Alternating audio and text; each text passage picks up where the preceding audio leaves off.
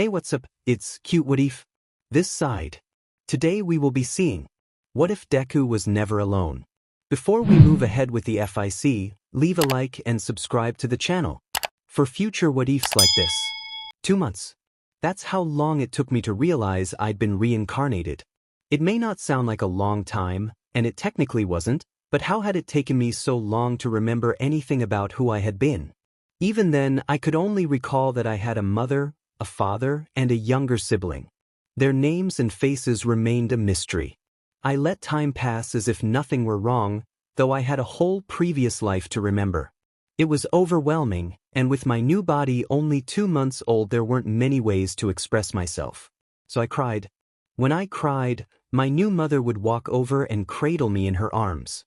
She would sit in the rocking chair and hum a small lullaby. Strangely enough, it worked. Her humming soothed my soul and warmed my body. When my father was the only one at home, he panicked. His attempts at humming never soothed me as my mother's did. He would change me, feed me, rock me, but nothing worked the same way. As another month passed, I tried to gather any and all memories I could. It was worrying, frustrating, and terrifying all at once. Questions raced through my mind as it worked to recall the smallest details. Was I in the same world as my first life? Would I see my family again? Would I ever remember their names and faces? How had I died in the first place? It was strange knowing I had died without any memory of the traumatic event. Eventually, I became so absorbed in my own mind that I stopped crying. My father took me to the grocery store with him, and that outing answered 2 of my questions. Was I in the same world as my first life? People had strangely shaped bodies. Some had wings or ears or tails, sometimes mixed with other animal traits. Others had multiple arms or legs, or bodies made of different materials. It felt strange and somewhat familiar. At my 6-month doctor's visit, I learned exactly which world I was in. As my parents pushed the stroller out of the hospital after the checkup, I overheard a nurse telling my parents that I had such a strong quirk and could grow up to be a hero. The word quirk hit me like a key unlocking a door. My memories of what I knew about My Hero Academia flooded back. Relief washed over me. It was something I could latch onto. I now knew where I was. I only needed to know what time I was in. One thing I was grateful for was that it wasn't during All for One's heyday. Quirks seemed widely accepted, and there were no visible quirk protesters. This had to be real. I had felt the sting of teething. But I still needed to determine the era. It could be before the events I remembered, in which case I wouldn't know much about what would happen around me. It could be during the middle of the plot, and if so, villains might already be on the rise. Or it could be after the series I remembered, but I didn't know how the conflict between Midoriya and Shigaraki concluded. The anime hadn't finished in my memory. Being born after the plot would be a gamble. The best case was being born within the same year as the main characters. At least then I'd know more of what would happen. Would I be able to change the story? Anime stories often have set trajectories. Changing them would force me into the narrative as a side character, or at best, a main character. Did I want to involve myself in that storm? The story began lightheartedly at first. There were scares with the League of Villains forming, but by the end of the 5th season things went downhill fast. The plot turned into an avalanche of bad news that would suffocate anyone left in its wake. It was dangerous, and I did not want to die again. But that danger was in the future, if I was indeed in the timeline I hoped for. For now, I would wait and see. If I was in the time I hoped for, who would I meet first? Who would I want to meet first? Midoriya seemed like a sweetheart. Most of the kids from Class 1A behaved kindly, aside from Bakugo's rough way of showing care. Meeting a hero was more likely than meeting a classmate.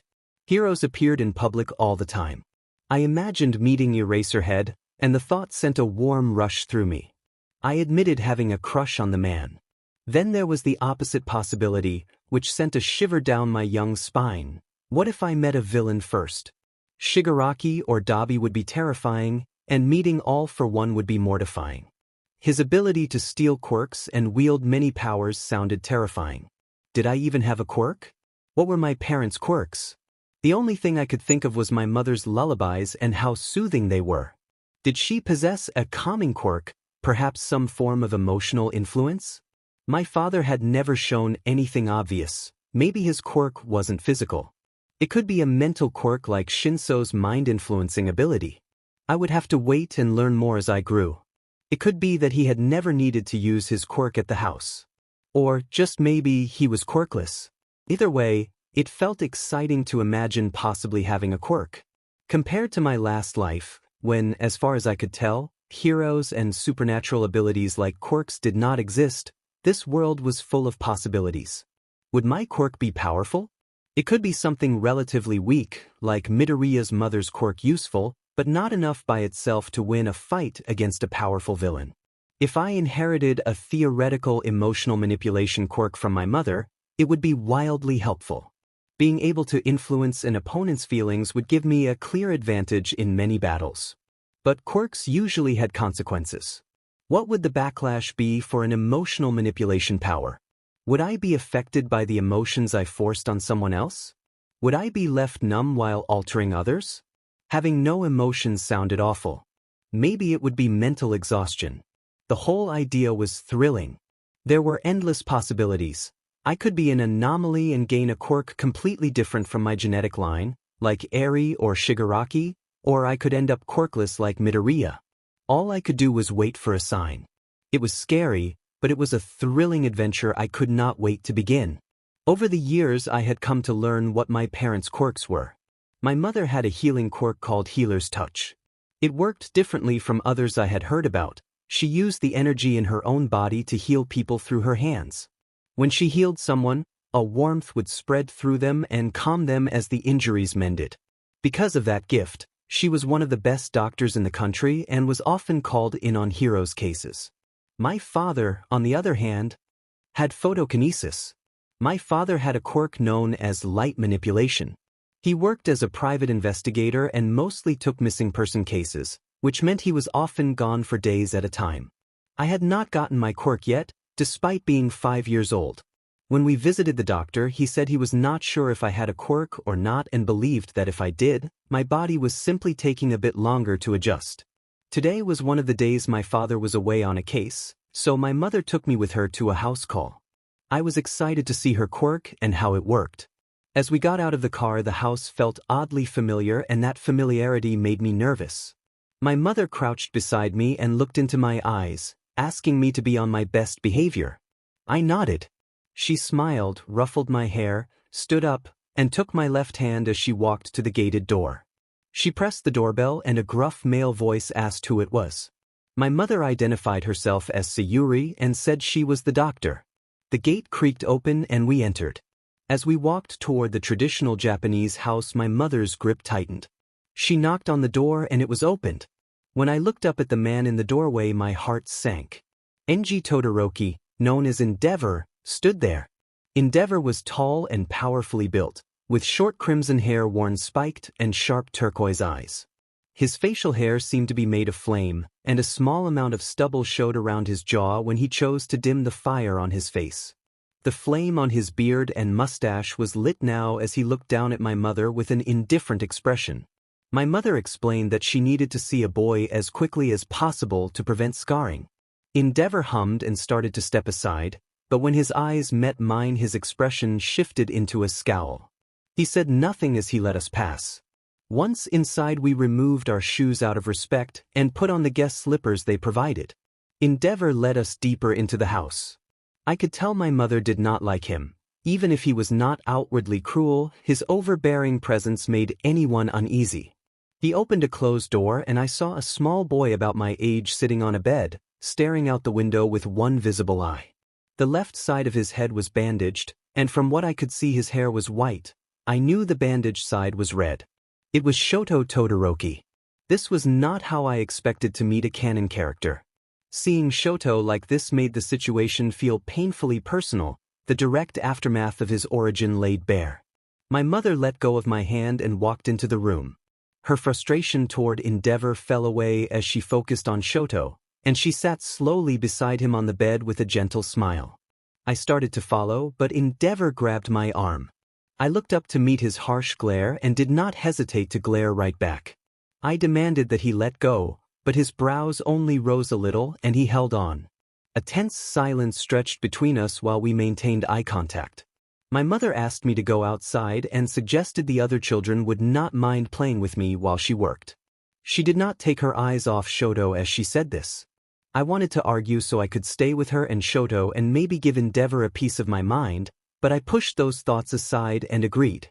Endeavor led me into the backyard and I followed at a guarded distance. My thoughts raced. If my mother was Shoto's doctor during this time, I would likely be back in this house often. I might have a chance to form a connection with Shoto and help him recover sooner than what I remembered from the anime.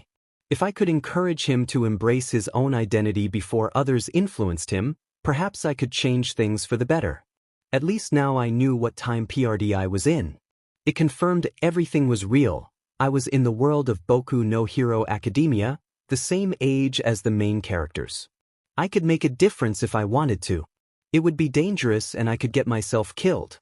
Even if I decided to try, there was no certainty I would get into UA, which would be necessary to make the kind of impact I imagined.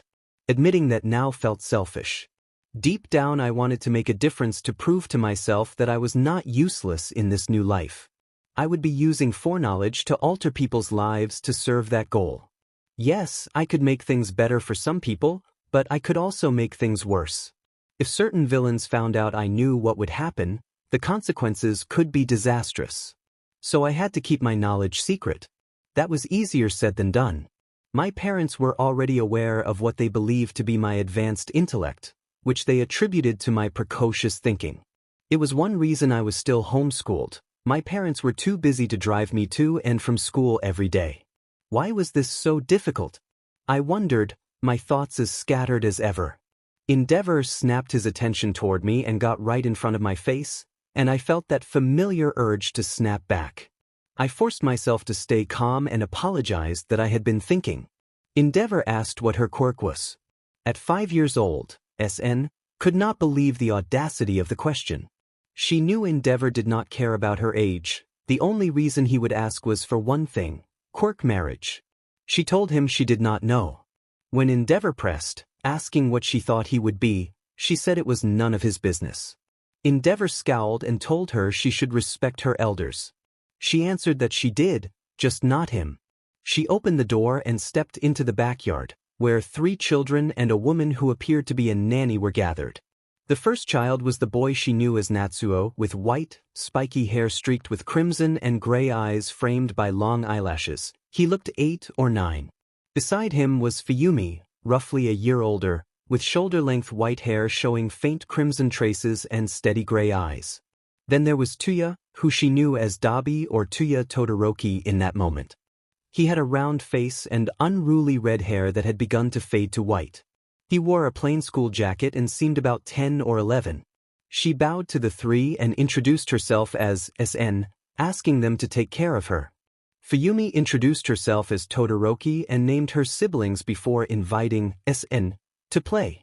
SN accepted, and Natsuo and Fuyumi warmed up to her quickly. Tuya remained distant.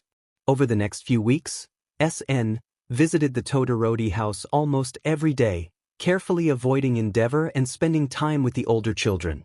She rarely had the chance to get close to Shoto. One afternoon she sat with Tuya on the porch while Fuyumi and Natsuo played. Tuya had refused to join their game. She had said she was tired, but in truth she wanted to talk with him. After an awkward silence, Tuya asked what she thought of Endeavor. She looked toward the playing siblings and told him she hated Endeavor, unable to explain why, only certain he was not a good person. She told Tuya that she thought he and his siblings were cool and that she had heard he wanted to be a hero. Tuya admitted that Endeavor said Tuya's quirk would burn him up and that he should stop trying, and he stared down at his hands. She encouraged him not to care what Endeavor thought. She cautioned that he should be careful if his quirk could hurt him but suggested there might be support items to help and that, ultimately, it was his choice. If he believed he could be a hero, she said he should try, because it was his life and his dream.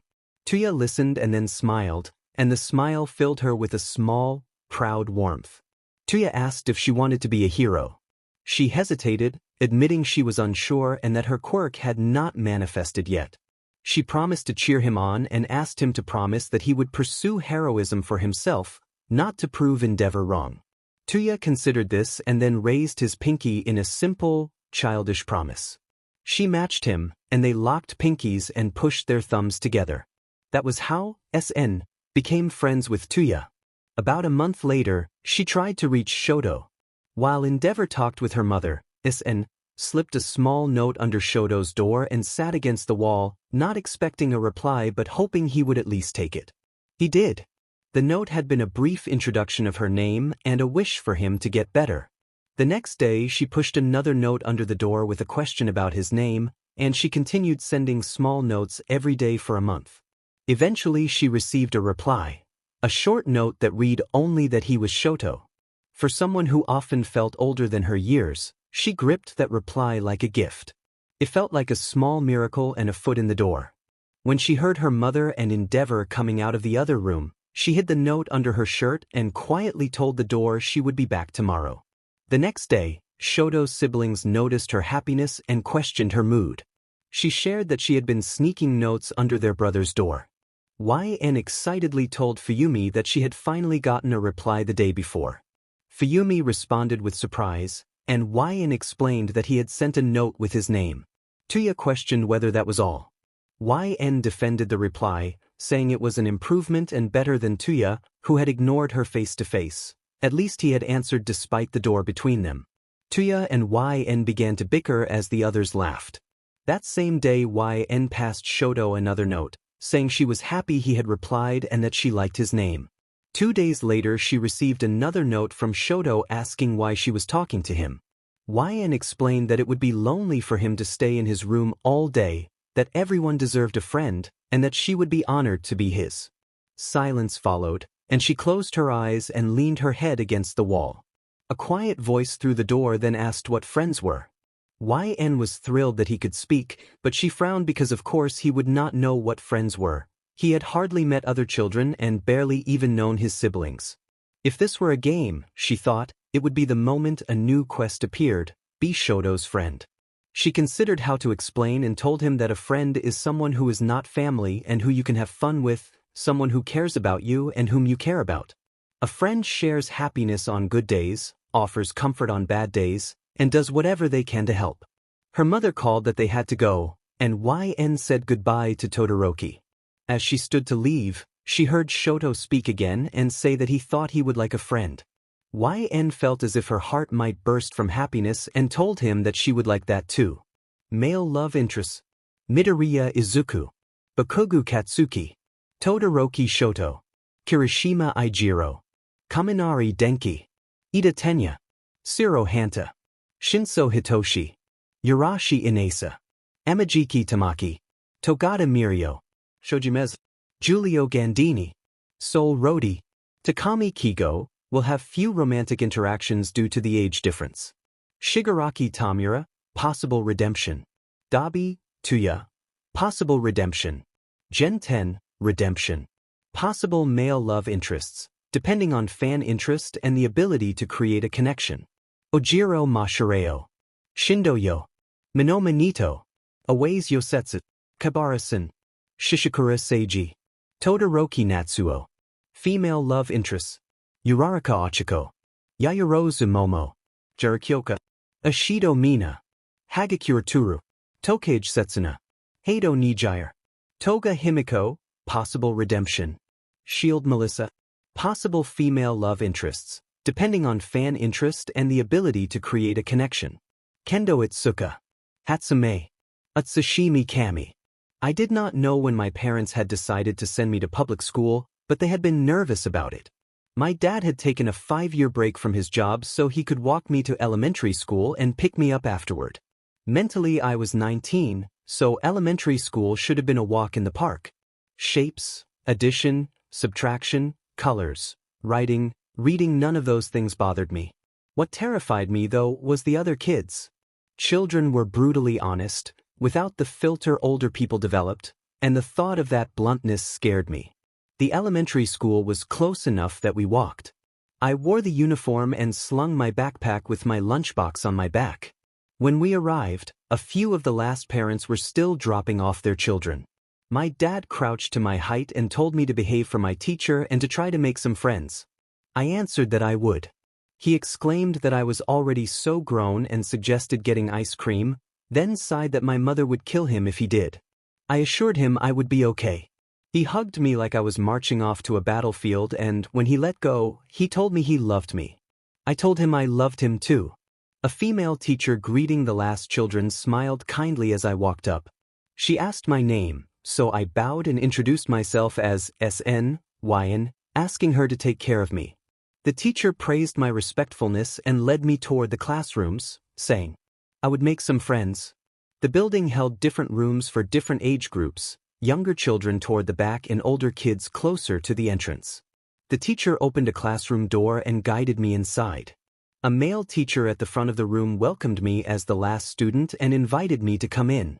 He explained that they would spend the day getting to know each other and that there were coloring books and toys to use. He went over a few basic rules about treating each other kindly, then let the children loose.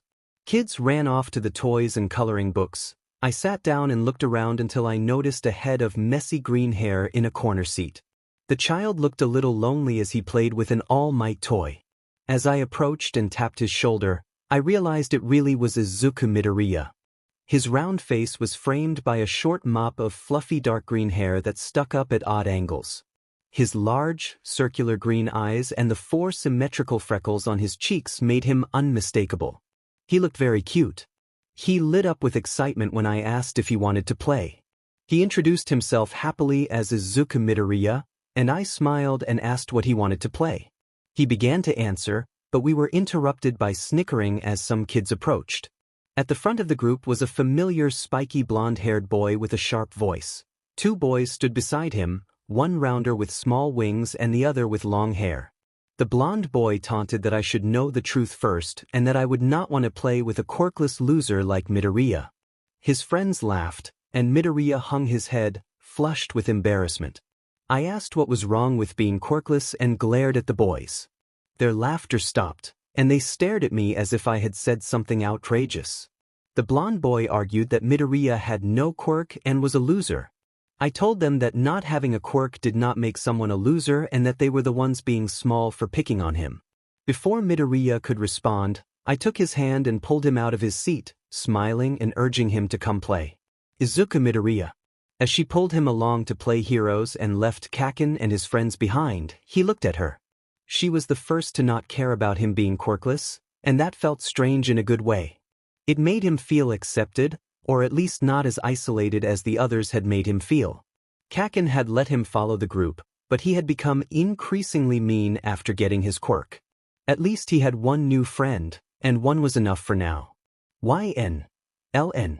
She had underestimated how tiring it was to keep up the act of being a kid while actually playing with kids. It was difficult to pretend, and the other children's games were oddly focused on relationships in ways that felt inappropriate for their age. By the time elementary school ended, she was mentally exhausted, and it showed as Midoriya kept glancing at her while they left the building. Midoriya asked if she was okay. She told him she was just tired. He asked again, and she nodded before turning to walk backward and ask who the blonde bully had been. Midoriya explained that the blonde was Katsuki Bakugo and that they had known each other since kindergarten. She observed that Bakugo seemed annoying and questioned why Midoriya still spent time with him. Midoriya said they had been friends for a long time. She pointed out that his behavior did not feel like friendship, but Midoriya responded that he had always been that way and she insisted that didn't make it right. Their conversation was interrupted by her parents approaching.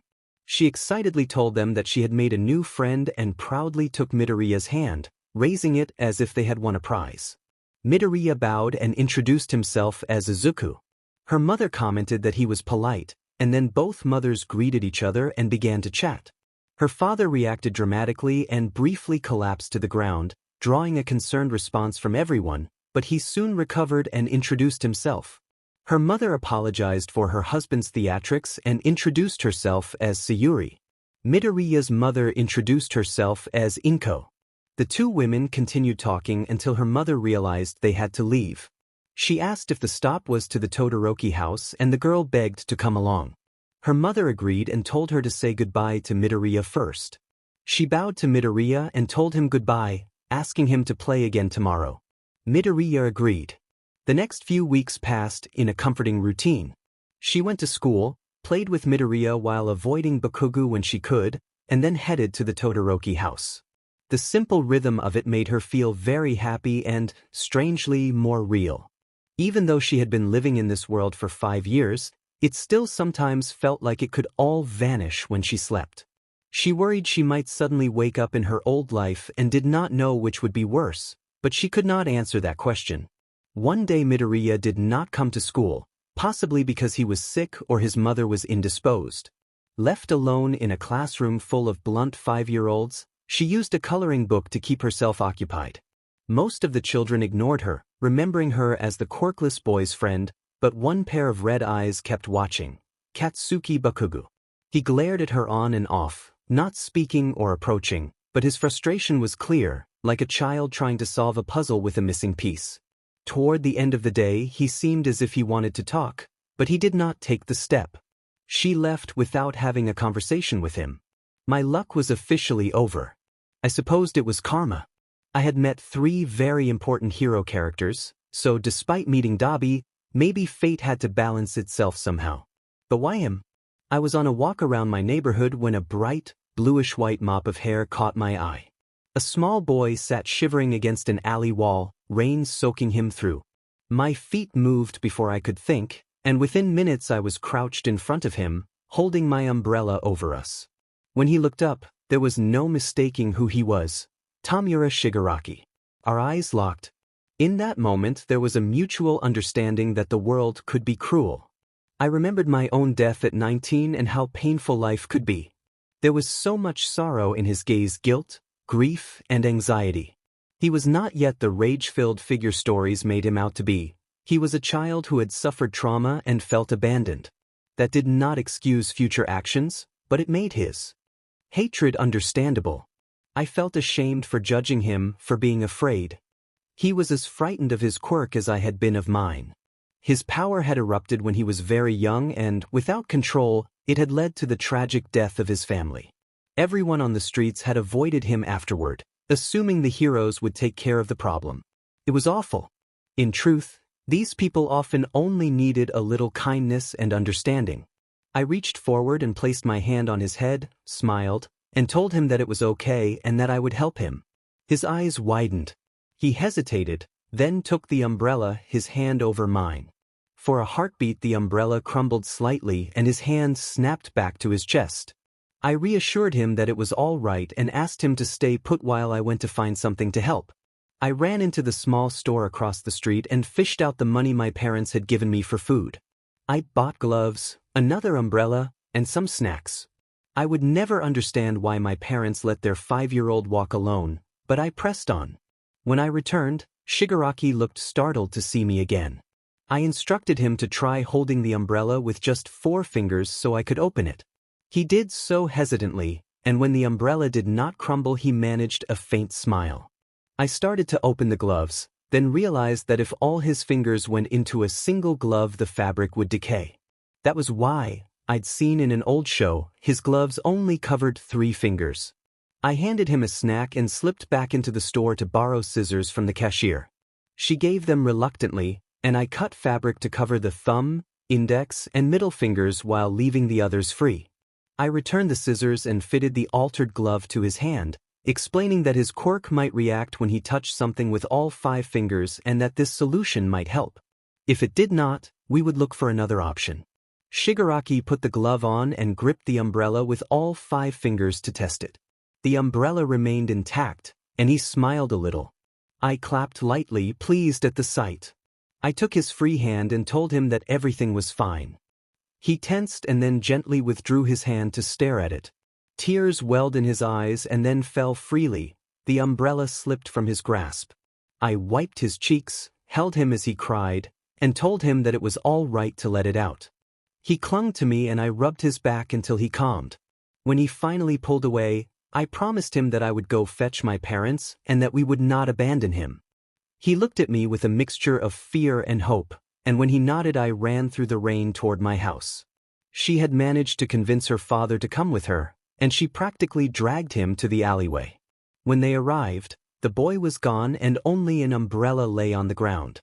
She froze, overwhelmed with guilt for having left him alone and wondering whether she had failed him. Her father picked up the umbrella, frowned, and knelt to offer it to her.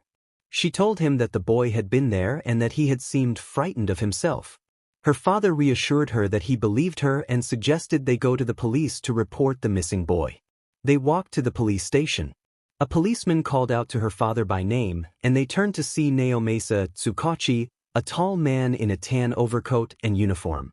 Her father greeted him warmly, and Tsukachi smiled and remarked that he had not seen her since she was a baby. Her father explained that she would not remember him and that he was a close friend and her godfather. She was surprised but pleased. Tsukachi asked why they had come to the station. She told him there had been a boy who looked scared and lost, and who might be homeless. Tsukachi led her to his desk so she could file a report. She described the boy's appearance and what had happened, including that she had given him gloves. By the time she finished, both men could tell how upset she was that the boy had disappeared. Tsukachi tried to comfort her and offered to take them for ice cream as a treat. Her father protested, but Tsukachi scooped her up and carried her out with a playful expression, and they ended up getting ice cream together. At home, their brief happiness was interrupted by her mother's upset expression and crossed arms. Her mother asked where they had been, and they said the police station. She explained that there had been a scared boy who might not have a home.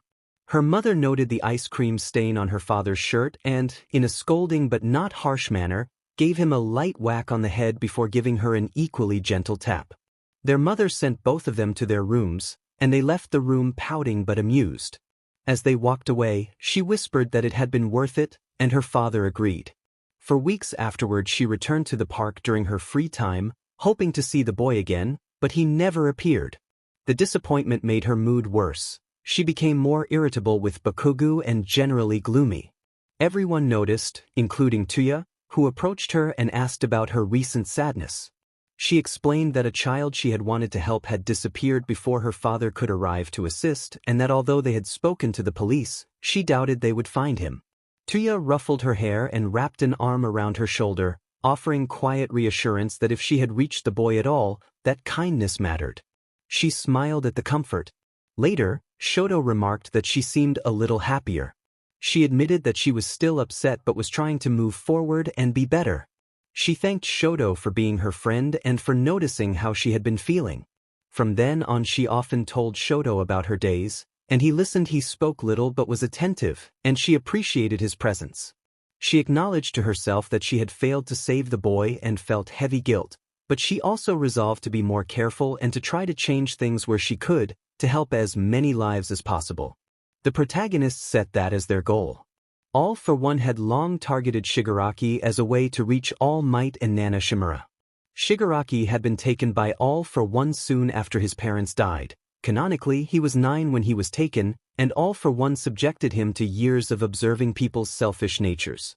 The protagonist had enjoyed time with their father and had met Naomasa Tsukachi, All Might's detective friend. Their father had become a private investigator, a choice that would be explained later.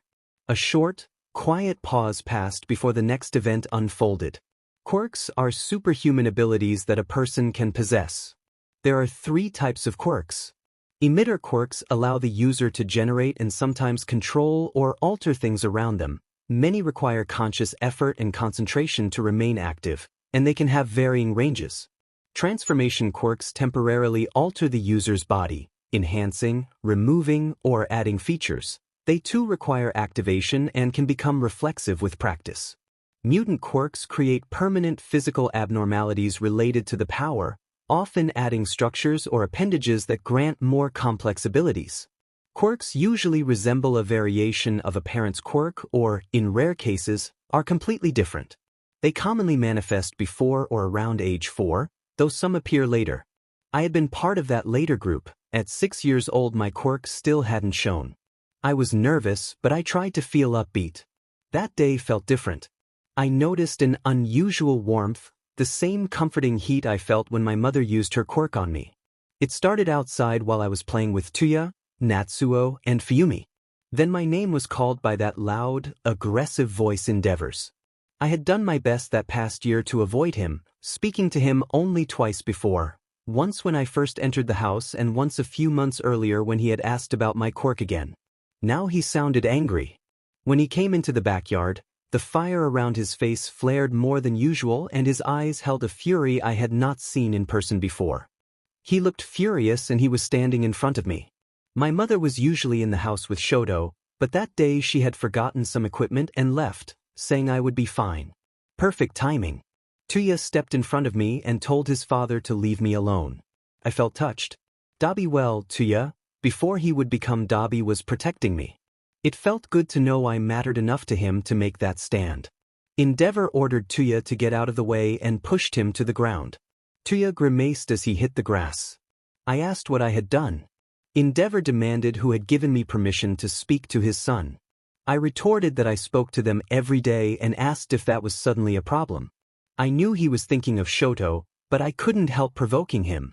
It felt right to let him know someone outside his family recognized how harsh he could be. Being a 6-year-old without a quirk yet only seemed to annoy him more. Endeavor asserted that she knew it was not about that. A silence settled as we glared at each other. I insisted that Shoto deserved friends. Endeavor began to say he did not need friends, but I interrupted, telling him Shoto was his own person who would grow with his own goals and that Shoto did not have to be alone just because Endeavor had been friendless. Endeavor called me a pest and raised his hand. As his hand lowered toward me, I raised my own hands and closed my eyes. Instead of pain, a calming warmth flowed through me. When I opened my eyes, a semi-transparent shield floated an inch in front of my palm, rounded and simple. I could feel warmth radiating from it. For a moment I forgot that Endeavor had almost hit me and that people were watching. I realized then that I had a quirk. I felt relief. With the war between heroes and villains looming, All Might's retirement, and other dangers on the horizon, I had felt an obligation to help. The thought of being able to contribute grounded me and eased the fear of being useless. Natsuo called my name and I snapped out of my thoughts. He asked if I was okay. I answered that I was fine and apologized for getting excited, laughing nervously. Fuyumi smiled and said it had been so cool. Tuya, however, still seemed unsettled. I could tell he was having trouble moving past what had happened. I knelt beside him and asked if he was all right. He muttered that he was, but when I looked into his eyes a wave of panic spread through me. His gaze was blank, lacking any expression. He acted like he didn't care.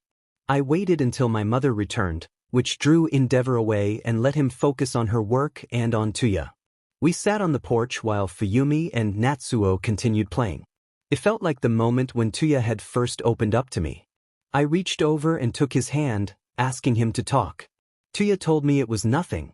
I told him not to lie and reminded him that he could talk to me. Tuya asked why I had not said anything. I explained that I had not wanted the other person to know he had gotten to me, that no matter how often he insulted or put me down, I wanted him to know his actions would never stop me, that his opinion did not matter. Tuya gripped my hand harder and hummed. He did not look up or say anything else. He just sat there, holding my hand. I felt on edge, as if at any moment he might snap. Maybe he already had. Tenko Shimura Tamura Shigaraki. That girl, what was her name? It was the first time in the past 4 years that someone had actually tried to help him. She gave him food, an umbrella, and gloves. The gloves. He looked down at his hands at the black fabric that covered half of his palm, his wrist, his thumb, and his ring fingers. The cut in the glove was uneven and crude, but despite only covering half of his hand, it was warm. The fabric was soft and comfortable. He could hold things again without destroying them. He could touch people. He hugged her. Despite not knowing the girl's name, he doubted he could ever forget her kind, expressive eyes. The way she looked at him was not pity, but understanding. Those eyes showed pain in their own right. Nothing like his, and she most likely had parents and probably hadn't killed anyone, but there was pain nonetheless. A man in a suit stood in the rain nearby, looking as if he did not feel it. The man in the suit commented that she was a kind girl. He observed that nobody else would help him and asked if it had hurt, suggesting he must have run looking for a helping hand. He crouched in front of him and pulled him into a hug, and the stranger's embrace made him feel oddly better. He cried again, tears falling unwillingly. The man in the suit murmured that sooner or later a hero would come. He said that was what all those adults who passed by had thought as they pretended not to see him, using that as an excuse to ignore him. He questioned who had made the world into such a place, then promised that he would be there for him now. He offered to take him in and vowed that one day the boy would be able to save that girl from the injustices of the world, the heroes, the civilians, and everyone who ignored those truly in need when it did not help themselves. He told him that those people needed to see a true change in the world. The man offered his hand, and when the boy placed his hand in it, the man smiled and assured him that he would change the world. The doctor spoke to Mr. and Mrs. Ellen about their daughter, explaining that she had a very impressive quirk and that it was no wonder her body had taken so long to adjust. The doctor noted that she seemed to have a combination of her parents' quirks, with a healing ability and the power to manipulate light, calling it a potentially perfect combination. Her father asked how the combination could be perfect if it was causing her to have bad fevers lately. The doctor inquired whether the fevers usually occurred after she used her quirk. Her mother confirmed that this seemed to be the case. The doctor suggested it was possible her body was still adapting to such a strong quirk and asked the girl, whose name was indicated as Wyan, whether her fevers had been happening less and less as she used her ability. She replied that she thought they were, but it was hard to tell. The doctor proposed a monitored test if they were truly concerned, explaining that they could have her use her quirk under supervision until she felt too hot to continue, repeating the test once a month for 6 months to see whether her capacity improved without severe backlash. Her father objected to the idea of her continuing to experience fevers, but the doctor clarified that it would only be once a month for 6 months and that the results would help everyone understand her quirk's limits and how much her body could adapt. She asked whether this would let her know and improve her limits, and the doctor answered that, in a sense, it would. She would have to improve her limits on her own, but the monitoring would reveal what could happen if she overused her quirk. She told her parents that she wanted to do the test. Her father protested that she would be sick every month for days at a time, but she insisted that it would be better to know her limits. Her mother agreed, saying that if the girl was sure, nothing should stop her and that it was safer to have the tests done in the hospital than for her to attempt them alone. Her father sighed in defeat and nodded, accepting the plan. That was how it started. The next 6 months were difficult. Between school, visits to the Todoroki house, and the scheduled hospital days, she endured a strenuous routine, and after those monitored sessions she would stay home with a fever for a couple of days. It was hard, but it was worth it. Why didn't he tell me? I walked into Tuya's room and smiled. He sat there with bandages wrapped around his limbs. Tuya greeted me with the new nickname he had given me, calling me Shortcake. I rolled my eyes but sat next to him. I noted that he was hurt again and sighed. Tuya explained that he had been training. I told him he needed to be more careful. Tuya held out his arm and I took it gently. My hands glowed faintly as I used my quirk to ease his wounds. After his father had moved to hit me, Tuya had started training more often. His burns were never too severe and my quirk could help them, but this time they were worse than before. I reminded Tuya that it had been 2 years since then. He asked sharply whether I wanted him to give up. I told him that I did not mean that. I meant that he needed to be careful, because a hero who was gone could not be anyone's partner. Tuya suggested Natsuo as my partner. I scoffed and argued that Natsuo would freeze me rather than handle a villain with finesse. Tuya snorted and we both laughed, the sound easing some of the tension between us. How could I have known? Tuya always smiled when I was around, and he had been smiling less often because of Endeavor's control. No, that was exactly why I should have known. Endeavor could not act when my mother was near, and he could not push the others when I was present. We had, in our small way, put limits on his abusive behavior. Why had I not forced my mother to take me away? The thought that it was my fault settled on me like a weight. Running had never been my favorite. It was not the physical act itself but how quickly my lungs felt like they would fail. Now, none of that mattered. I had to make it there. When I arrived at the Todoroki household, neither Tuya nor Endeavor was there. Natsuo had told me that their father was at work and that Tuya had gone to train at Sakoto Peak. The name alone sent me sprinting from the house. Sakoto Peak. The place where Tuya had been pushed to the edge. Birthplace of Dabi. Stopping Tuya was my only goal. I told myself I would talk to him, even if it was only one word. I wanted to touch him, even if it was only to grab his hand. I wanted to be the reason he would stop. He had been the first person I truly connected with. Shoto had grounded me and reminded me that I belonged at Yue. Natsuo and Fuyumi were early friends. But Tuya had been the one who would stay up talking with me through the night, sit on the porch while the others played, be the first to stand up for me against his father, and give me the spark of wanting to be a hero. He had not known everything about me, and I had not known everything about him, and that was okay. We could sit in comfortable silence or fill the night with nonsense.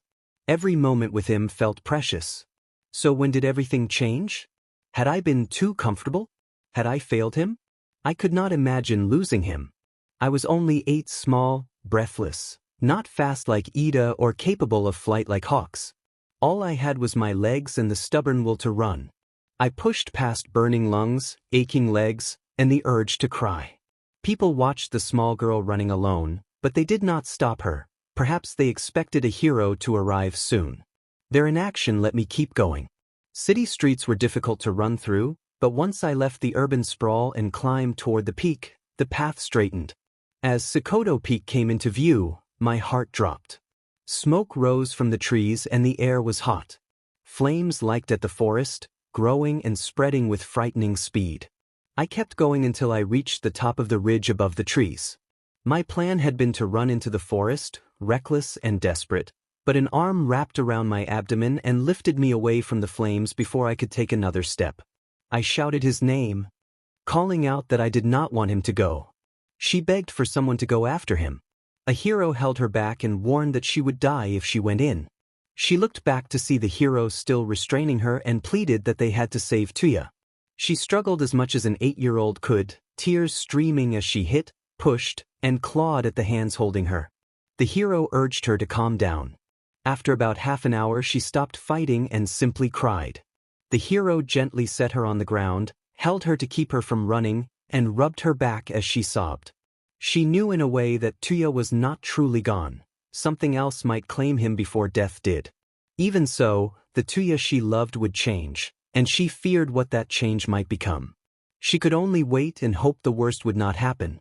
Naomasa Tsukachi, her godfather and uncle figure, called her name. The hero stepped back, and Naomasa knelt and hugged her, rubbing her back and offering quiet apologies. He picked her up and carried her through the crowd, keeping her close.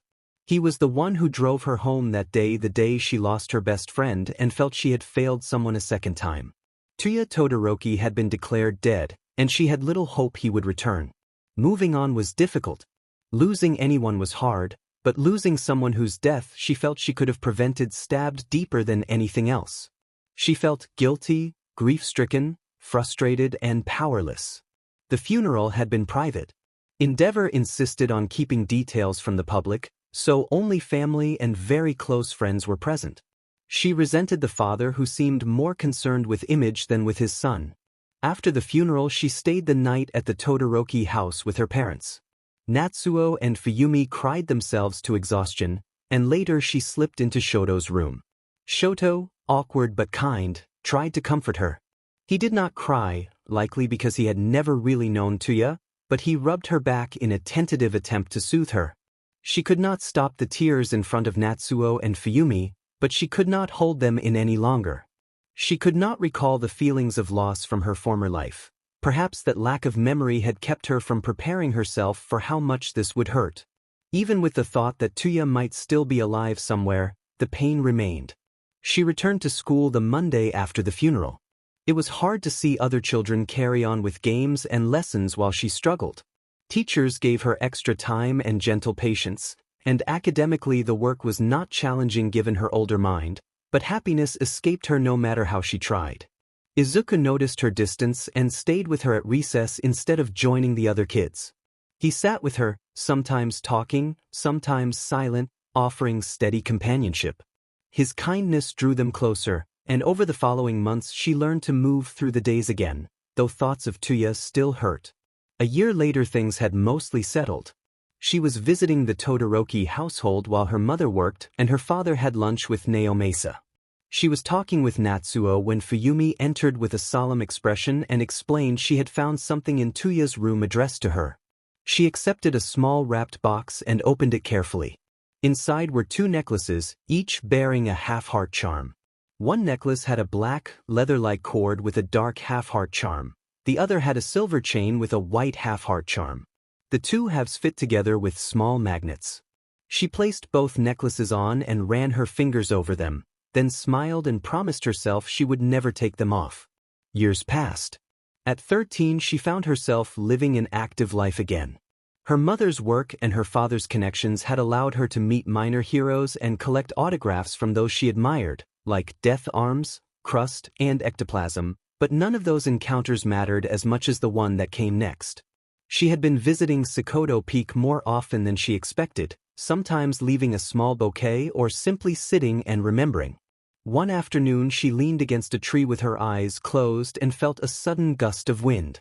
When she opened her eyes, a younger Hawks stood before her. Hawks was of average height with a slim, narrow build, not yet carrying the fuller musculature of his adult self. He observed her with a calm, curious air that made the moment feel quiet and strange. He had feathery ash-blonde hair swept messily backward, with some of the front tufts sticking up in arcs above his head and notably thick eyelashes. Unlike in the anime, he lacked the stubble on his chin because of the age difference. In the show he had been about 20, here he was about 18 and just starting his hero career. The protagonist muttered Hawk's name, and the fresh hero turned with a shocked, suspicious look before smirking as the protagonist stood up. Hawks asked who they were. The protagonist introduced themselves as SN, YN, and explained that they were a huge fan. Hawks responded by asking what they had done to earn such a cute fan, which left the protagonist unsure how to respond. The protagonist told Hawks that they had seen him before and believed he had great potential, predicting he would rise through the ranks quickly. Hawks asked for more details, his wings puffing up a little. The protagonist laughed at how expressive his wings were, and Hawks raised a brow at that reaction. The protagonist teasingly remarked that his wings had puffed up in pride and that it was cute. Hawks looked back at his wings, surprised, and shook them until they settled. The protagonist told Hawks frankly that they thought he would be in the top 5 sooner than he might expect. Hawks smiled, and they walked together to the bars on the edge of the peak overlooking the city. Standing side by side, both looked out over the warm summer air and the calm, refreshing breeze. The protagonist told Hawks they knew it must be hard to be a hero and admitted they did not know everything of his life, but they wanted him to know that he truly cared for people and tried to save them rather than simply focus on defeating villains.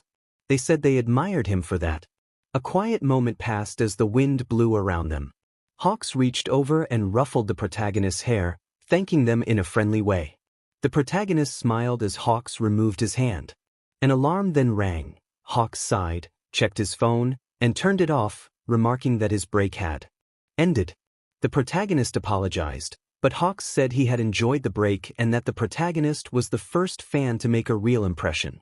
The protagonist was glad to have provided some entertainment during his time off. Hawks opened his wings and rose a few feet into the air, thanking the protagonist again before flying off. The protagonist watched him go and privately wished they had asked for an autograph. As they brooded, a red feather drifted out from behind their ear and floated in front of them, tickling their nose and causing them to scrunch their face before it settled into their hair. The protagonist thanked Hawks silently and brushed their hand over the feather as it wiggled, thinking it was far better than an autograph. I was 7 then, in 2nd year of elementary school. I hadn't revealed my quirk to anyone but Izuku. It wasn't because I was scared or didn't want Bakugo to know. It was simply because I hadn't thought about it. It didn't seem important, so why show off? We were exploring a nearby forest that day, the same day my family would get my lab reports. Bakugo had been bullying Izuku harder than usual. There didn't seem to be a reason, but Bakugo never needed one. Izuku had been trying to keep up with Bakugo and his 2 friends.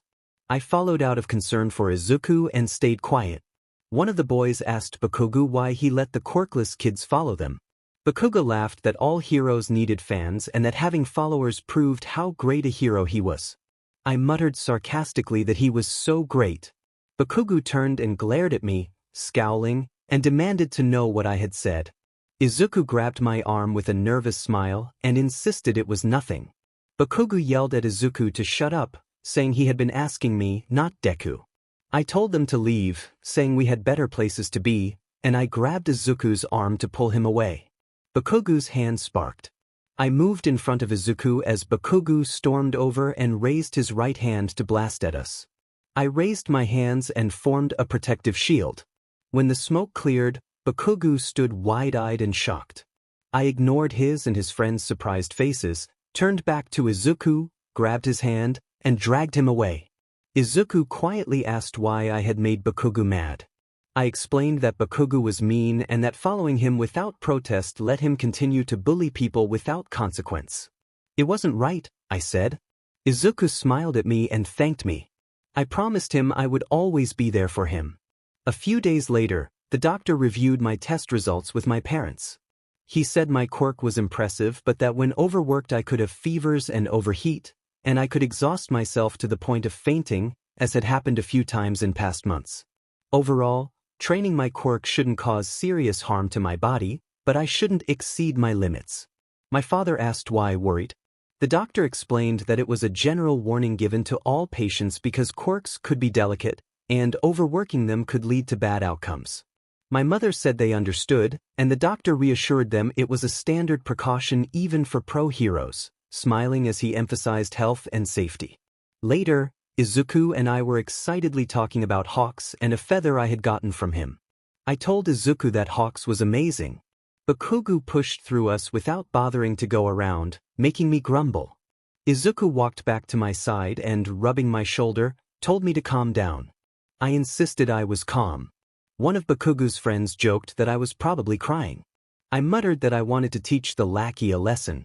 Izuku quickly grabbed my hand and pulled me away, guiding me into the classroom to prevent me from doing something that could get me in trouble. He wanted to stop me from acting on impulse. We sat in the second-to-last row in the back and talked about recent hero debuts and All Might's actions. I bragged a little about Hawks and his quirk.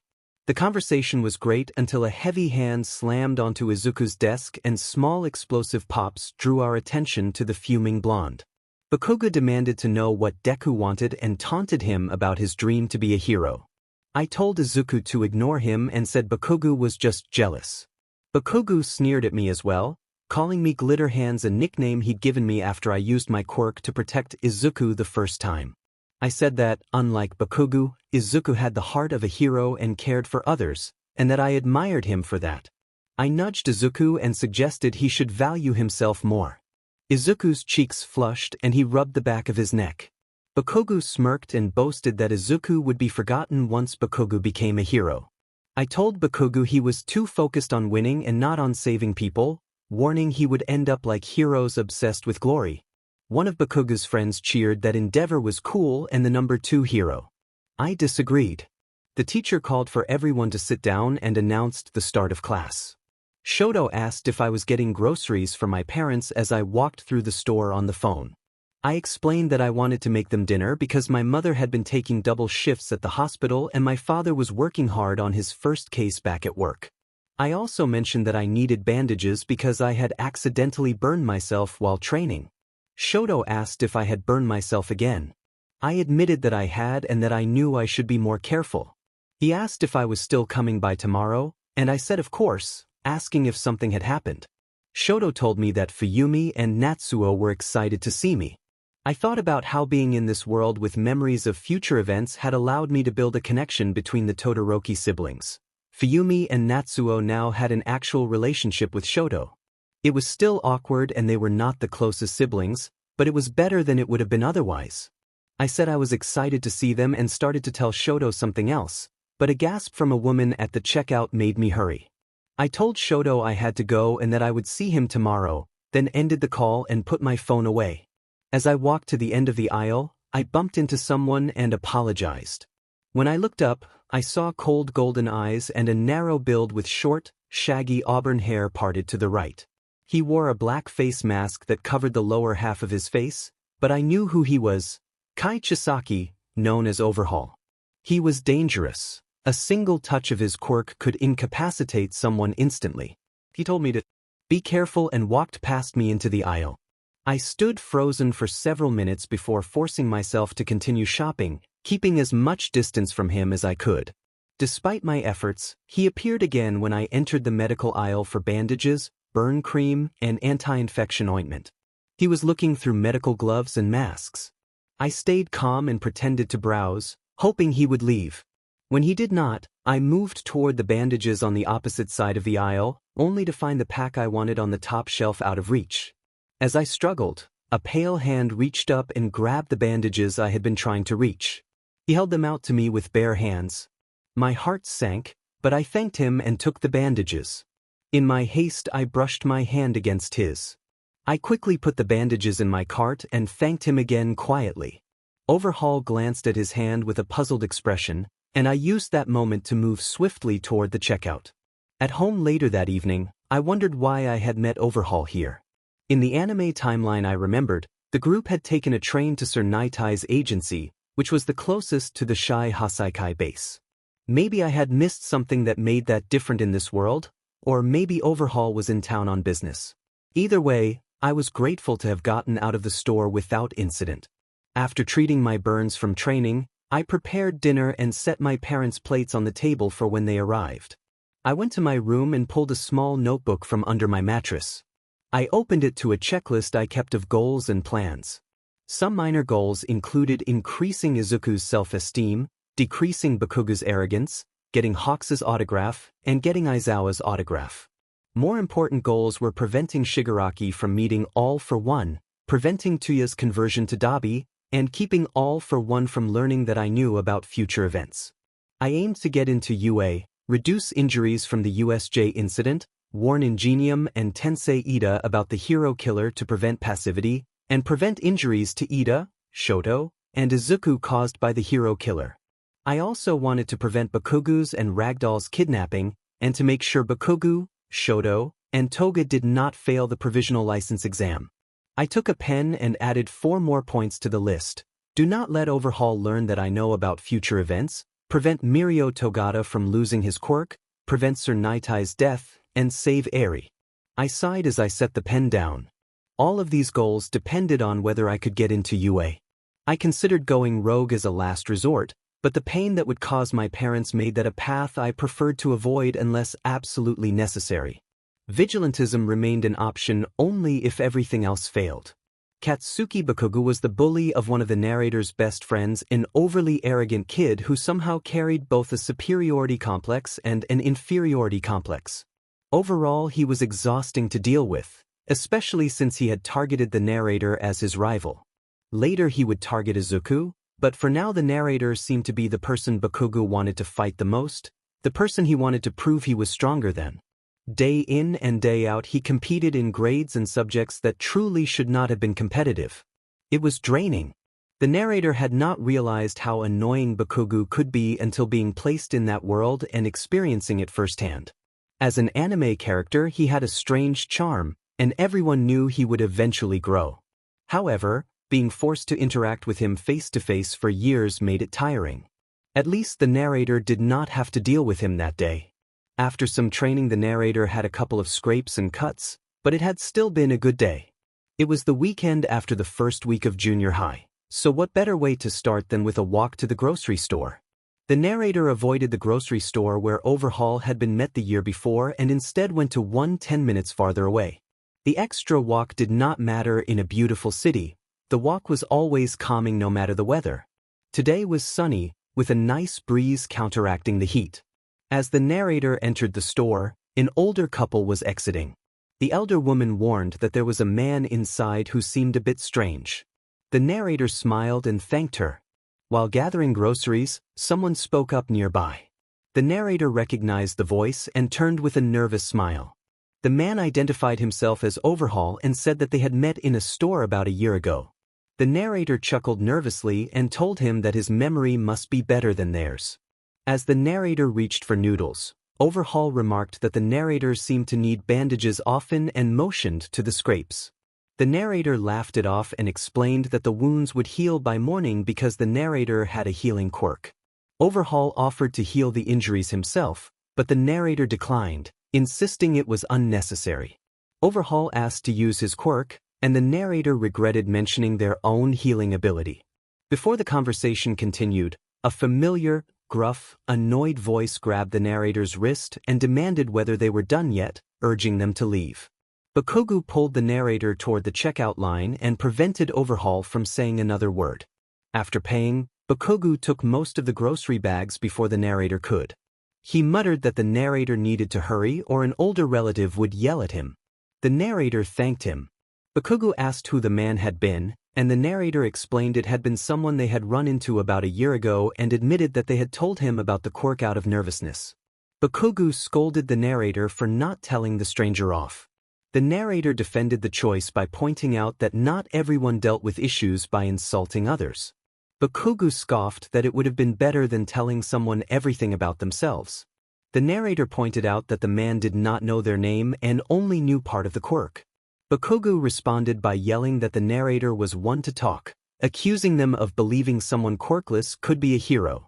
The narrator fired back that the other boy would be a hero, and that Bakugo would be too if he could just get over himself. Bakugo froze at that, and the narrator took 2 steps forward before realizing and stopping. When asked what was wrong, Bakugo muttered that everyone thought he might become a villain. The narrator was surprised and scoffed that nobody would think that, but Bakugo quietly insisted that everyone did. A moment of realization hit the narrator. Bakugo was an aggressive boy who lashed out at almost everyone and everything. Of course, people would see him as a possible villain in the making. The narrator knew, from knowledge of the future, that Bakugo would become a talented hero, but others did not. They did not know that his aggression was just how he acted, a side effect of being raised by Mitsuki Bakugo. The narrator also reflected that Bakugo's loyalty to being a hero might not be simply about wanting to be better than All Might or Izuku.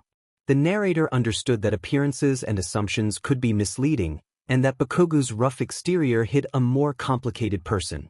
The walk home continued in silence, both carrying the groceries and both carrying their own private thoughts.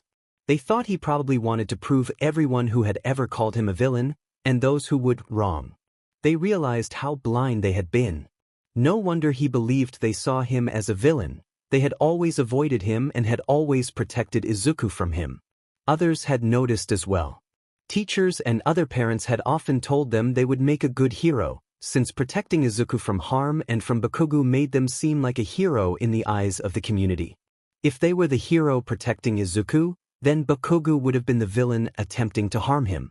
They told Bakugo that they had never seen him as a villain, only frustrating and annoying, and that even they had to admit he would be an amazing hero but still had many lessons to learn, mainly to stop acting so high and mighty when he was no different from the rest of them.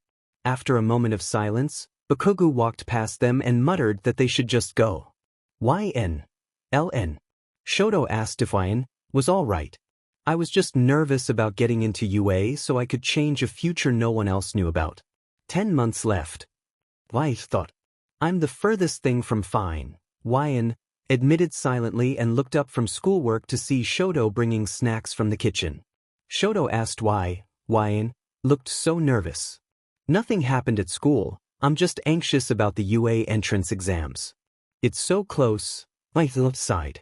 Shoto placed assorted fruit on the desk. YN closed the books and set them beside the chair as Shoto sat facing them. Shoto told YN they had nothing to worry about. YN told Shoto he had nothing to worry about either, and then confessed uncertainty about whether their quirk would be enough to get into UA. Shoto tapped the back of YN's head lightly, causing YN to hiss in surprise. YN asked why he had done that. Shoto told YN to stop worrying and insisted they would get into the same class. YN pouted that Shoto did not have to hit to make the point. Shoto's mouth twitched into a short-lived smile before returning to his calm expression. He bit into a strawberry, and when YN reached for one, he grabbed YN's wrist. Shoto told YN not to take the strawberries. Y protested, calling him mean for stopping them from eating a strawberry. Shoto rolled his eyes, grabbed another strawberry, and held it up. He offered one strawberry to YN, who smiled and accepted it. After swallowing, YN noticed Shoto smile a little. Natsuo opened the door with cold soba and asked Shoto if he wanted some. His eyes met, narrowed, and he scolded, for not saying hello. He charged forward, pinched, cheeks, and scolded them playfully. Cried out for help as Natsuo continued the scolding. Shoto continued eating strawberries until Natsuo nearly pulled, away, at which point Shoto used his quirk to separate them. Natsuo complained that Shoto always spent time with, and argued that Fuyumi and he should have some time too. Shoto muttered for him to go away. Later, Katsuki called for to hurry. Replied that Katsuki was being called Pomeranian. Katsuki denied it. Their mother told both of them to quiet down, and apologized. Pulled leggings on, ran downstairs, grabbed shoes, locked the door, and jogged ahead of Katsuki. Teased Katsuki that he was slow and reminded him they needed to pick up Izuku. Katsuki started to object before grumbling and following. He questioned why they still picked Izuku up, but insisted Katsuki did not mind him. Katsuki scoffed but went along. Despite his complaints, they did pick up Izuku. The day passed normally until the last PRD. The teacher addressed the class about thinking seriously of their futures as third-year students and mentioned career aptitude tests before deciding on a different approach.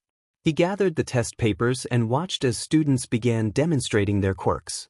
He threw the papers up with a smile and acknowledged that many of them would want to pursue the hero path.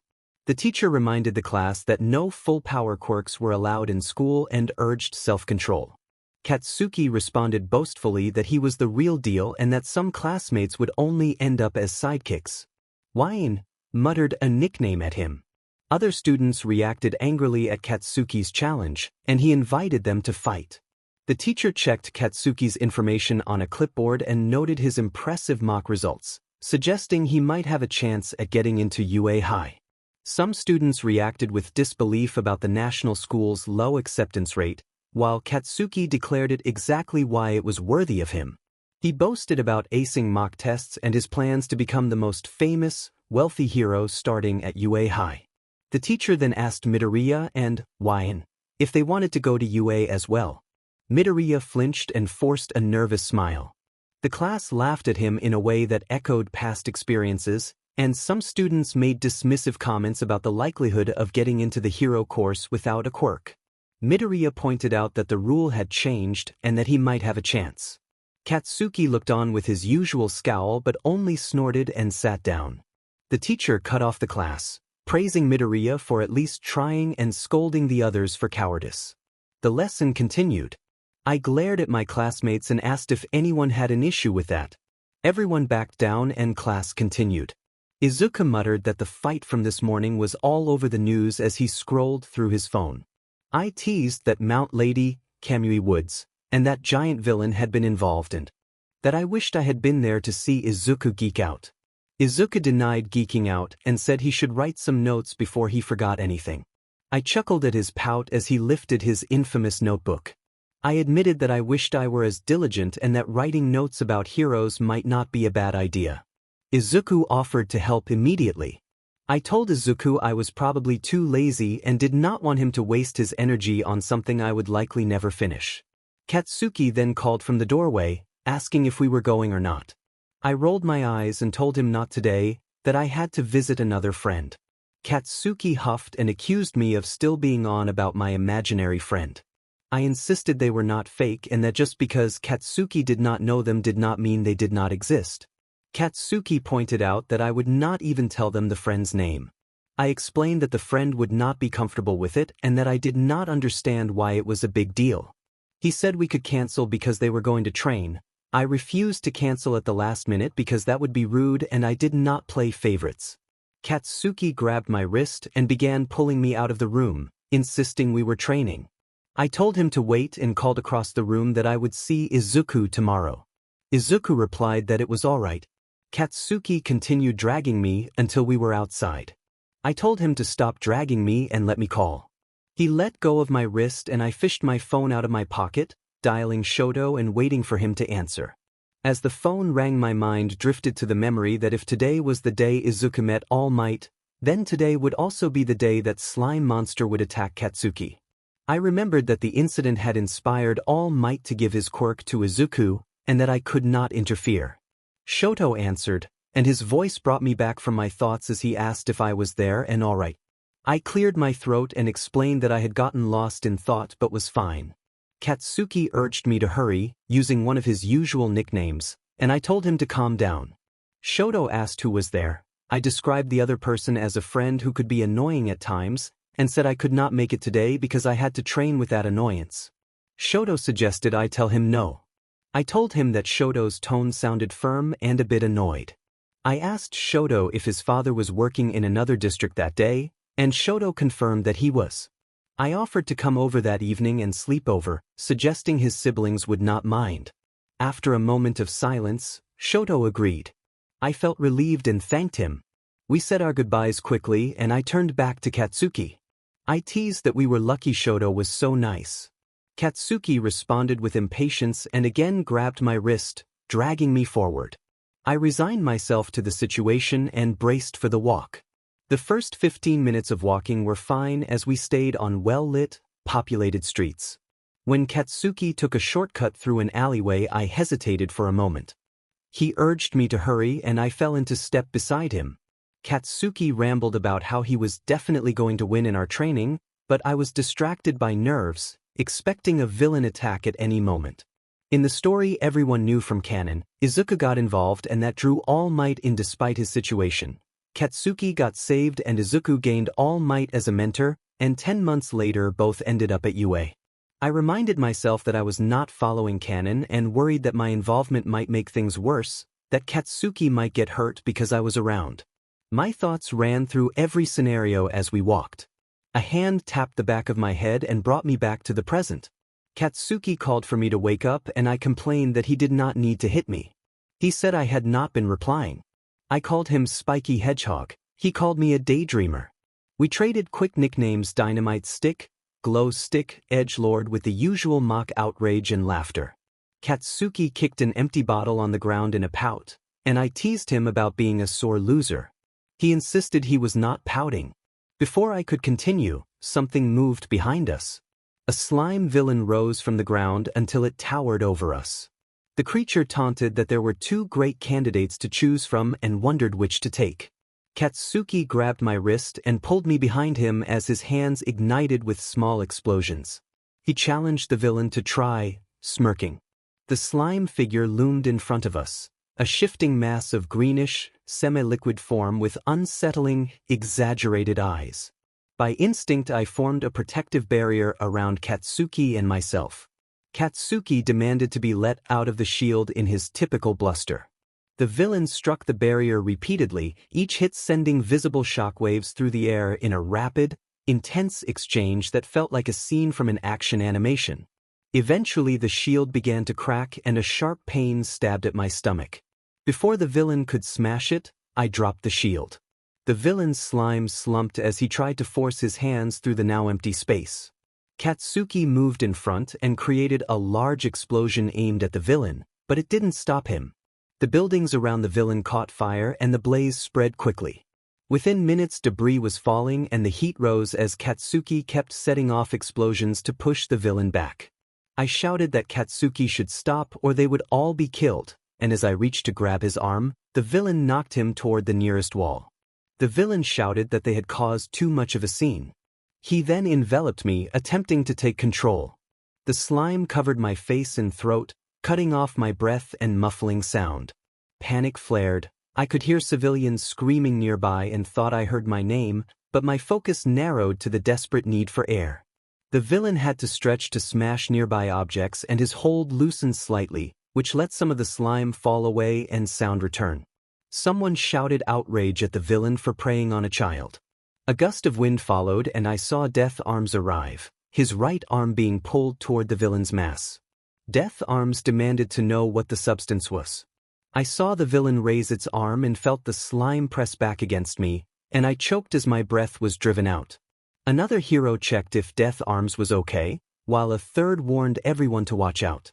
The slime tightened its grip and threatened to harm me if anyone came closer. Katsuki urged me to keep fighting and insisted I wasn't weak. Two other people, heroes or sidekicks, were pulling him back, but he was trying to break free. I realized with a jolt that I was suffocating and that if I died here I might not get another chance. Thoughts of my new home, family, and friends pushed me to fight. I could not die now, not when I was so close to beginning my real purpose. Summoning everything I had, I pulled against the villain and managed to wrench an arm free. I twisted my palm toward the villain's face and activated my quirk to produce a bright flash of light. The villain's grip loosened enough for me to free my head and gulp air. I inhaled as much as my lungs could hold. Katsuki shouted that the villain had picked the wrong person to mess with and demanded that the villain let me go. I formed a single-layered shield and used it to snap the slime off me strand by strand. The villain laughed and gloated about how useful my quirk would be under his control, imagining he could take down All Might with it. His slime formed a sphere around me and pulled me back, leaving only my eyes uncovered. I looked forward and met Katsuki's gaze as the heroes scrambled to find a way to free me. A short pause followed as everyone prepared for the next move. It wasn't until the following Monday that I realized Bakugo had taken my words to heart. He had come to my house to pick me up for school. My mother announced that a friend had arrived. I assumed it was Izuku, but when I opened the door, Katsuki Bakugo stood there in the flesh. He scoffed and urged me to hurry, calling me Sparkles as he turned and started walking. I snapped out of my shock, grabbed my things, told my mom I'd see her later, and jogged to catch up. I asked why he was here. Bakugo huffed that he could go wherever he wanted and, when pressed, said he came because he wanted to.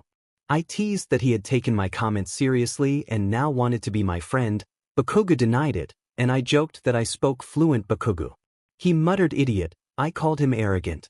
The two of us traded nicknames and jabs: Glitter Hands and Sweaty Hands, Sparkle Bomb and Literal Bomb, Little Miss Perfect and Angry Pomeranian, until I declared myself the winner. He protested and I stuck out my tongue, turning down the side street toward Izuku's house. Bakugo insisted I was going the wrong way but still followed. Izuku appeared then, looking nervous as he glanced between us. I asked how he was doing. He said he was all right and quietly asked what Bakugo was doing there. Bakugo snapped at him to have an issue with it, and Izuku hurried to deny it. Izuku moved closer to me, and I chuckled nervously at the two of them. I told Bakugo to behave. He retorted that he wasn't a dog. We fell into our usual arrangement, Izuku on my left and Bakugo on my right. I teased Bakugo that with his spiky hair and aggressive attitude he reminded me of a small, angry Pomeranian. He insisted he would be more like a cane corso. I laughed and teased that meant he admitted it. He denied it loudly. This cycle continued over the next few months and showed no sign of stopping. Bakugo would pick me up from my house, we would walk to Izuku's and pick him up, and then we would head to school. The banter never stopped. Izuku usually stayed quiet, but even he seemed to enjoy the more relaxed Bakugo. At school, Bakugo began sitting with Izuku and me for lunch more often than not. His lackeys assumed he was there to taunt Izuku, but I put a stop to that with warning glares. The two still did not get along. Bakugo's stubbornness kept that alive, but their interactions were far tamer than they had been in past years. The teachers appreciated the reduced tension, though I was usually the one doing most of the work keeping them apart. Bakugo had improved quickly, but he still had moments when he would prod at Izuku if I wasn't nearby. It was understandable, no one changed overnight, especially not Bakugo. Izuku Midoriya walked aimlessly while flipping through his hero journal and studying the entries he had written about heroes and their quirks. A classmate had once told him that he would never be a hero, and All Might had advised him to make sure his dreams were attainable. He remembered thinking that a hero needed a quirk. Tears began, and he quickly raised his right hand to try to stop them. He scolded himself inwardly for avoiding reality, for clinging to false hope. Encouraging words from YN surfaced in his memory, reminding him to forget what others had said and to believe he could be a hero. He hugged the journal closer as the tears fell. An explosion drew his attention. Across the street, an attack was still ongoing. He wondered if the earlier fight had resumed and whether he had unconsciously walked this way to check. When the crosswalk turned green, he pushed forward to see over the crowd even though he told himself not to stop and that his notes might be useless. Through a narrow gap he saw the villain, aggressive and familiar. He realized with a jolt that it was the same assailant who had attacked him earlier. He remembered the image of the villain sealed in soda bottles in All Might's possession, then All Might in his weaker form. He concentrated on All Might's pockets and noticed the villain was not there. He recalled the moment he had clung to All Might's leg as the hero flew, and guilt washed over him. People nearby began asking why All Might had not arrived and wondering whether the heroes had met their match. Someone pointed out that the villain had captured a child, and the mood among the bystanders turned urgent. Izuku covered his mouth in shock as he stared at the scene, unable to look away. He recalled how helpless he had felt while struggling under the villain's pressure, and fear for the trapped person tightened his chest. Katsuki Bakugo shouted in anger, and officers struggled to hold him back. Bakugo demanded action from the heroes, accusing them of standing idle. Izuku's thoughts raced to the possibility that YN had been with Bakugo earlier, and panic rose as he scanned the scene for his friend. Then he saw YN struggling under the villain's grip. Her eyes opened, tears streaming as she looked terrified. Their gazes met, and that look stayed with him. Without thinking, Izuku pushed through the crowd and ran forward. Death Arms warned him not to throw himself into danger, saying he would get himself killed if he rushed in. The villain snarled at Izuku's approach and taunted him, but Izuku wondered why he was running and what a hero would do. He drew on his notes for inspiration, recalling a line from the Kamui Woods page about making an opponent flinch and using that opening to restrain them. Following that advice, Izuku threw his backpack at the villain. The bag struck the villain and caused him to flinch, and the villain released YN's face. As soon as I gasped for air after Izuku's attack, I felt insanely relieved.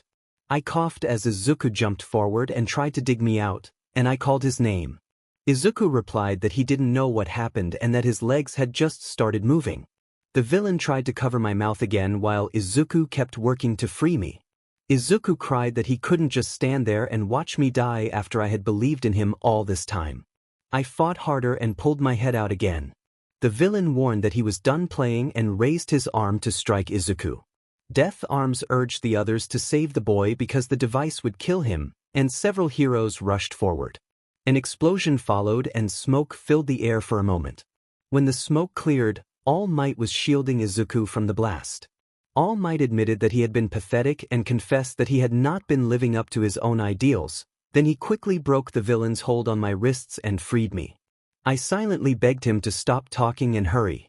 All Might declared that true heroes risk their lives, then staggered and coughed from the effort. The villain moved to attack again and All Might unleashed Detroit Smash, creating a huge whirlwind that threw the villain away and allowed All Might to gently lower me to the ground. He panted as his body emitted steam from exertion. I fell unconscious. When I woke up, paramedics were checking me on a stretcher. I sat up slowly and watched as the heroes handed the villain over to the police and took him into custody. The paramedics checked me for any remaining hazards and injuries. Once they were satisfied I was stable, they released me. I walked over to find Katsuki standing in front of some heroes, looking as angry as ever. I joked that he shouldn't be the one upset because I had been the one who nearly suffocated. Katsuki's head snapped toward me before he ran over in a rapid anime-style sprint, grabbed my shoulders, and demanded that I never do something like that again. He released me and shoved his hands into his pockets, insisting that he hadn't been worried about me but had been trying to impress the heroes. I thanked him anyway. In the background, Izuku was being scolded by other heroes. Kamui Woods accused him of having a death wish, and Death Arms said there had been no reason for him to put himself in danger. Paparazzi tried to get close, but I asked for a moment and slipped past them. I tackled Izuku into a hug while he knelt before the heroes. Izuku gasped in surprise, then seemed to freeze for a second before returning the embrace. I told him I had always known he was a hero, and he hugged me back. Death Arms shouted that Izuku shouldn't have put himself in danger, but I pulled back and glared at the heroes, insisting that Izuku had done more than they had and that I would have died if he hadn't given me that moment to breathe. The heroes stepped back, a little taken aback and uncertain. The paparazzi circled again, and a minor hero approached and patted my back, praising me and offering to help if I wanted to go pro. I thanked him and said I should probably go home because my parents would be worried. I walked with Izuku for a while with Katsuki trailing behind us in silence. Izuku was quiet and still affected by All Might's earlier words. When I opened my mouth to ask what was wrong, Katsuki suddenly shouted at Izuku, insisting he would have been able to save me if the police hadn't interfered and calling Izuku a failure. Katsuki stormed off and then started moping. Izuku wondered what had just happened, and I admitted I was too tired to get into it. I told Izuku that I wasn't dealing with two people pouting and caught his shoulders, turning him to face me. I said I didn't care what was bothering him but that he should be proud of himself because he had helped save my life. I hugged him again, and he cried into my shoulder while I held him tighter. When we stopped hugging, I smiled and said I should go to a friend's place so my parents wouldn't worry. Izuku began to apologize, but I gently stopped him, explaining that I had walked with him because I wanted to and because I hadn't had a chance to thank him properly at the scene. Izuku nodded and blushed. I told him I would talk to him tomorrow and called him a hero as I left. I watched YN leave with a smile. Izuku thought that she had always known how to make him feel better. As soon as she was out of sight, he turned to continue walking home. Suddenly All Might burst from the alley in his hero form, declaring that he was there. Izuku screamed at the sudden appearance and then gasped as he realized All Might was really there. Izuku asked All Might why he was here and how he had driven off the reporters. All Might laughed exuberantly and said that he stood for justice, not sound bites. He flexed theatrically. He then shifted back to his weakened form in a puff of smoke and began coughing violently, which made Izuku gasp in worry. After he steadied himself, All Might thanked Izuku for telling him about his life and for prompting him to act. He explained that if Izuku had not intervened he might have been a bystander, and that seeing a timid, seemingly powerless boy try to save a life had inspired him to act. Izuku protested that it was his fault and that he had wasted All Might's energy and time. All Might replied that many heroes became heroes because their bodies moved before they had a chance to think, almost on their own. Izuku's mind flashed back to when he had run to save YN without thinking and how he could not stop his body. He looked down and began to cry, remembering his mother's apology and wished that things could be different. All Might told him that this was what had happened to him that day. Izuku fell to his knees and cried, clutching his chest. He remembered YN's earlier encouragement that she believed he could be a hero and that they could do it together, and those words filled his mind again. All Might told him that he, too, could become a hero, and Izuku felt hope refill his heart. Once YN arrived at Shoto's house and opened the door, Fuyumi tackled her into a hug. Fuyumi had said that she had seen the news and asked if YN was okay. YN reassured her that she was safe and alive, smiling as she rubbed Fuyumi's back. Fuyumi was shaking as she hugged her, and the display of concern pulled at YN's heart. Eventually Fuyumi led her into the house and rambled about preparing her favorite foods and playing her favorite game. It was touching how much she cared. As Fuyumi asked what YN wanted to eat, Natsuo tackled her from behind and called her name loudly in her ear. YN told him he was being too loud and laughed when he checked for injuries.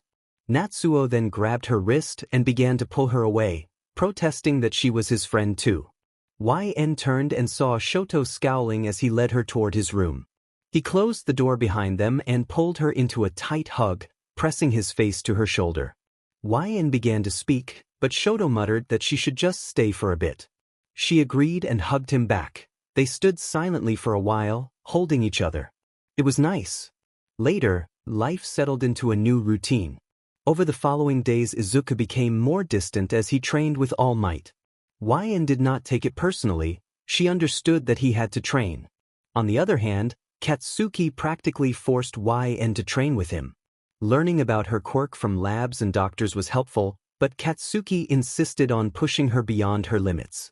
Through training, YN discovered that her quirk carried more severe backlash than she had realized. Aside from fevers and exhaustion, her quirk could cause a significant amount of physical strain. She recalled the encounter with the sludge villain when the destruction of her shield caused sharp pain. The villain had struck the shield repeatedly until it began to crack, and she had felt the sudden pain in her stomach. She had managed to drop the shield before it was destroyed. In training, Katsuki showed no restraint. Today was a training day with Katsuki. She kept using her shield to block his explosions, But when the shield cracked, she felt a sharp pain in her stomach. Katsuki called out that she should hold on, then mocked her as he accused her of giving up and urged her to push herself if she wanted to get into UA. She asked for a moment and braced herself as he prepared another burst. She raised the shield to block it, but the impact broke the shield and pain flared through her middle. She fell to the ground, clutching her stomach and coughing hard. Katsuki moved closer, surprised and concerned, and placed a hand on her back. She rasped that she had told him to stop, struggling through the coughs. He insisted they needed to get her to a hospital. She raised a hand as he reached to help, and once the coughing eased, she told him quietly that she thought she would be all right. He shouted in disbelief that she had been coughing so hard, but she brushed off his worry and said it felt like a side effect. She pushed herself away from the floor and tried to shake it off, then said that training was done for the day and that she should get some herbal tea to soothe her stomach. She suggested they train again next time and smiled as she prepared to leave, while Katsuki grumbled that he could not just leave her after all that and called her an idiot as she ran off. After distancing herself from Katsuki, she went to the nearest convenience store and headed straight for the tea aisle. She found chamomile and felt a small relief at her luck, only for a hand to grab the last container before she reached it. A familiar voice apologized and said he had not realized she needed it too. She tensed and turned to see Kai Chisaki, the man she had encountered before. He chuckled and admitted he had not learned her name, but his manner made her uneasy. Despite his polite words, she remembered that he was a known criminal and felt a chill at the thought that he might know something she did not want revealed. She declined to give her name, saying that he was still a stranger. Chisaki introduced himself and, wearing his black mask, moved closer and held up the tea. He asked her name for the tea with a tone that made her back away. After a pause, he placed the container of tea into her hand and muttered a farewell before turning away. Back at home, she set the tea on the kitchen counter and ran a hand through her hair. The front door opened and her father came in, rushing toward her and calling her name. He embraced her tightly, clearly relieved, and said he had watched the news and been worried.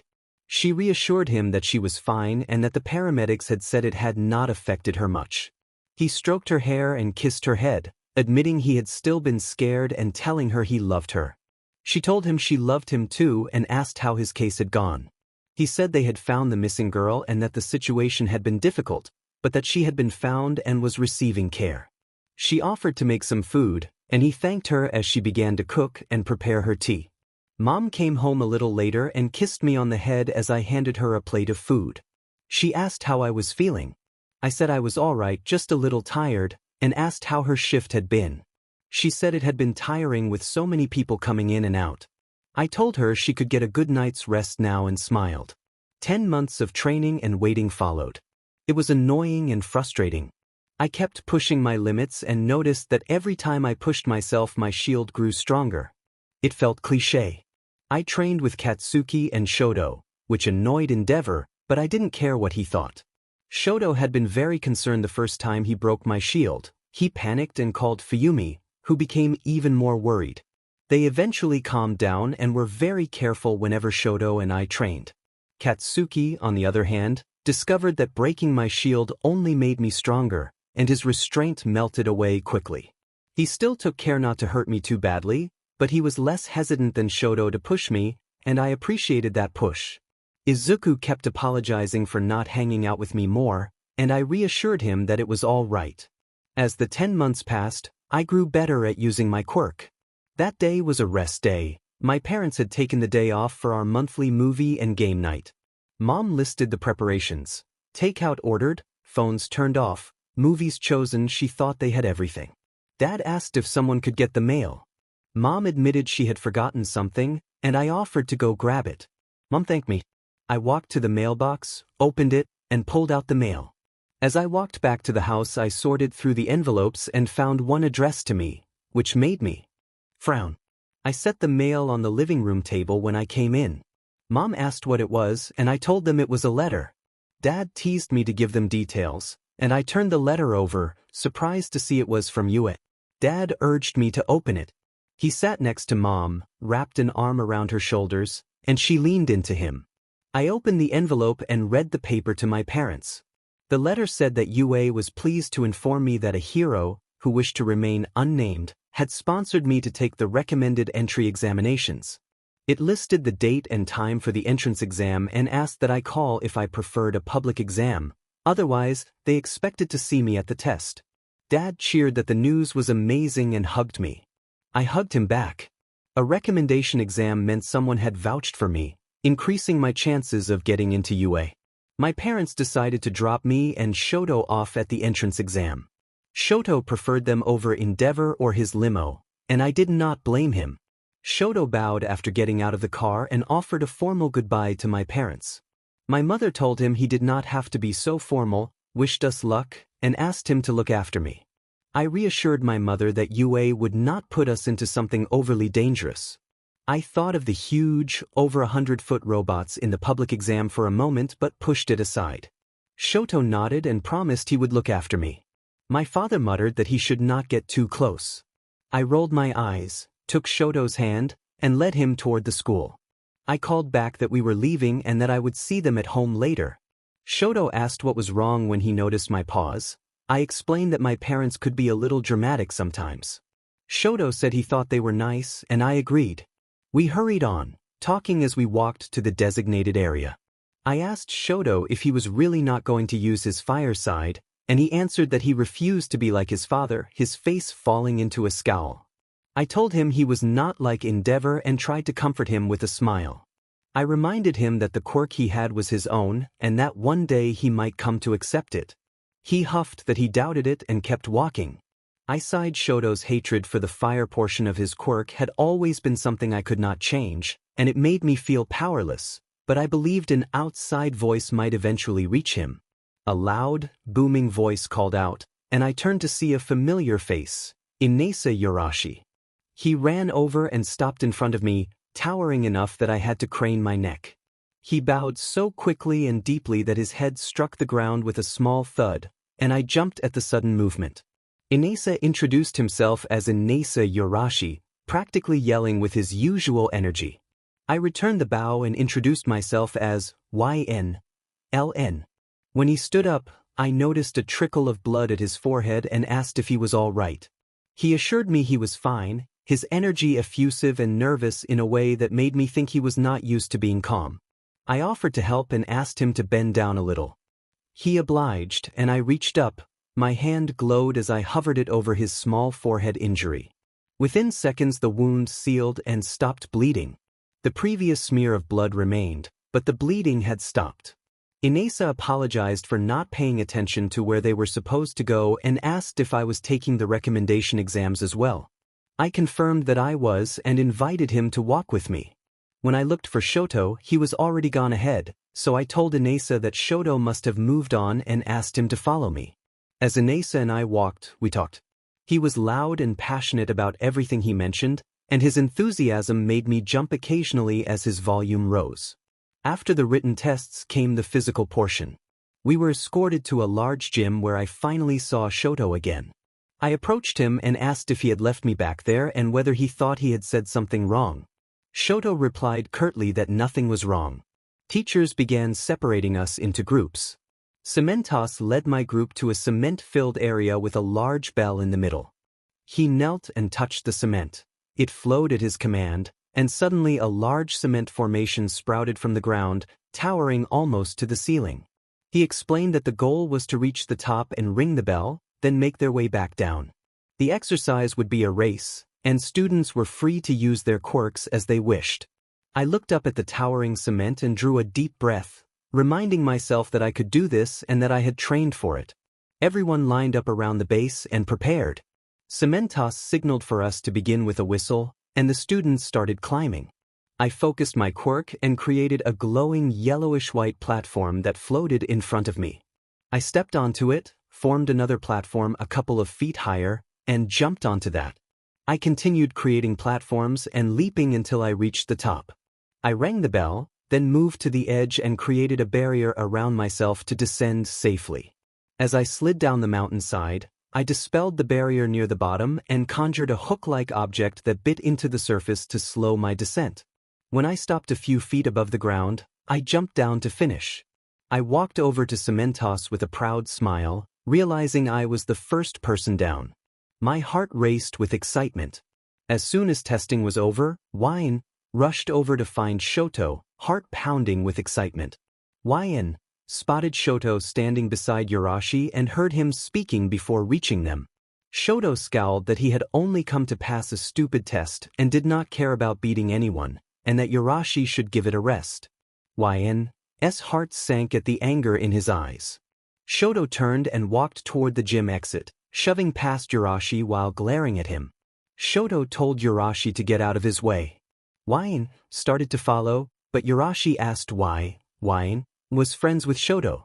Wine explained that Shoto had been moody lately and that his father, Endeavor, was putting a lot of pressure on him. Yurashi replied that pressure was no excuse. A silence fell. Then Shoto grabbed Wine's wrist with a tight, warm hold. Shoto huffed that they were done messing around and that they had important things to do, and he dragged Wine out of the gym. Wine pleaded for him to stop and let go. In response, Wine created a small barrier around the wrist and expanded it until Shoto's grip loosened. When Wine pulled free, a small burn mark showed on the left wrist. Wine asked what was wrong with him, and Shoto glared and demanded to know what Wine meant. Wine told him that he had been fine earlier and that something had changed. Shoto snapped that nothing was wrong. Wine said that they knew he was under strain but that it did not excuse hurting them, physically and mentally, and raised the left wrist to show the mark. Shoto yelled for them to stop whining. Wine scoffed in hurt and called out that Shoto Todoroki had no right to tell them to stop whining. Tears came to their eyes as they stepped back and decided to go home to cool off.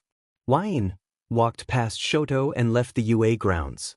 Outside the gate, Yurashi stood waiting and asked if Wine was all right. Wine nodded and wiped away stray tears. Yurashi offered to walk Wine to the train station. Yurashi dropped Wine off at the station and, after exchanging contact information, left. Wine walked through town to clear their head. The city was quiet with most people at work, and the walk felt calming until screams echoed from an alley. Despite feeling uneasy, Wine ran toward the noise. In the alley, two drunk men were bothering a girl about age. One of the men moved to grab her, but Wine reached out and took the girl's wrist first, saying they had been looking for her and that they had to leave or they would be late. The girl gave a relieved sigh and followed. One of the thugs shouted for them to get out, while the other leered and said she was cute. Wine quickly put up a shield between them and the thugs and instructed the girl to run to the nearby police station and ask for Detective Tsukachi, bringing the police back to the alley. The girl nodded and fled. When Wine dropped the shield, they kicked the first thug into the wall and shouted for the girl to run. The second thug tried to follow, but a rope of light shot from Wine's hand and wrapped around his ankle, tripping him and sending him forward. As Wine pulled the rope, a blow struck the back of their head and they fell with a groan, pressed against the wall as the thugs regrouped. Wine reached up to their temple and felt a warm dampness. They steadied themselves against the wall. A flash of blue light erupted deeper in the alley.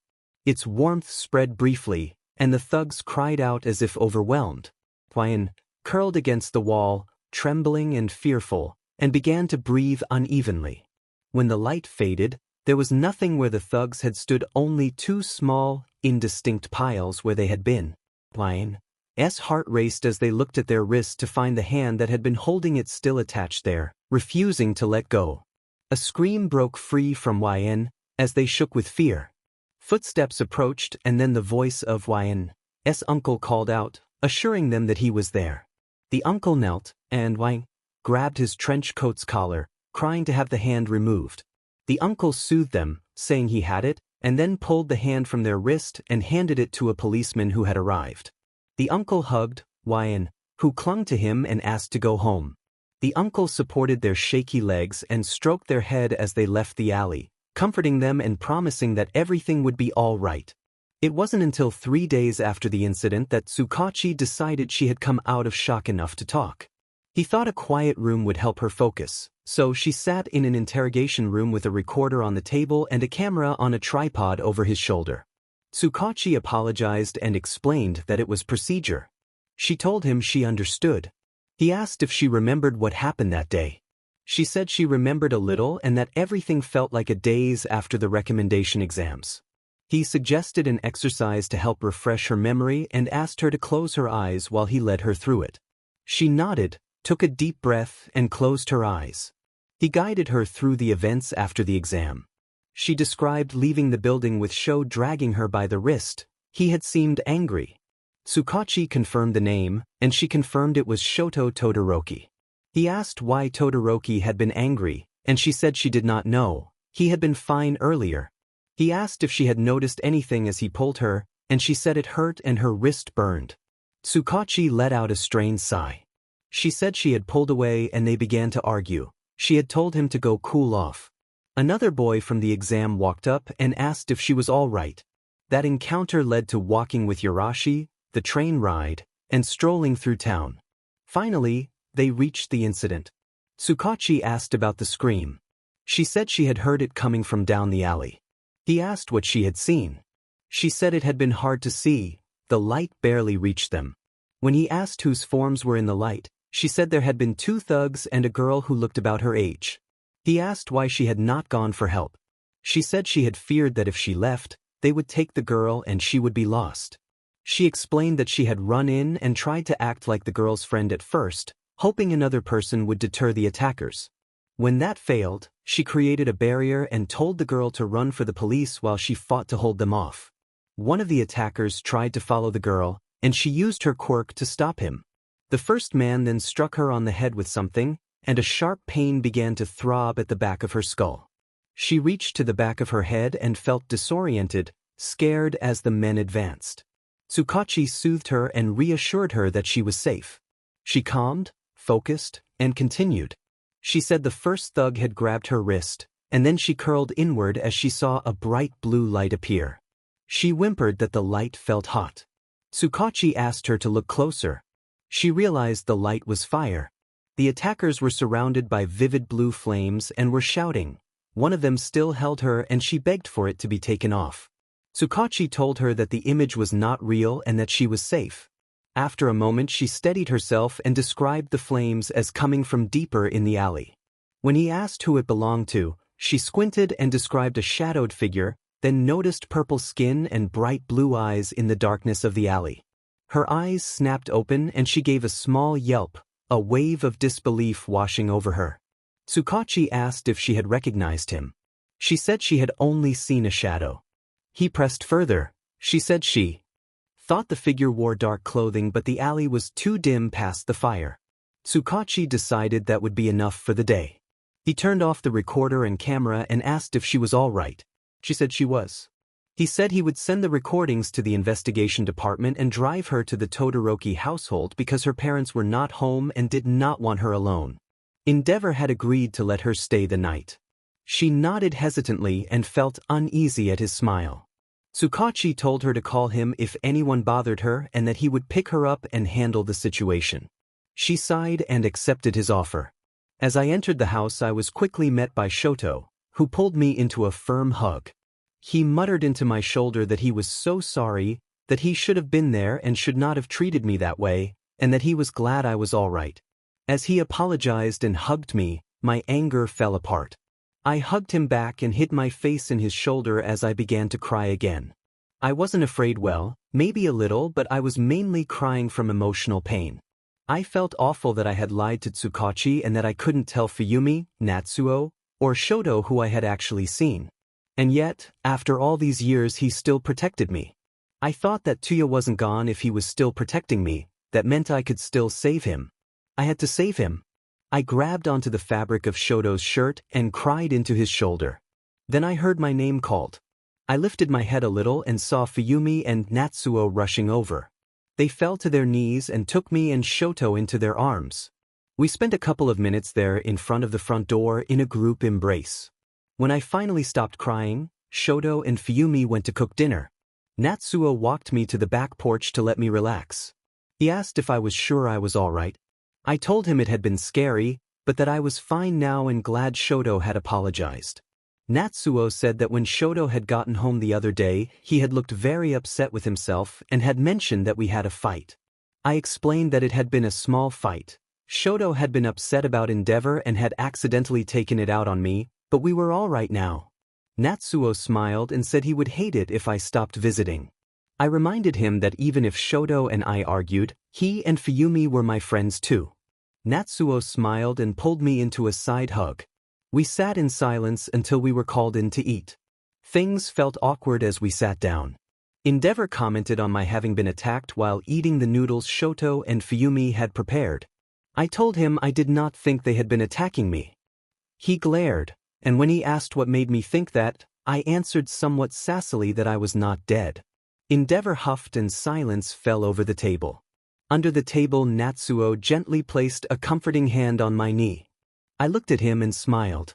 It was obvious Endeavor was not entirely happy with my friendly relationship with his children, yet he still allowed me to be there. I wondered if it was because his kids were so determined to keep me around, or perhaps he hoped I might influence Shoto somehow. It was something I often thought about when I saw Endeavor. Endeavor wanted me to sleep in a guest room, but Shoto was strongly opposed. He seemed nervous when I was out of sight. I came out of the bathroom after getting dressed and felt a little self-conscious, but Shoto's presence made me feel safe. They maintained a quiet, familiar routine, small, comforting gestures that had been part of our friendship for years. I asked Shoto how long we could keep sharing the same room now that we were almost in high school. He looked at me with an apologetic, pleading expression and asked whether I did not want to. I saw him unconsciously pouting, and despite my embarrassment I smiled. I told him never mind and turned to face forward again. Shoto Todoroki. After, surrendered and faced forward again. Shoto continued running his left hand through her hair gently. It was something that calmed him. It reminded him that Wyan was here and that they were close. He looked at the back of her head and smiled. She had been his savior, the person who showed him he was allowed to live the life he wanted. And yet he felt he had done nothing for her. He had hurt her. His heart sank as he thought about what had happened 3 days ago.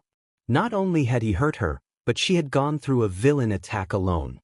He hadn't been there for her the way she had always been there for him.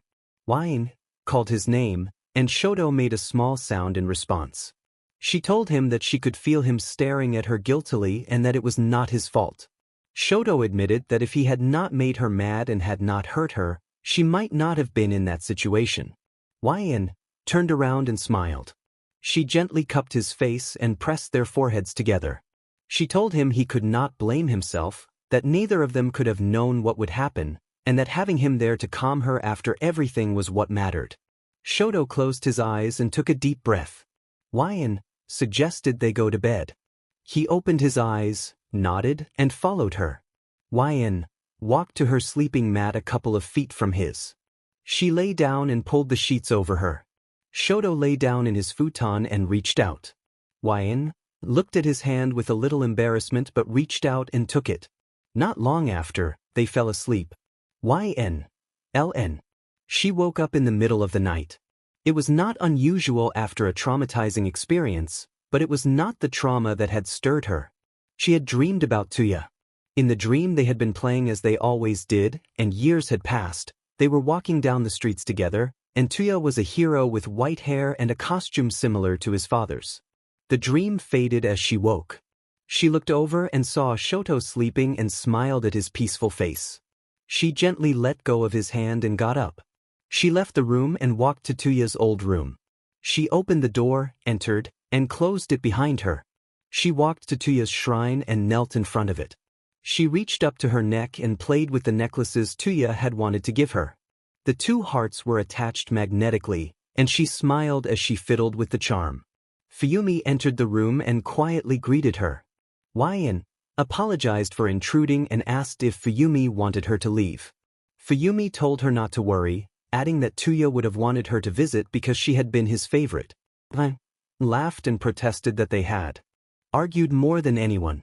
Fuyumi feigned shock at the idea of their arguing. They laughed, and Pine leaned into Fuyumi, who wrapped an arm around her shoulder and hugged her. Fuyumi told Wyan that she really wished Tuya were here and that he would be so proud of her for getting into Yua's smile faltered briefly as she thought about who Tuya had become, but she brightened again and held the charm at her neck.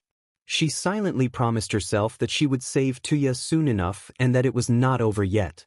A few days later, Y reflected on her acceptance to Yue. She felt relieved more than excited. All the years of work had paid off. Her parents and Tsukachi celebrated with her, taking her to dinner and treating her to dessert. Shoto and Izuku were cheerful, and Katsuki was happy in his own way. Katsuki shouted that they were going to be late, and Wine replied that it was very early and they would probably be the first ones there. Their mother reminded them to grab some food on the way out. As Wine moved toward the kitchen, Katsuki grabbed her collar to stop her and said he had food with him. He handed her a small container. She opened it, found rice ball, and thanked him. Their mother waved them off and told them to take care. Wine told her she would, and she and Katsuki left the house after putting on their shoes. Unfortunately, Katsuki insisted on going straight to Yue without picking up Izuku. He was pushier than usual, so I sent Izuku a text to let him know that the blonde, spiky ball of eternal rage was dragging me along. I couldn't help thinking how lucky I was. Getting into Yue was one thing, but getting placed in Class 1A as well felt like a miracle. Apparently they had accepted an extra student this year from the recommendation exams, and that student was me. I still had to figure out who had sent the recommendation. I planned to thank them one day. When we arrived, I noticed Shoto already sitting inside. Katsuki pulled me toward his seat and began to tell me to sit in the front, but Shoto called from the back that he had saved a seat for me. I turned, smiled at the neutral-faced boy, and told Shoto that I was glad we were in the same class. Shoto hummed and nodded in agreement. Katsuki demanded who Shoto was, and I teased that he was my friend and not imaginary, sticking my tongue out at the blonde. After a few minutes of the two boys arguing about where I should sit, I chose the back and sat next to Shoto. I was a little older than most of them, and the front made me nervous. Katsuki yelled at me for sitting with Shoto, but I explained that I preferred the back. He scoffed, flopped down, and propped his feet on the desk while crossing his arms. I teased him not to pout like a child, and he loudly insisted he was not pouting. The door opened and Ida entered the classroom, greeting everyone loudly. I returned the greeting. As people filed in and took their seats, Ida noticed Katsuki's feet on the desk and marched over to correct him. Ida ordered Katsuki to remove his feet, and Katsuki scoffed at the reprimand. I sighed inwardly, noting that it was already starting. Ida scolded Katsuki for disrespecting the academy on the first day. Katsuki shot back with an insult about being uptight. Shoto raised a brow and asked if I was friends with Katsuki. I lowered my head with an embarrassed smile and told Shoto not to remind me. Ida introduced himself calmly as Tenya Ida from Semi-Private Academy. I stood up and walked over to the squabbling pair after giving Shoto a small smile. Katsuki taunted Ida, saying he would enjoy tearing him apart, and Ida gasped, offended that a classmate would make such a threat. I gave Katsuki a light tap on the head and scolded him as bad Katsuki. Katsuki shot back that he was not a dog.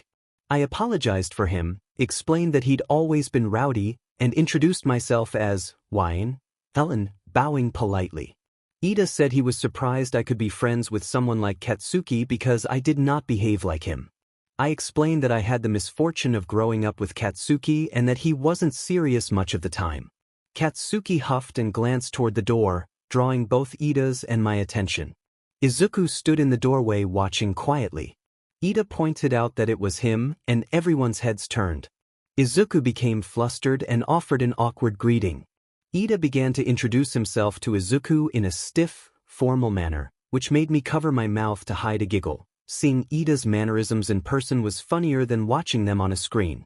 Izuku stammered that he knew who Ida was and then introduced himself as Midoriya Izuku, clearly nervous.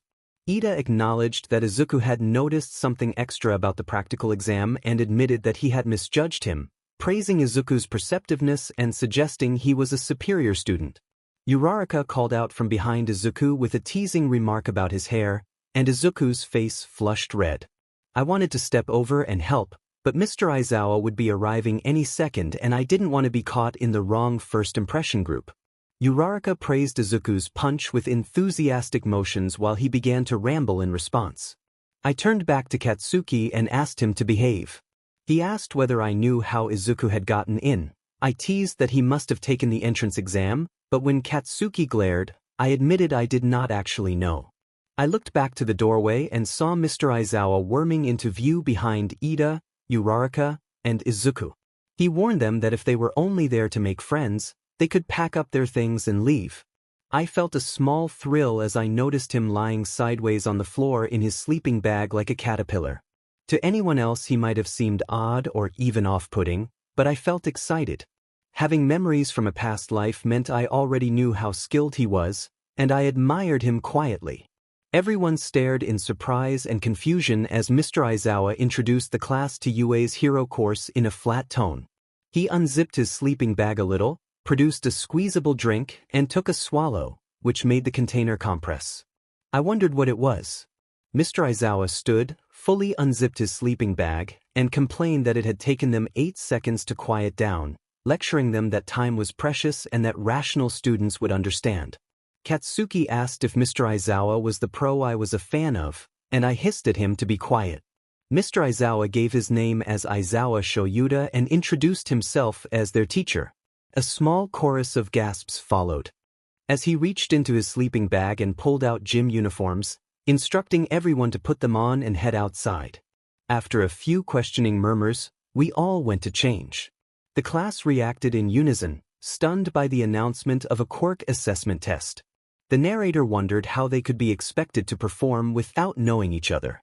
Uraraka complained that they would miss orientation, and Mr. Aizawa countered that if they wanted to make the big leagues they could not waste time on pointless ceremonies. The classroom gasped again and the narrator sighed at the predictable reaction.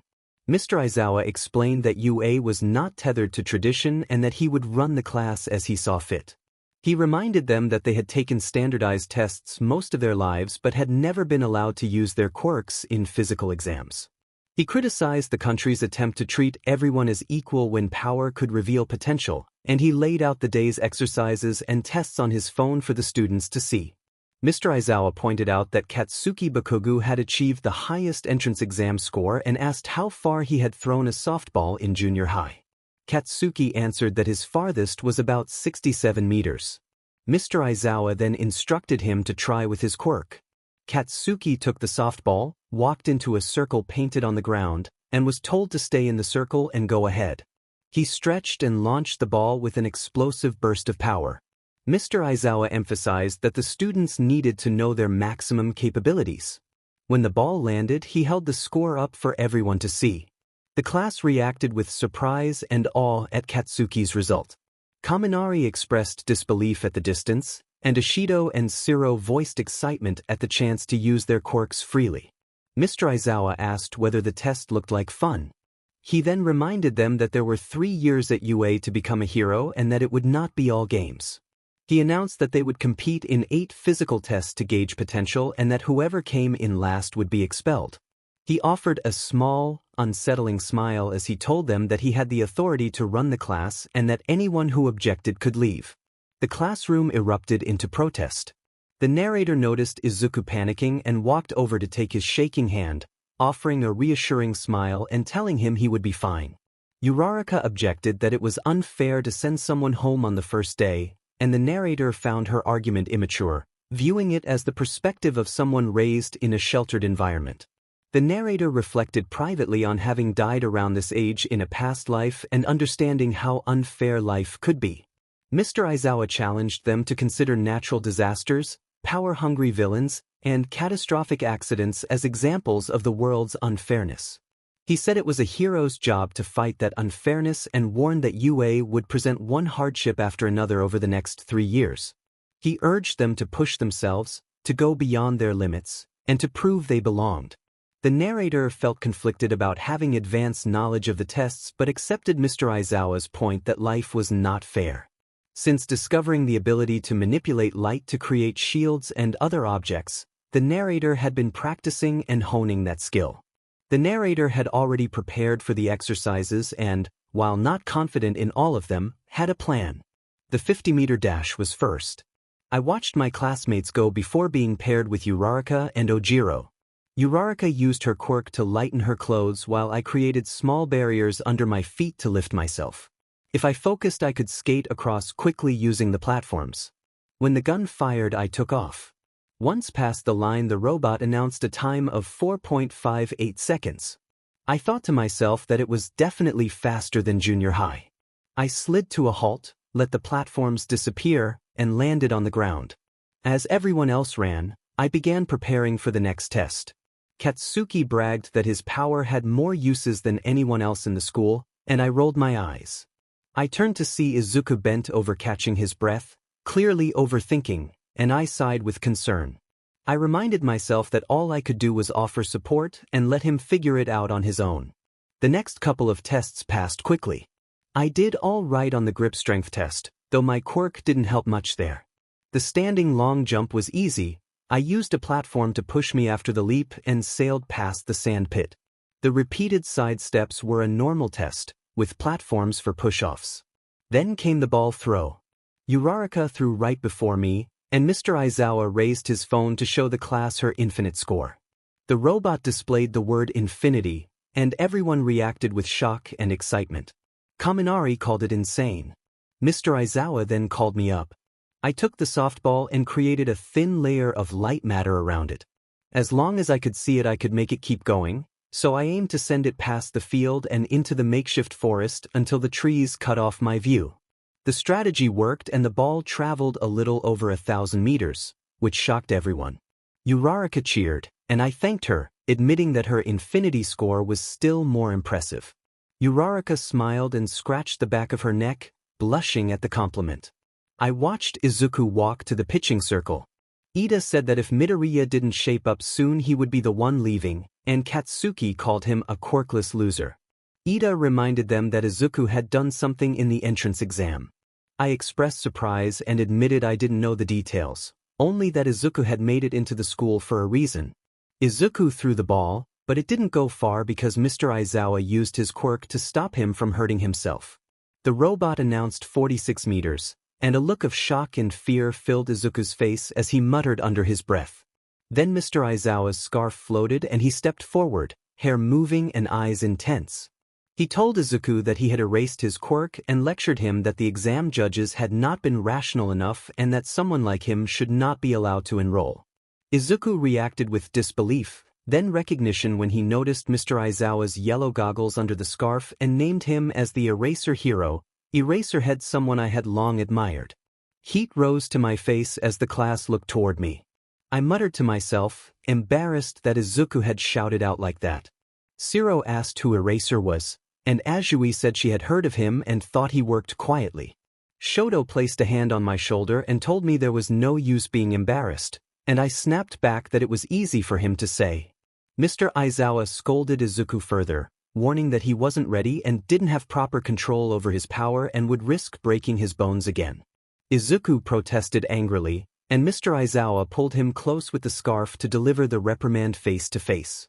I found myself wishing I were in Izuku's shoes in that moment, then mentally scolded myself for fangirling. From where I stood I couldn't hear every word, but I already knew the basics from prior experience. After a few moments, Mr. Aizawa released Izuku and stopped using his quirk. He told Izuku that he had returned the quirk and to take his final throw. In the corner of my vision I saw All Might watching from behind a building, tense and anxious. I understood why. Izuku was about to show something impressive, and Katsuki was sure to react.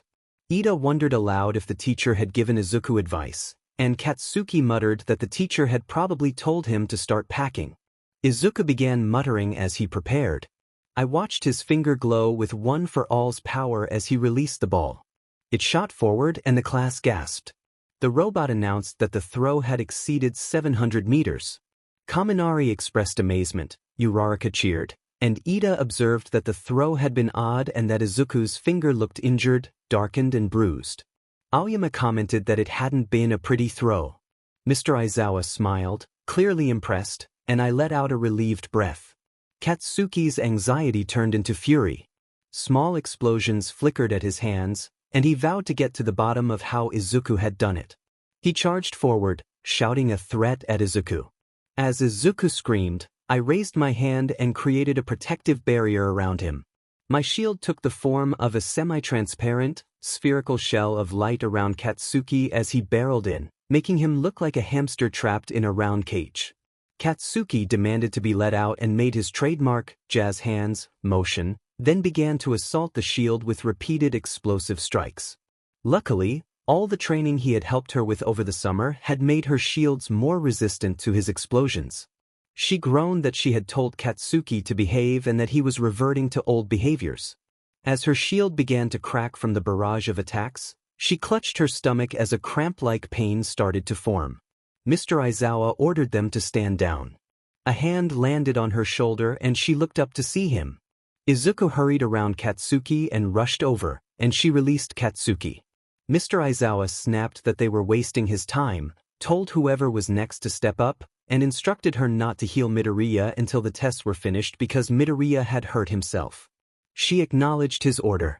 Katsuki stood in the middle of the field, seething, and she frowned.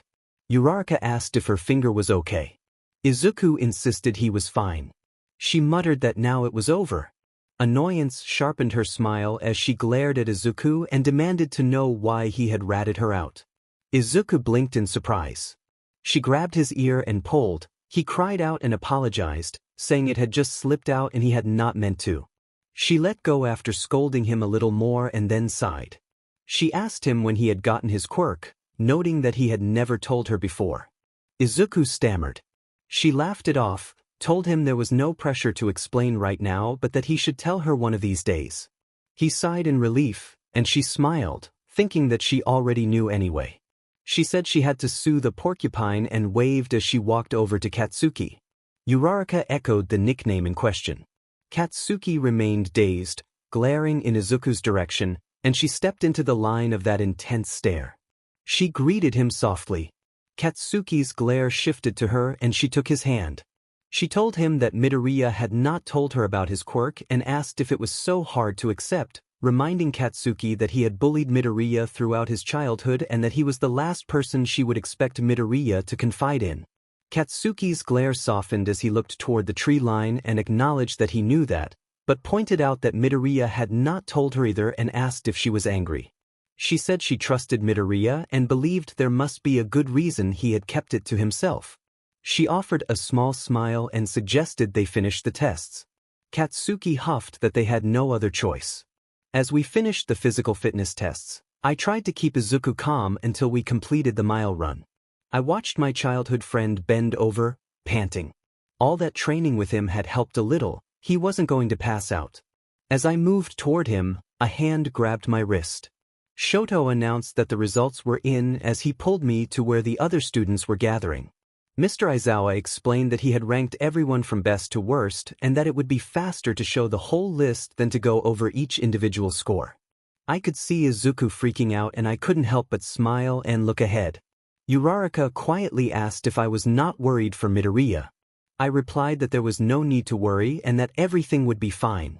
Mr. Aizawa made the list appear and I looked for my own name. To my surprise, I was second, below Yaoyorozu and above Shoto. Midoriya was at the bottom, and his face fell. Mr. Aizawa then revealed that no one was going home, explaining that he had been testing our reactions. A second of shocked silence followed and I covered my mouth to keep from laughing at everyone's faces. He described it as a rational deception to make sure we gave our best during the tests. Yaoyorozu apologized for not saying anything earlier. People reacted with surprise and disbelief, and I wrapped my arms around my stomach and laughed until tears formed. Uraraka asked me if I had known. I told her not to worry and wiped the tears from my eyes. Shiro teased Kirishima about being nervous, and Kirishima insisted he was always up for a challenge. Mr. Aizawa dismissed us for the day and told us to pick up a syllabus from the classroom and read it before morning. Students began chatting and Izuku let out a relieved sigh. Izuku asked why I hadn't told him. I explained that after what he had shouted earlier, there was no way I could. Mr. Aizawa told me to hurry up and use my quirk and warned Midoriya that things would be tougher when actual training started the next day. As he walked away, my heart raced. I felt pleased that Aizawa had called my name again and that I had impressed him during the exams. I couldn't wait for a proper class with him. Izuku asked about his finger. I took it gently and focused my energy into the area until my hands glowed. Izuku's shoulders relaxed and his eyes closed. When I finished, I pulled my hands back and his finger was back to normal. Ida praised the healing, noting it was amazing, and Uraraka exclaimed that having what seemed like 2 quirks was cool. Ashui asked if it was rare. I clarified that it wasn't 2 separate quirks but related abilities that appeared like 2 because I had inherited a combination from both my parents. After changing, the class walked to the classroom to grab syllabuses before heading their separate ways. I started walking to the station with Shoto when Katsuki grabbed my wrist and hurried us along, complaining that his mom wanted to know how our day had gone. Shoto looked confused when I referred to Katsuki's mother, and I told him it was better not to ask. Katsuki impatiently urged us to move faster so we wouldn't miss the train. I scolded Katsuki to be nice or I would bop him upside the head, calling him a hard-headed hedgehog. He smirked, tugged my wrist, and leaned down until our faces were nearly touching. Being that close still made me nervous and flustered despite growing up together. In person he looked even more striking than on screen. Katsuki teased me about my height. I raised my hand and playfully tapped him on the back of the head, making him yelp. I told him I could reach now with a smirk. Izuku and Ida approached, and I stopped to wait for them while Katsuki continued to hold my wrist and Shoto stayed at my other side. Izuku thanked me again for healing his finger. I told him we were friends and I would do it again if he needed me. We continued walking. Ida remarked that Mr. Aizawa's approach to class had been concerning because lying was immoral. I argued that sometimes lying was necessary for the greater good to prevent panic in dangerous situations. I admitted inwardly that I knew a lot about lying. I had done it all my life. Shoto reached over and gently squeezed my free hand to comfort me. I smiled at the small gesture. Suddenly someone called out, asking if we were going to the station, and we hurried to catch up. Uraraka announced that she would join them as she ran after them. They stopped and Katsuki huffed in annoyance. The next day was relatively normal, with core classes in the morning and lunch afterward. Izuku freaked out when he met Lunch Rush in the cafeteria. The narrator felt excited as well but managed to keep composure. In the afternoon they talked while waiting for their teacher to arrive. All Might announced his presence dramatically, declaring that he was arriving like a hero as he entered the room, leaning against the door frame with a smile. The narrator thought that All Might was always dramatic. Everyone gasped excitedly and chatter filled the classroom. Kaminari exclaimed that he couldn't believe it was really All Might. Kirishima added that knowing All Might was their teacher made the year seem totally awesome. Ashui asked if All Might was wearing his Silver Age costume. Ojiro said he was getting goosebumps because it all felt so retro. All Might welcomed the class to the most important course at UA High, describing it as Heroing 101 where students would learn the basics of being a pro and what it meant to fight for good, and he urged them to begin. He struck a pose, then raised a card labeled Battle and said that today's lesson would pull no punches. Katsuki cried out excitedly that it was fight training, while Izuku asked worriedly whether it would be real fighting. All Might explained that part of being a hero was looking the part and that the costumes appearing had been designed for them based on their quirk registrations and pre-entry requests, as cases emerged from a wall to his right. The class cheered and the narrator smiled. All Might ordered the students to suit up and meet him at Training Ground Beta. The students replied affirmatively. We all went to the changing rooms and I pulled out my costume, smiling at the sight of it. It was beautiful and elegant. A soft white fabric bodysuit with golden designs. The top showed my shoulders in a modest way while remaining practical for movement. Long sleeves extended to my fingers. A golden star rested at the center of my chest, and a broad golden band formed the hem of the top around my torso. A white belt with a golden buckle sat at my waist, and a sewn-in skirt-like panel wrapped around my sides and back while keeping the front clear for easier movement. The suit continued down to my ankles, and I slipped on white knee-high boots. 2 braided strands of hair were tied back to keep my face clear, and a small golden crown-like band in my hair could double as a disarming tool, similar to a classic hero's tiara. I acknowledged silently that my prior life's knowledge of comic book heroes had helped with the design. Uraraka complimented that my costume looked pretty. I smiled at her and thanked her, mentioning that the designers had done most of the work and that the suit was a close fit but comfortable. Uraraka admitted hers was fitted too and wished she had specified differently, and I reassured her that she looked great. I took her hands briefly, and she blushed and returned the smile. I remarked that everyone looked impressive in their outfits, and the other girls returned the compliment as we introduced ourselves and chatted. Once we finished, we began walking toward the training grounds where All Might waited in front of the tunnel. All Might addressed the group with an enthusiastic reminder that appearances could matter for professionals, calling them the proof and declaring that from now on they were heroes in training. He said he was energized by their outfits and asked if they were ready to begin. The students stopped and listened as he prepared the lesson. I walked over to Izuku, who had arrived a bit late after speaking briefly with Shoto. He wore an All Might-inspired costume with ear-like features that made him look endearingly like a rabbit. I commented that he looked cute in it, and he became flustered, covering his mouth. Uraraka agreed that the outfit was not overly flashy. Nearby, Mineta praised the school with a thumbs up, which annoyed me enough that I stepped away to cool off.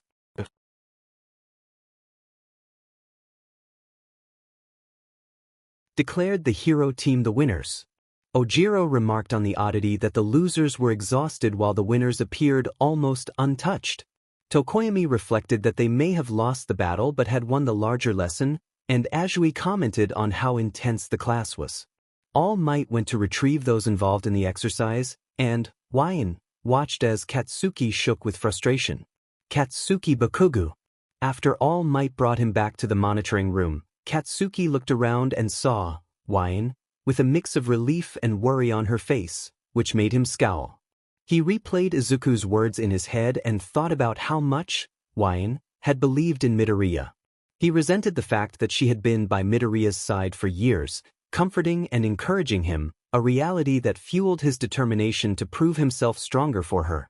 In the debrief, All Might announced that young Ida was the MVP of the exercise, prompting gasps and surprised reactions from the class. One student with a ponytail explained that Ida had embraced his role, adapted well, and stayed focused on protecting the dummy weapon. She pointed out that Bakugu's judgment had been clouded by a personal grudge against Midoriya and that launching a large attack indoors had been a risky choice. She also critiqued Midoriya's plan as poorly thought out because it left him vulnerable, and she noted that Uraraka had let her guard down and acted recklessly in the heat of the moment. Ida, by contrast, had maintained a strategy and stayed true to his mission. The ponytailed student emphasized that while the hero team technically won because this was a training scenario, they had not fully respected the spirit of the trial. Katsuki clenched his fists as he considered those words. All Might acknowledged that the ponytailed student's points were valid and praised her observations. The ponytailed student advised that one should always start with the basics and commit fully to learning in order to become a top hero. All Might moved the class on to the next match and told them to think about what they had seen and discussed as they approached the next training exercise. The students responded in unison and prepared to continue. Okay, there was one issue with going against Shoto. They had trained together and knew each other's moves and abilities. It was easy to predict that he would freeze the room to remove other competitors, but what he would do afterward was harder to guess. All Might announced that Match 2 would have Team B as the heroes and Team I as the villains. Hagakure said she would use her invisibility and removed her gloves. Ojiro smiled, turned his face away, and scratched his cheek nervously. The protagonist chuckled. Hagakure then called for them not to look. Before Hagakure left, the protagonist called after her and explained that although it might be a little unfair, they had useful information. The protagonist said that Shoto had a half-ice, half-fire quirk but rarely used his fire, and that they had an idea how he would attack. The protagonist asked the others not to leave the room when the battle began and promised to explain as things happened. Then the protagonist opened the window before Shoto could freeze it shut. All Might announced for the students to show the embodiment of good or evil, and the fight began. A wave of cold made its way toward them. The protagonist ordered the two teammates to come closer and created an ice platform beneath their feet as the cold spread into the room. The protagonist explained that they needed those two to go outside because the hero team would have instructed its friend to leave to avoid being frozen, which meant he could not enter the room. The protagonist said they could handle Shoto but needed the others to capture the remaining opponent. The two climbed out onto the fire escape and the protagonist urged them to be as quiet as possible. The protagonist used their quirk to fashion a pick and hung on the wall above the door, then dropped behind Shoto and created a rope to lasso him. The protagonist teased him as he entered. Shoto asked where the protagonist's friends were, and the protagonist replied that they were probably frozen somewhere on the floor. Shoto fired ice from his hand. The protagonist let go of the rope and dodged as the ice embedded in the door behind them. The protagonist asked if Shoto had intended to skewer them, and Shoto noted that they had dodged. The protagonist remarked that Shoto should consider being the villain as he persisted in shooting ice and the protagonist continued to dodge and block. Hagakure's voice came over the comlink.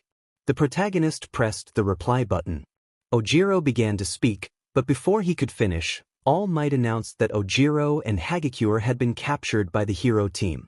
The protagonist reacted with shock, which caused a momentary distraction and made them slip on the ice and slide into a weapon. Shoto raised his arm to attack, but the protagonist raised a hand and blocked the ice, then lassoed Shoto's ankle. The protagonist yanked and Shoto fell. The protagonist pulled capture tape from their belt and prepared for a fight. Shoto and the protagonist exchanged blows, each aiming to gain the advantage without causing serious harm. While Shoto tried to knock the protagonist down to trap them with his quirk, the protagonist focused on dodging and quietly wrapping the capture tape around him. Sliding under an aimed punch, the protagonist tightened the tape and made Shoto yelp as it restrained him. The protagonist told Shoto that they had enjoyed the sparring but had a trial to win. All Might announced that Todoroki had been captured by the villain team. Shoto's face darkened, and the protagonist crouched before him.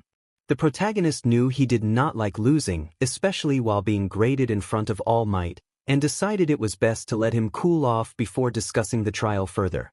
The protagonist muttered an apology, then reached to Shoto's ear and retrieved the comlink.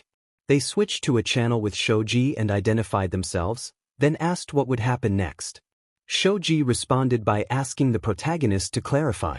The protagonist explained that both teams had members captured and teased that they could wait out the time or act.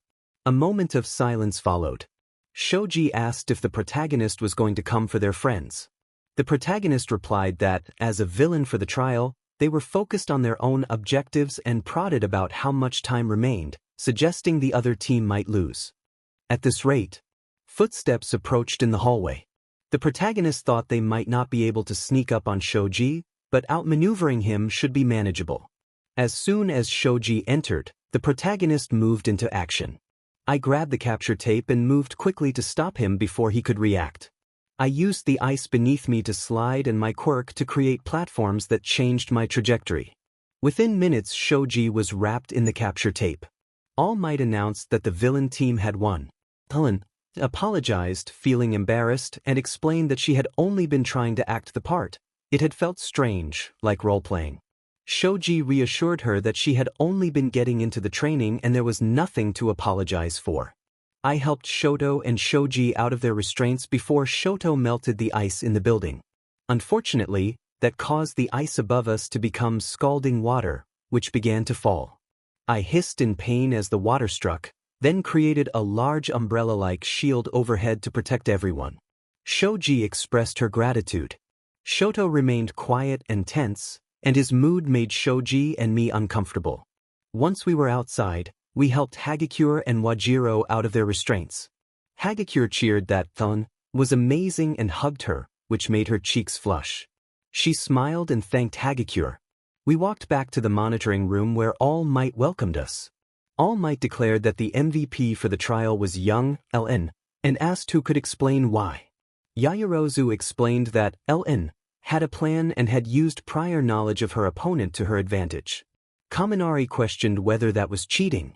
Yaoyorozu responded that a villain would have at least basic knowledge of a hero's quirk, and if the hero was popular, a villain would understand the hero's habits. Ellen had stayed true to her role as a villain. All Might agreed and praised Ellen for adapting her plans during the trial and even using Todoroki's communication device to provoke Shoji into acting, calling her a true villain. Wondered nervously whether that was meant as a compliment or an insult. All Might then announced they would move on to the next trial. Team J and Team H were up next. As they prepared, classmates offered compliments. Kirishima told them she had been so manly before leaving with Siro for their trial, which made her heart soar. Yaoyorozu asked if Ellen had been a recommendation student and mentioned she thought she had seen her at the recommendation exam. Ellen confirmed and asked if Yaoyorozu was her name. Yaoyorozu smiled and said yes, expressing excitement to see Ellen's trial and confidence that she would be amazing.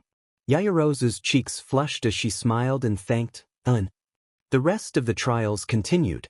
Team J versus Team H ended with Tokoyami's team victorious. Team C versus Team G finished with Yaoyorozu's team winning. Team E versus Team F concluded with Ishido's team taking the win. Katsuki seemed in a daze as All Might began calling the next two teams. Uraraka and Ida moved to stand in the crowd. The narrator congratulated Ida and Uraraka. Ida thanked the narrator and Uraraka returned her thanks. All Might announced that the next teams would be Team B and Team I. The narrator looked over at Shoto and gave him a confident smirk, telling him that they would not go easy on him. Shoto responded that the narrator had better not, a small, almost unnoticeable smile on his face. They were then led back to the exit of the battlegrounds while All Might blew his whistle. All Might announced that it was a wrap and praised everyone for stepping up, noting that there had been no major injuries except for Midoriya and congratulating them on an excellent first day of training. Azui commented that it was nice to hear encouraging words after their homeroom class since Mr. Aizawa had been a bit of a buzzkill. The narrator muttered that Aizawa had only been trying to be honest. Jiro teased that the narrator said that because Aizawa was their favorite hero, which made the narrator flush and sink inward. The narrator mentally swore that they were going to deal with Izuku. All Might declared that he was happy to bring such positivity and said he would go check on Midoriya before making a dramatic exit, running off and creating a large gust of wind. Kaminari smiled and said that was what a hero looked like. Ojiro sighed that he would never be able to run that fast. The narrator told him that he did not have to, because everyone had their own strengths. Mineta gasped, covering his mouth. The class began talking as they walked back. The narrator kept an eye on Shoto and Katsuki while others continued conversations. Thoughts drifted to Izuku, proving to himself that he could win against Katsuki would be important, and Katsuki finally seeing Izuku as strong and intelligent would also be good. The narrator's goal was to improve their relationship, not to make them best friends, which seemed unlikely, but to have them stand and respect each other on an even playing field, neither below nor above the other. That balance was the trick. Izuku Midoriya walked back from Recovery Girl's room and examined his injuries. His right arm was in a cast and his left arm was wrapped. He thought that he had missed all his afternoon classes and imagined Mr. Aizawa scolding him with his scarf while Wyan would be worried. He opened the classroom door and was immediately met by a spiky red-haired boy. Eijiro Kirishima greeted him warmly and told him it was good to see him back from recovery. Kirishima, surrounded by other students, commented on how fired up Midoriya had looked during the match. A black-haired student praised him for holding his own against Bakugo. Mina Ishido cheered that his dodging had been awesome, and a pink-skinned girl Ishido expressed excitement over his performance. The blonde student Yuga Aoyama began to speak, interrupted by others who complimented Midoriya's movement. Tsu Azui introduced herself and asked to be called Tsu as she appeared from behind Ishido. The taller boy Sato added his introduction, and Hanta Siro said hello as well. Minoru Mineta announced his name enthusiastically. Midoriya felt his cheeks warm at the unexpected compliments. No one but Wyan had ever complimented him like this. Kirishima explained that they had been going over training results while he was in recovery. The class became noisy as students talked over each other. Tenya Ida lectured Tokoyami about manners. The purple-haired boy told someone to chill, and a boy with a tail observed that Midoriya was carrying a lot of tension. Ida, as always, insisted on proper respect for desks and remembered the example of their upperclassmen. The second classroom door opened and Achiko Uraraka entered with a blonde boy carrying books. Uraraka rushed over, concerned about why Wyan had not healed his injuries. Midoriya answered that it had to do with the stamina he was using, trying to sound light despite his nerves. He scanned the room and noticed both Kachan's desk and Wyan's desk were empty. Uraraka explained that they had tried to stop someone from leaving but he had refused to listen and had taken Helen along with him. The blonde student said that the girl had been impressive in her trial and that Midoriya had just missed them.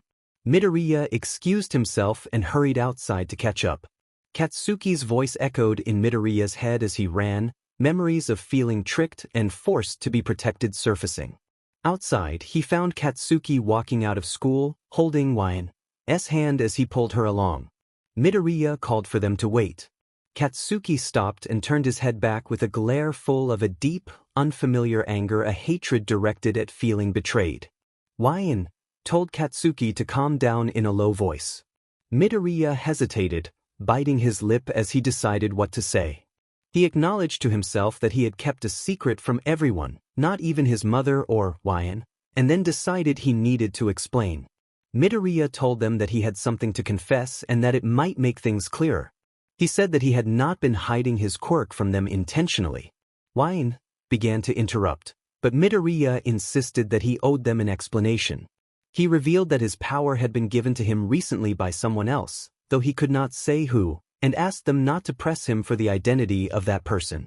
Katsuki listened with disbelief. Wyan looked surprised but did not show judgment. Relieved by Wyan's reaction, Midoriya described how strange it felt, as if it were something out of a comic book brought to life. He admitted that he did not yet have full control over the power and was still learning to make it his own. He explained that this uncertainty was why he had feared using it in the exercise, but in the end it had been the only chance he had. He promised that he would keep training until he had full control over the borrowed quirk and that one day he would beat Katsuki with his own strength. Katsuki responded angrily, refusing to accept the idea of borrowed power and accusing Midoriya of making a fool of him during the training exercise. He demanded whether Midoriya had come to rub in his victory. Katsuki admitted that watching the other student and Wyan had shown him he could not beat them in a head-to-head fight and berated himself for the mistakes in his attack. His voice carried frustration and resolve as he declared that Midoriya should enjoy the win but warned that he would not get another. Katsuki vowed to become the #1 hero, speaking through tears and determination. Midoriya met Katsuki's challenging stare for a moment before Katsuki turned away and pulled Wyan with him. Katsuki called back that Midoriya would never beat him again and told him not to try. The next day Katsuki did not come to pick Wyan up at home. Wyan supposed he needed time to cool off after losing to Izuku the day before. Dealing with all the drama felt draining. Izuku called Wyan's name as he ran toward them, and Wyan asked Izuku if he was ready to go. Izuku began to bring up yesterday, but Wyan waved it off and smiled, telling him not to worry about it. Izuku nodded in understanding. They walked to school while discussing what the day might hold.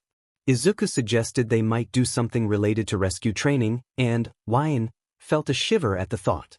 Wyan wondered when Shigaraki might attack and whether it would happen so early in the school year. Izuku asked if Wyan was all right, and Wyan reassured him that they were fine. When they arrived at UA, crowds of reporters and cameramen filled the grounds. Reporters immediately swarmed them, and before long, Wyan found themselves pulled away from Izuku. A reporter asked if Wyan was All Might student and wanted to know what it was like to be so close to him. Wyan refused to comment. Another reporter asked how All Might had been teaching, and Wyan again declined to comment. After several more attempts to get through the press, Wyan grew annoyed and thought they understood why Mr. Aizawa disliked the media. A reporter then asked if Wyan had been one of the students affected by the sludge villain attack. Wyan mentally compared the reporters to vultures. A hand settled on Wyan's shoulder, and they looked up to see Mr. Aizawa. A female reporter turned her attention to Mr. Aizawa, asking him to get All Might and commenting on Wyan's appearance.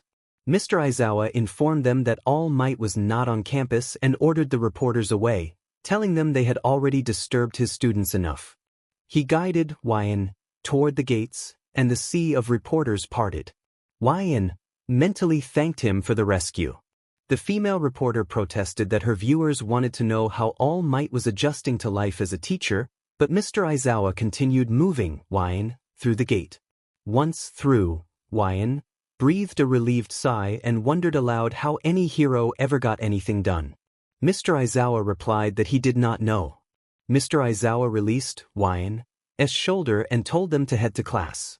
Wyan thanked him for saving them from the reporters and ran toward the classroom. Entering the room, Izuku asked if Wyan was all right, and Wyan explained that the reporters had been relentless.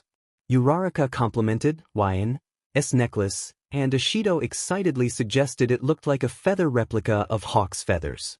Wyan awkwardly clarified that it was not a replica and that Hawks had actually given them a feather when they were 12, since they had been his first known fan. Kirishima reacted with excitement, and Ashido squealed that it was super cool.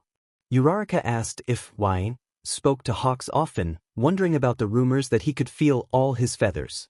Mr. Aizawa called for silence and told everyone to sit.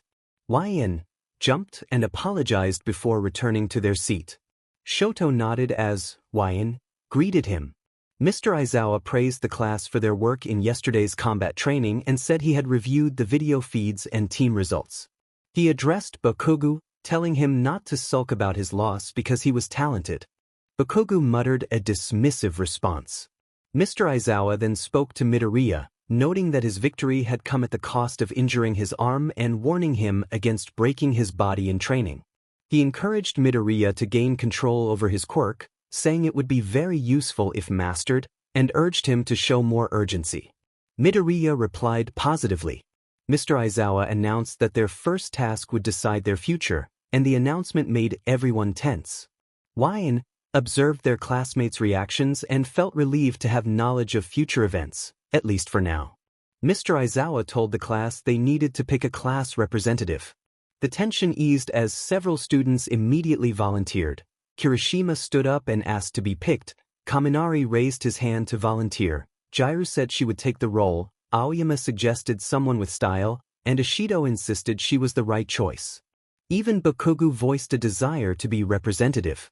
Yaoyorozu asked LN if they wanted to take the position, and Wyan demurred, saying they were not sure they were the right pick and already had enough to deal with. Ida suddenly raised his voice to call for silence and explained that the class representative must lead others and have the trust of every student, so the most logical way to choose was democratically. He proposed holding an election.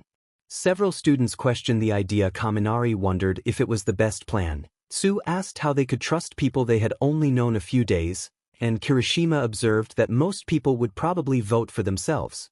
Ida argued that multiple votes for a candidate would show true suitability, and he appealed to Mr. Aizawa for approval.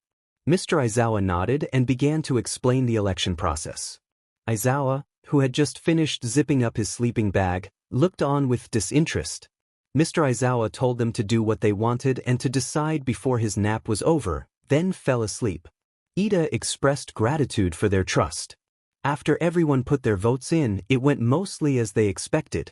Everyone had one vote except for Izuku, Yaoyorozu, and the narrator. Izuku had 3 votes, which the narrator recognized as likely coming from Uraraka, Ida, and Izuku himself. Yaoyorozu had 2 votes, from Shoto and herself.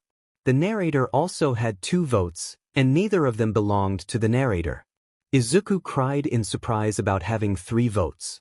Katsuki demanded to know who had voted for him and immediately began arguing with Shiro, who mocked the idea that anyone would vote for Katsuki. The narrator chuckled as the two argued. The narrator looked over to see Ida's face bright and happy. The narrator could almost hear him muttering about how pleased he was to have received a vote, which made the narrator smile. The narrator thought Ida was the most obvious choice, not just because of how things stood in canon. He had been the one to suggest the vote and had brought order to the chaos. He was responsible and cared about the school, and the narrator was surprised he had not received more votes. Katsuki demanded to know whether the narrator had voted for the nerd, drawing attention away. The narrator replied that they had not. Ciro remarked that he had expected the narrator to vote for a childhood friend. The narrator explained that if they had voted based on who they had known the longest, they would have voted for Shoto, but they had chosen someone they thought would be good in the role. Jiro asked who that person had been, but the narrator smiled and refused to say. Yaoyorozu noted that she and the narrator were tied for second place, which meant the deputy role. The narrator suggested that Yaoyorozu take the role, admitting they did not think themselves suited for it. Yaoyorozu asked if the narrator was sure. Kaminari encouraged the narrator, saying this was a chance to prove leadership to the pros and asking why they would not take it. The narrator smiled and said they would prove themselves by showing their strength when the time came, but that they truly would not be good with all the duties of a class representative or deputy, and that they were honored to have gotten 2 votes.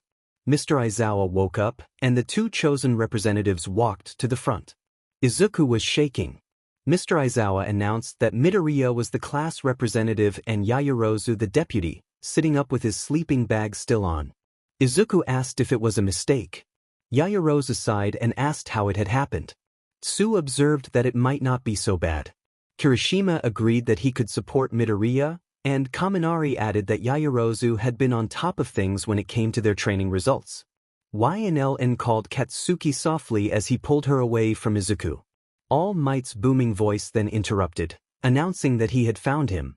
Suddenly All Might was behind Katsuki, holding his shoulders, and he cheered that he had found Katsuki and urged him to go. YNLN could not help but smile, holding back a laugh. All Might sounded like a child who had found something that had been lost, and she thought it was kind of cute. All Might told Katsuki that pride was an important attribute and that, while Katsuki certainly had the abilities to become a pro hero, there was still plenty he had to learn. Katsuki demanded that All Might let go of him immediately. YNLN's smile dropped at Katsuki's serious tone. All Might looked down in confusion while Katsuki glared back. Katsuki told him to save his speeches and declared that he would be more famous than All Might and would do it without his help. All Might hesitated and then let go. Katsuki grabbed YNLN's hand and began pulling her away as well. YNLN reflected that Katsuki was finally taking Izuku seriously and that she had become the referee in a heated match between 2 close friends. Finally, after a couple of classes, lunch arrived. I sat down with Izuku, Uraraka, and Ida. Ojiro and Hagakure joined us unexpectedly. Uraraka complained that the cafeteria was always so crowded. Ida explained that students in the support, management, and hero courses all shared the same space. We began to eat and chat. Uraraka complimented how delicious the rice was. Izuku admitted that he was worried about being class representative and did not feel qualified. Uraraka smiled and insisted he would do fine. Ida encouraged him, saying that courage and quick thinking under stress, along with the strength he had shown, made him a worthy leader and gave one of his reasons for voting for him. Izuku was surprised to learn that Ida had been among those who voted. I told Izuku that I had voted for Ida because he had already shown leadership by organizing the voting system and because everyone respected him. Ida expressed deep thanks loudly enough to make me chuckle. Ojiro added that I had shown leadership too. I asked him to clarify, and Hagakure said she had voted for me because of the skill I displayed during the battle trials. Ojiro agreed that I had made a difference in the result. I insisted I could not have done it without them, and Ojiro countered that I probably could have. Uraraka teased Ida about wanting the rep position badly and pointed out that he looked the part. Ida replied that wanting a role and being suited to it were different, and observing the Ida family's hero agency had taught him that. When Izuku asked what his family did, Ida hesitated and then admitted that being a hero ran in his blood, which made the rest of us curious. Ida explained that the Idas had been pro-heroes for generations. The others reacted with excitement and asked if he meant the turbo hero Ingenium. Izuku launched into praise for Ingenium as a very popular pro with many sidekicks at his Tokyo agency. I thought about another connection from a vigilante manga and kept that to myself. Ida proudly revealed that Ingenium was his elder brother. The table reacted with cheers and disbelief.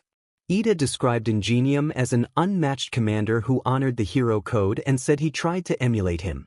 He admitted he felt it might be too soon for him to take a real leadership role, and then complimented Izuku for figuring out what the judges wanted in the practical exam, saying that a representative needed that sort of insight. Everyone at the table looked at Ida in surprise. His genuine smile made him seem even more handsome, and Hagakure encouraged him to smile more. Ida protested that he smiled all the time, but the others found his expression striking. Izuku began to bring the conversation back to the practical exam when suddenly the school alarms blared. We all reacted in shock as a robotic female voice announced a Level 3 security breach. A third year nearby confirmed that Level 3 meant someone had gotten past the school's barriers and that this had not happened in their 3 years there. The robotic voice instructed all students to evacuate the building in an orderly fashion. People began to run. I was quickly swept along as the crowd pushed and shoved. Uraraka complained about the mob, and Ida observed that students had reacted quickly as expected of UA students. Izuku noted, however, that the panic was becoming a problem. I called for help when the crowd surged. Ida shouted for me, and then I felt a tug at my neck. A feather, the same one from Hawks, floated and pulled me. I pushed through the students until I found a door, opened it, and let the feather draw me through before closing it behind me. I panted as the feather fell loosely around my neck. I thanked it softly and cupped it in my hands. The feather tickled my palm and made me smile. I reflected that Hawks must still be connected to it somehow and that I was surprised he had remembered. A door opened further down the hall and a hooded figure walked out. I called to the figure and reached toward their shoulder, intending to get their attention, but the moment I touched them I was shoved against the wall and seized roughly by the throat. My blood ran cold at the sight of the figure's unervingly red eyes. It was Shigaraki. I was frozen. Not like I could move if I wanted. He could lower that fifth finger in seconds and kill me. Even so, I wasn't afraid. It was probably foolish not to be, but when I looked into those blood-red eyes I did not see a monster. I saw the trembling child I had met on a rainy day years ago. Pain, guilt, grief, anxiety. I saw fear too, not fear of himself, but fear of something else. He seemed to recognize me but then lost focus. His grip tightened and my breathing grew difficult.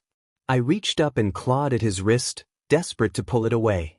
A feather from Hawks floated up, sharpened, and struck Shigaraki's hand, forcing him to release his hold on my throat. I fell to my knees and tried to catch my breath. He snatched the feather and used his quirk to break it down until it turned gray and crumbled into dust. The thought that this was what happened to people like that made my skin crawl. Shigaraki knelt in front of me and I stayed still. He asked for my name. I did not want to tell him. Giving it would let him look me up later and find information about my parents. He could learn about their quirks and assume things about mine. Healing quirks were rare and dangerous to reveal.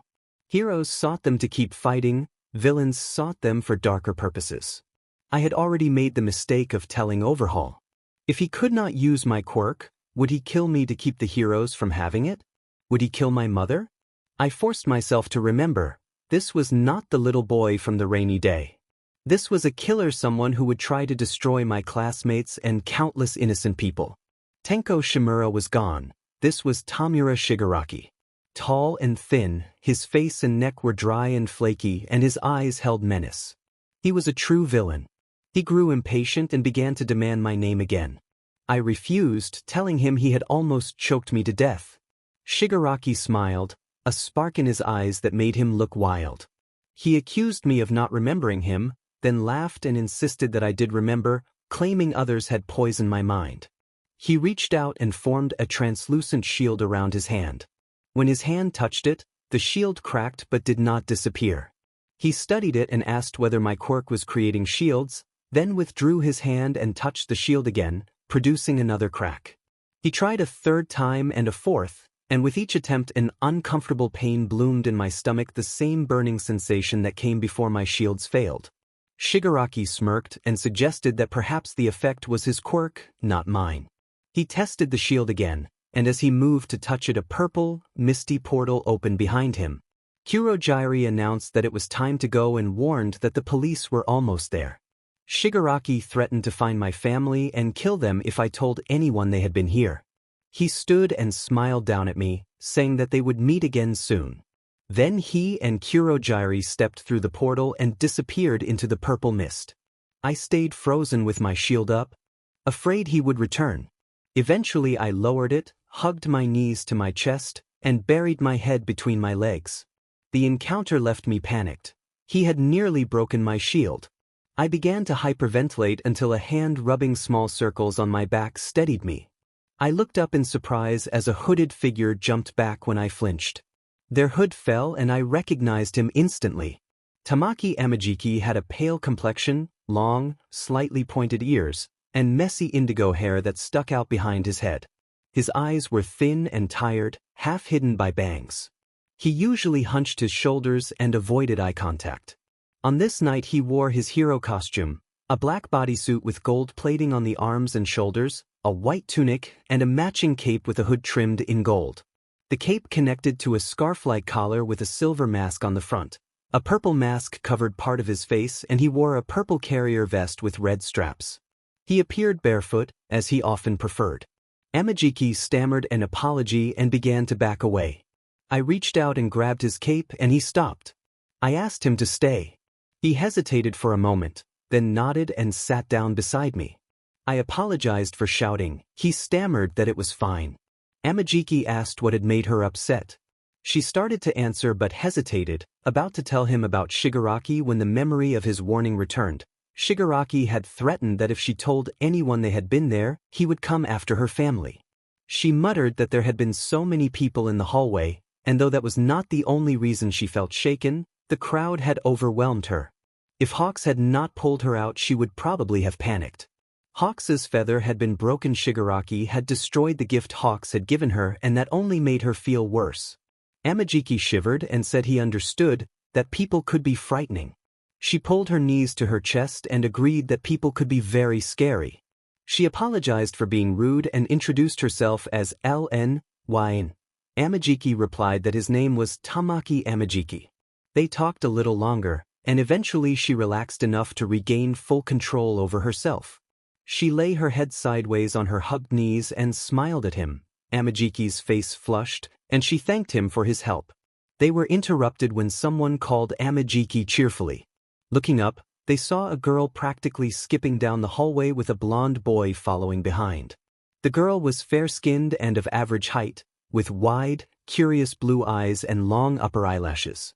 Her periwinkle hair reached to her knees and twisted around itself at the waist. She wore a waistcoat instead of the usual UA blazer. The girl was Nijire Hado.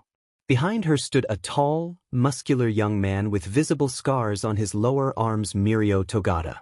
Nijire crouched beside Amajiki and poked his cheek, rattling off rapid questions about work study, whether he had caught any villains, and why he was not in uniform.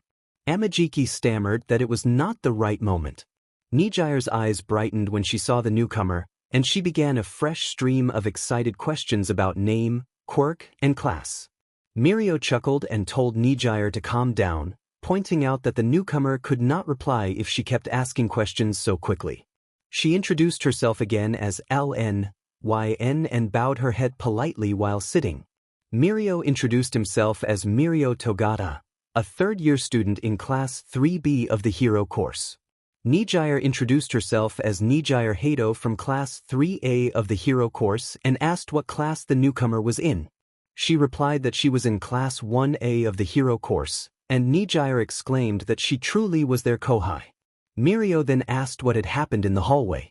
She explained that the alarms had gone off, the press had somehow gotten past the gate, and many people had panicked. She had managed to get into that hallway to escape the crowd.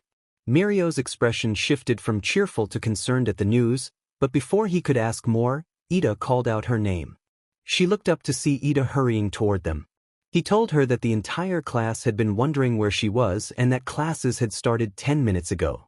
She panicked that Mr. Aizawa would be angry and quickly stood to apologize to the upperclassmen before jogging to meet Ida. As they walked back to class, she kept apologizing for making him come get her. Ida said it was all right and that they had only been worried, thinking she might have been hurt. She admitted she was shaken but okay. Ida asked about Hawks's feather. She said she was not sure where it had gone and guessed it must have been lost in the chaos, then asked if anything had happened while she had been gone. Ida smiled and said that Midoriya had given him the class presidency. She told him she had known he would be a good representative and congratulated him. He promised not to let the class down, and she told him to take it easy. Back in class, many classmates came over to ask if she was all right, and she assured them she was. Mr. Aizawa gave her a brief lecture but, seeing how shaken everyone had been by the chaos, let her off lightly. Classes continued, but she could not focus. Tomorrow was the attack on the training grounds, and she was determined not to fail this time. As the next day arrived, Ellen spent the whole morning planning what to do depending on where Kurogiri would send them. All Might would not arrive for a while, and everyone managed to handle the villains on their own. Only 13 and Mr. Aizawa were badly injured. 13 would recover, but Mr. Aizawa's eyes were severely affected, so helping him had to be the priority. Ellen was so busy thinking that class drifted by unnoticed. When Mr. Aizawa entered, Shoto nudged Ellen to get their attention. Mr. Aizawa announced that today's training would be different. There would be 3 instructors: himself, All Might, and another faculty member who would be keeping tabs on the class. Shiro asked what kind of training that would be. Mr. Aizawa held out a white card labeled Rescue and explained that they would be dealing with natural disasters, shipwrecks, and similar scenarios. Kaminari noted that disasters sounded like a big workout, and Ishido agreed enthusiastically. Kirishima remarked that this was real hero work, and Tsu said she looked forward to showing her water skills, adding a small frog-like sound in her manner. Mr. Aizawa warned that he was not finished speaking, and the classroom quieted immediately. Told them that what they wore for the exercise was up to them, but cautioned that the costumes could limit abilities since they were not yet accustomed to them. He added that the training would take place at an off-campus facility and that they would be taking a bus there. With that, he dismissed them to get ready. Ellen grabbed their hero costume, changed quickly, and waited on a bench. Shoto sat nearby and offered to let them know when the bus arrived. Ellen smiled at the reassurance and admitted they were a bit too excited. Mr. Aizawa then called over and asked, quietly and not in front of everyone, what had happened to the mark on their neck, which looked like someone had choked them. Before Ellen could answer, a loud whistle interrupted. Ida ordered the class to gather and form 2 neat lines by student numbers so they could load the bus efficiently. Mr. Aizawa sighed and nodded for Ellen to get on the bus. On board, Ida complained that the bus's open layout had ruined his boarding strategy. The class filed in and sat wherever the layout allowed. Katsuki was nudged into a seat next to Ellen by others, and Jiro ended up sitting by Shoto. Ellen worried privately about where they would be placed in the exercise and hoped to stay near the top so they could get to Mr. Aizawa quickly if needed. Kirishima pointed out the seating arrangement that included Todoroki, Bakugo, and Ellen. Tsu commented that Bakugo's temper would keep him from being very popular. Kaminari joked about knowing someone's personality, and Bakugo responded with loud threats and angry outbursts that quickly escalated the banter.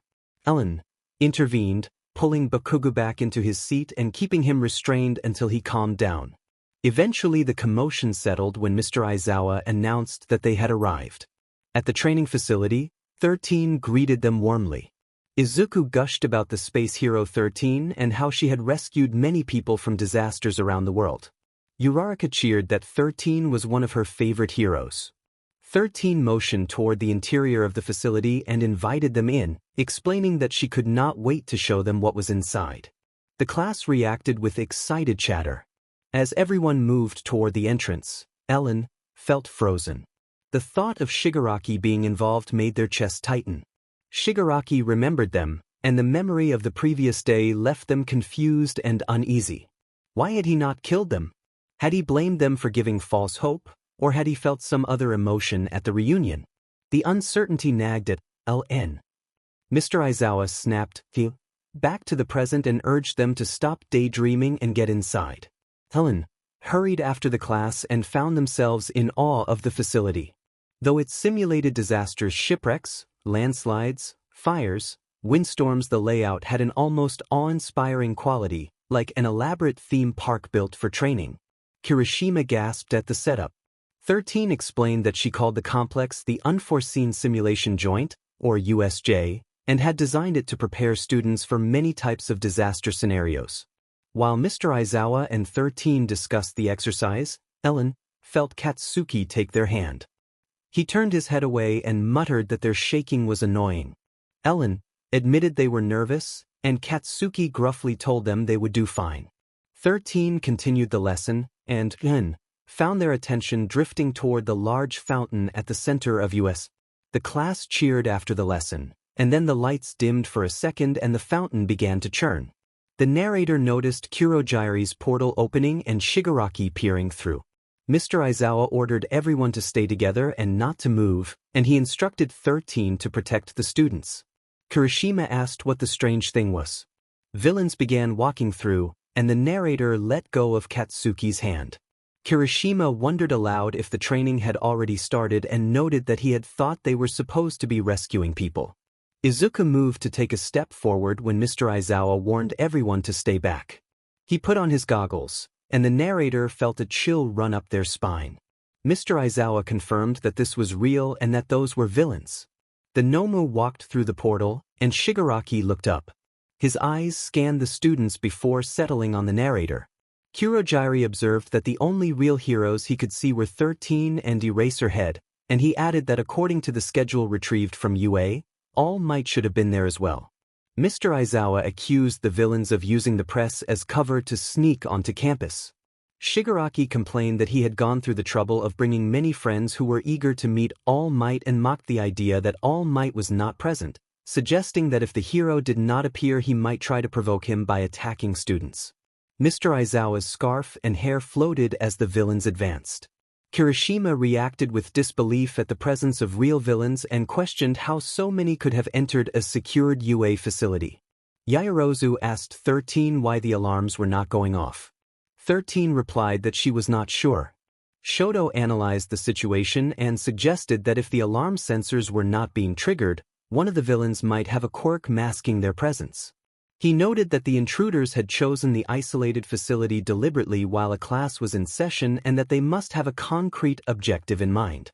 Mr. Aizawa told 13 to get the students out and alert the main campus, and he warned that if the villains could block sensors they might also be jamming regular communications. He ordered Kaminari to try using his quirk to contact the school. Kaminari acknowledged the order. Izuku cautioned that Kaminari could not fight them alone and pointed out that his quirk was better suited to stealth and one-on-one encounters, not a group assault. Mr. Aizawa countered that a pro could not rely on a single trick and entrusted the situation to 13. Mr. Aizawa jumped down the stairs and quickly neutralized 3 villains before preparing to engage more on his own. Izuku muttered that he had underestimated him. Ida insisted that this was no time for analysis and urged everyone to move. Izuku glanced at the narrator, grabbed their hand, and reassured them that Mr. Aizawa would be all right. They ran toward the exit when Kurogiri appeared in front of them. Kurogiri introduced the League of Villains and said they had invited themselves into this haven of justice to make their presence known. He remarked that this seemed like a fitting place for All Might and suggested that although All Might had been expected, plans could change. Regardless, Kurogiri implied he still had a role to play. Before 13 could use her quirk, Katsuki and Kirishima moved in to attack. Kirishima declared that they would not stand by and let the villains tear the place apart. When the smoke from Katsuki's blast cleared, Kurogiri remained standing. Kurogiri warned the students to be careful or someone might get hurt. 13 ordered 2 students to get out of the way. Kurogiri threatened to scatter them across the facility to meet his comrades and to meet their end. Kurogiri covered the group with his quirk, and the narrator suddenly felt the floor vanish beneath them. They fell through the portal and found themselves descending through the air. The narrator quickly created a platform under their feet to slow their fall and landed on the ground, eyes scanning the area until they recognized the fountain. The narrator realized they were in the center of the USJ. A presence approached from behind. The narrator ducked as a hand swung overhead and then tripped the attacker with a sweeping leg, but another villain rushed in. The narrator flipped backward and found their back against someone else's back. They looked over and saw Mr. Aizawa at their side, which made their objective easier and brought a surge of resolve at fighting alongside their capable teacher. Mr. Aizawa called the narrator by name. Before any villain could take advantage of the distraction, The narrator created a protective bubble around them. The villains attacked, but their blows did little to the barrier, turning the confrontation into a tense, high-energy clash reminiscent of fast-paced anime action. My doctor explained that every time my light barrier was struck by a strong blow it tended to become stronger in the next fight, but that repeated breaks in the shield caused damage to the body and could be fatal if they happened frequently in a short PRD. From their observations, the bubble shield was permeable to air but impermeable to everything else, and that was all they could safely determine without extensive testing. After that, I trained with Katsuki and Shoto, focusing on strengthening my shields and bubbles for future attacks. It had already proven useful. I explained that the portal villain had separated everyone and that I was pretty sure people were scattered throughout USJ. A sudden discomfort in my abdomen made my face scrunch. A large crack ran across my shield and a villain reloaded a cannon-shaped arm. Mr. Aizawa's eyes snapped to us and the man's quirk stopped working. Mr. Aizawa ordered us to stay close. I felt a brief warmth at his concern but pushed myself to focus. Fighting the minor villains was surprisingly straightforward, though not easy because there were many of them. I formed a whip of light to restrain enemies while Mr. Aizawa rendered them unconscious. He knocked out another villain as Shigaraki ran toward us. Mr. Aizawa muttered that this was the final boss and rushed forward before I could stop him. I shot my whip and wrapped it around his waist, pulling him back. Mr. Aizawa exclaimed in surprise at being restrained. I warned him to make sure Shigaraki did not touch him. Shigaraki kept advancing. I used my hold on Mr. Aizawa to send him farther away and created a shield between myself and Shigaraki. Mr. Aizawa called my name. Shigaraki observed that he recognized my name from the files, identified me as Wine, LN, daughter of Dr. LN, the famous hero doctor, and noted that I had a mix of my parents' quirks, light manipulation and healing. A chill ran through me when his eyes met mine and he smiled in a way that set my teeth on edge. He kept battering my shield until I dropped it briefly before it could break. I kicked Shigaraki away and then felt Mr. Aizawa's scarf wrap around my waist as he pulled me behind him. Shigaraki taunted that Mr. Aizawa's quirk was not suited for long, drawn-out fights against large groups and that he was better at stealth and surprise than head-to-head combat, but that he had still jumped into the fray to protect his students. As Mr. Aizawa focused on Shigaraki, I moved to his side and blocked an attack from a villain with metal claws. When that villain moved to strike again, I wrapped my light whip around him and pulled him into the path of another attacker with a ball and chain weapon. Mr. Aizawa knocked out that second villain while I roundhouse kicked the third. Shigaraki taunted that I was still standing and added that he was not the final boss. Then I noticed a huge figure looming behind us. The Nomu had moved so fast I had not even seen him approach. I created a barrier as he reached forward. When his hand struck it I realized how massive he was, about a foot taller than me and far more muscular. His fist reared back for an attack and fear surged through me. My body acted before I could think. I kicked Mr. Aizawa away from the Nomu and from myself. For a moment I registered in disbelief that I had just kicked him. Life seriously SED right then. A sharp blow from the Nomu shattered my barrier. Time seemed to slow as I fell and hit the ground. My vision blurred and pain flared through me in a way that felt far worse than when Katsuki had broken my shield. I struggled to stay conscious and to keep my mind focused on the fight. Aizawa accused LN, Wine, of throwing him and then proceeded to pull and push Wine throughout the battle. Wine replied that they would kick him instead. As soon as Wine hit the ground, time seemed to slip back to normal. She clutched her stomach, which still burned with pain, but staying down did not last long. A hand yanked her head up by the hair and her body followed. She reached up toward the hand and turned her eyes to see Nomu looming over her. Nomu lifted her until she was face to face with his misshapen features. His breath was foul and heavy. Shigaraki then ordered Nomu to bring her over. The Nomu thundered forward but stopped a few feet from Shigaraki and looked down. Wrapped around Nomu's right leg was Aizawa's scarf. Aizawa demanded that Nomu let go of his student, glaring fiercely. His hair floated with the motion of his power, his grip on the scarf was tight, and his expression was a deep, unyielding scowl. Wine reacted quickly, unleashing a blinding flash of light straight into Nomu's eyes to force him to release her. Nomu cried out and clapped his hands too. His face, and Wayan, tumbled to the ground, struggling back to her feet when a hand closed around her throat. Shigaraki held her there and murmured at her, amusement in his voice. Aizawa stepped forward, but Shigaraki tightened his hold and threatened to reduce her to nothing if anyone moved. Aizawa stopped, wary of Shigaraki's unknown ability, and Wayan was forced to follow as he took a step back. Shigaraki ordered Nomu to take care of the pest. Wayan protested, then used her quirk to trap Nomu in a barrier. Nomu began fighting the barrier until Shigaraki called him off. Wayan told herself she only needed to buy time. Ida should be nearly there, and Kirishima, Katsuki, and Shoto would arrive soon as well. She had to stall. Shigaraki tried to speak to her by name, and Wayan snapped back, asking who had given him the right. Shigaraki, resting his head against her shoulder, ranted about how irritating she had become and how she had been meant to be on his side once. She let him ramble while searching for a way out, noting that a flash like the one she had used on Nomu would be useless with his hand over his own face and that any sudden move could trigger a worse response. Her eyes found Izuku by the water, and she spotted Tsu and Mineta with him. She mouthed for Izuku to stay where he was. At that moment Kurogiri appeared beside Shigaraki. Kurogiri addressed Shigaraki, and Shigaraki asked if Kurogiri had managed to deal with 13. Kurogiri reported that the rescue hero was out of commission but that some students could not be dispersed and one had escaped the facility. Wayan realized the escaped student was Ida and felt a rush of relief. Shigaraki tensed, scolding Kurogiri and reminding him of his importance as their warp gate, but then he stiffened at the thought of dozens of professionals arriving to stop them. He announced they should retreat and loosened his grip on Wayan, allowing her to breathe again. Shigaraki ordered Nomu to smash the shield holding them back.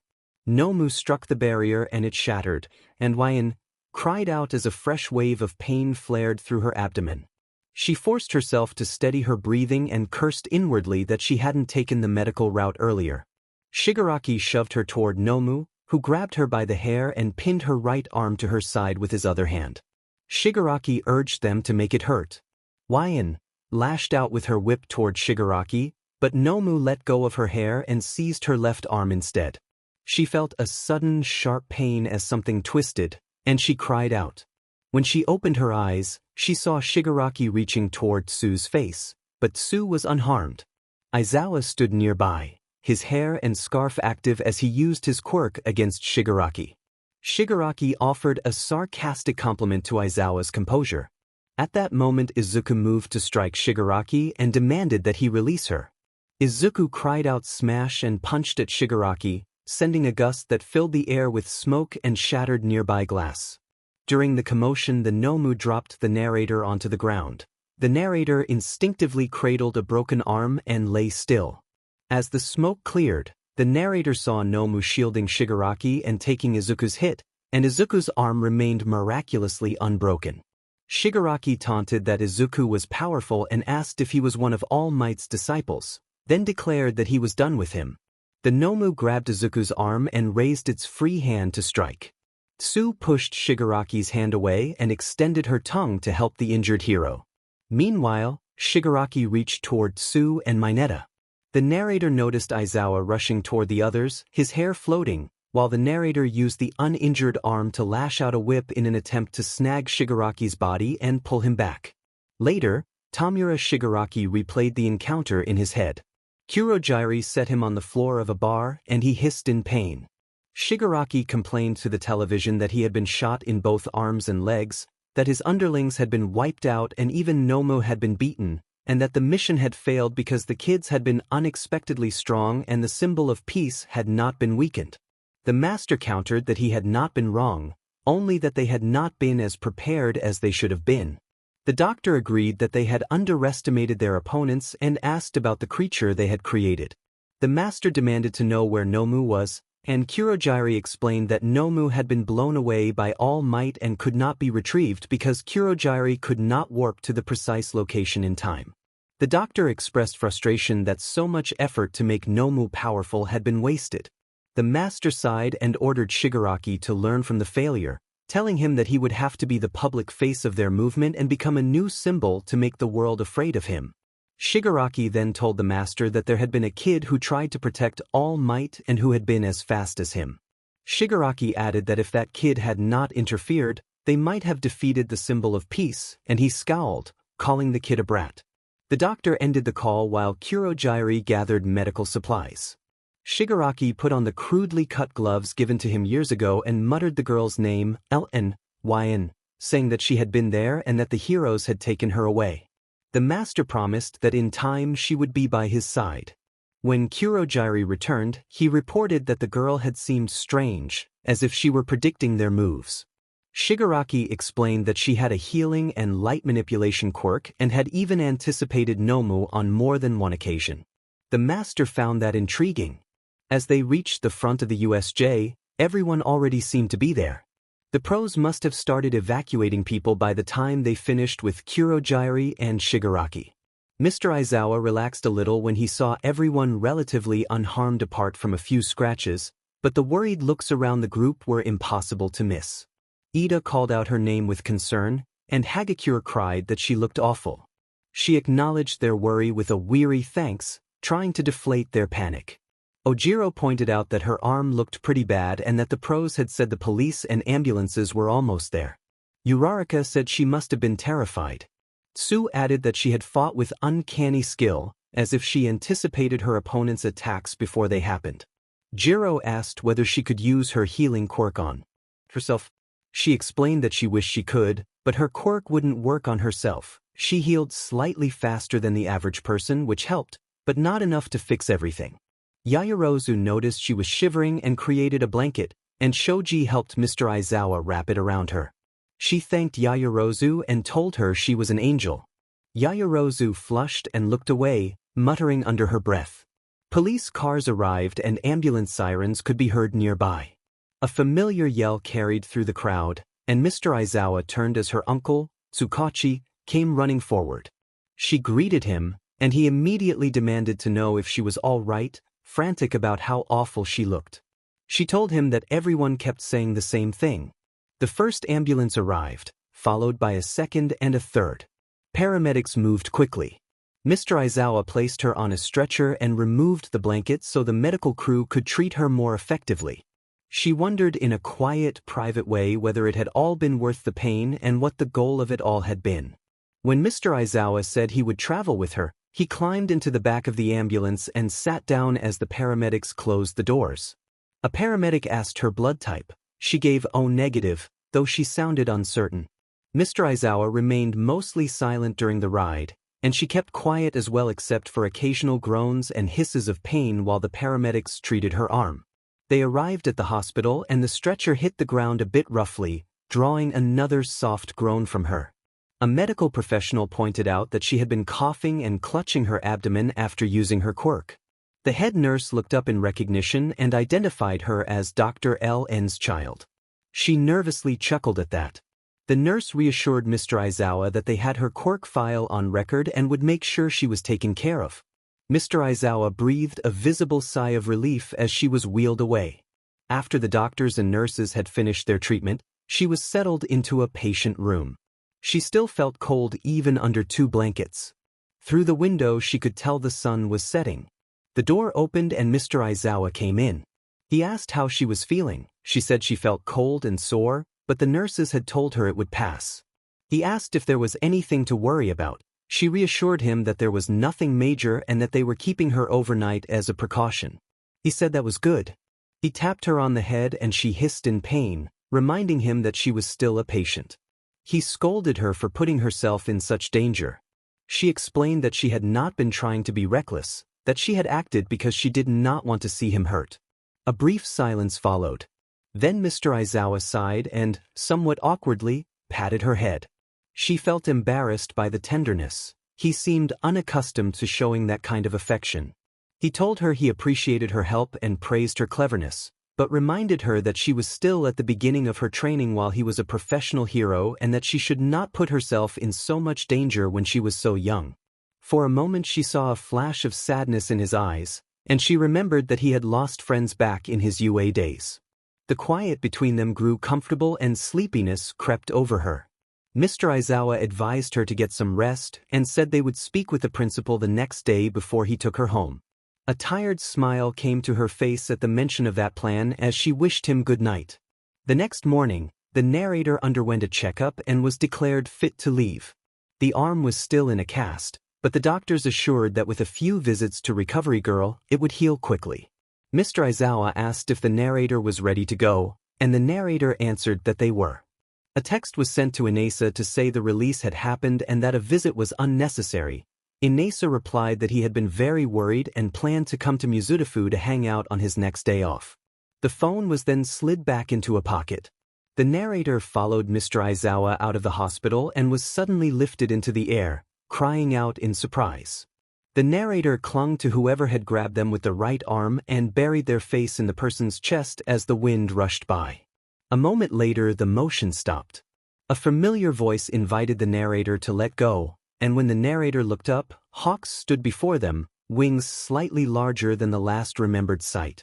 The narrator loosened their hold and Hawks set them down gently. Annoyed, the narrator tapped Hawks' shoulder repeatedly, and Hawks immediately apologized between surprised exclamations, insisting he was sorry and that it was enough. The narrator scolded Hawks for acting without warning and pointed out that Mr. Aizawa must be worried. Hawks explained that he had only wanted to check on the narrator. Surprised that Hawks still remembered, the narrator mentioned that fact, and Hawks replied that of course he remembered. The narrator had been his first little fan and always kept one of his feathers, stroking it when nervous, which Hawks had found endearing. The narrator felt a flush of embarrassment, and Hawks teased playfully before letting go and adopting a more serious expression. Hawks asked about what had happened 2 days earlier, mentioning that his feather had turned to dust after the narrator's attack and observing that the narrator's arm was in a cast. His eyes narrowed and his features grew serious. The narrator asked how much Hawks knew about the events of the previous day, and Hawks admitted that he had flown off without warning. He explained that he had been on a mission the day the narrator was attacked but had flown back as soon as he could, unable even to warn his own agency. The narrator scolded him for leaving like that and Hawks pressed again to know what had happened. Before the narrator could answer, Hawks was suddenly ensnared by a familiar scarf, and his wings were pinned.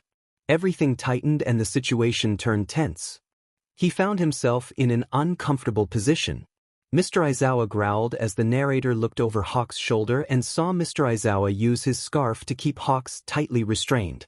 Mr. Aizawa's eyes glowed with intense anger and his hair floated around him in a terrifying, charged way.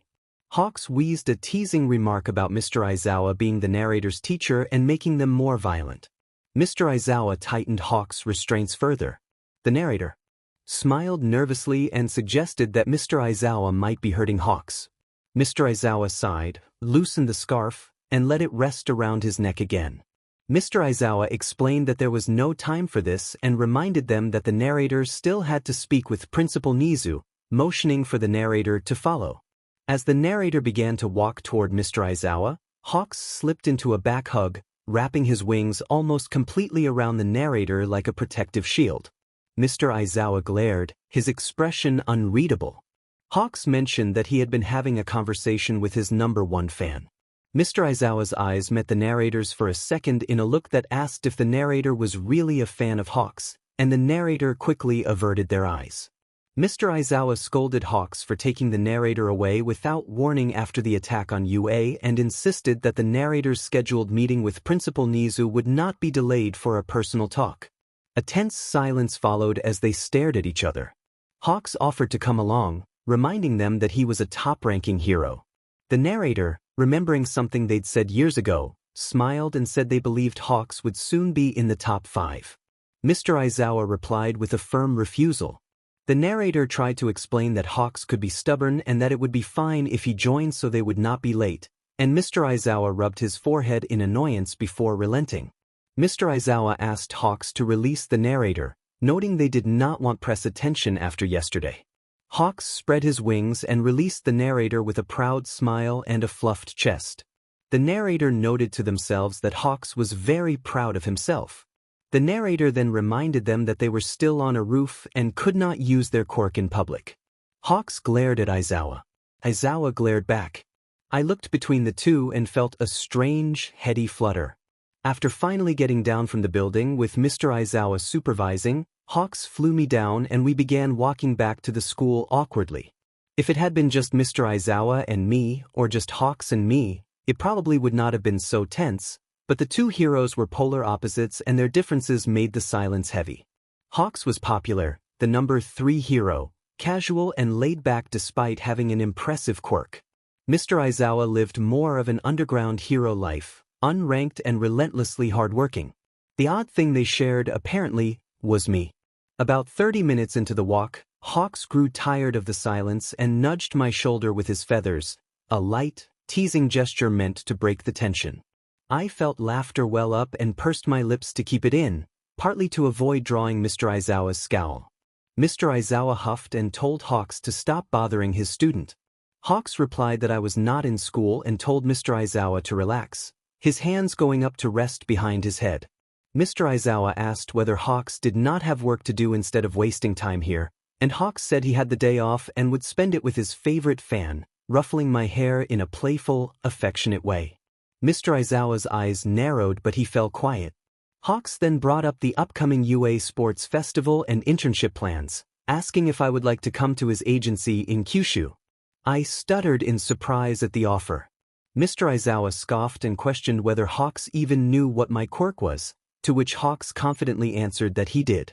Their back and forth turned into veiled insults and petty arguments, and I felt awkward standing between the two adults. It was funny to think that I, 15, seemed the most mature of the three.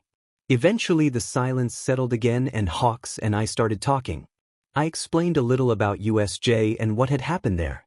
When we reached the school gate, already repaired, we walked through the mostly empty grounds and toward the hallway where the principal's office was located. My nerves picked up, my heart raced at the thought of seeing Principal Nizu. Mr. Aizawa knocked on the door and Principal Nizu called for us to enter.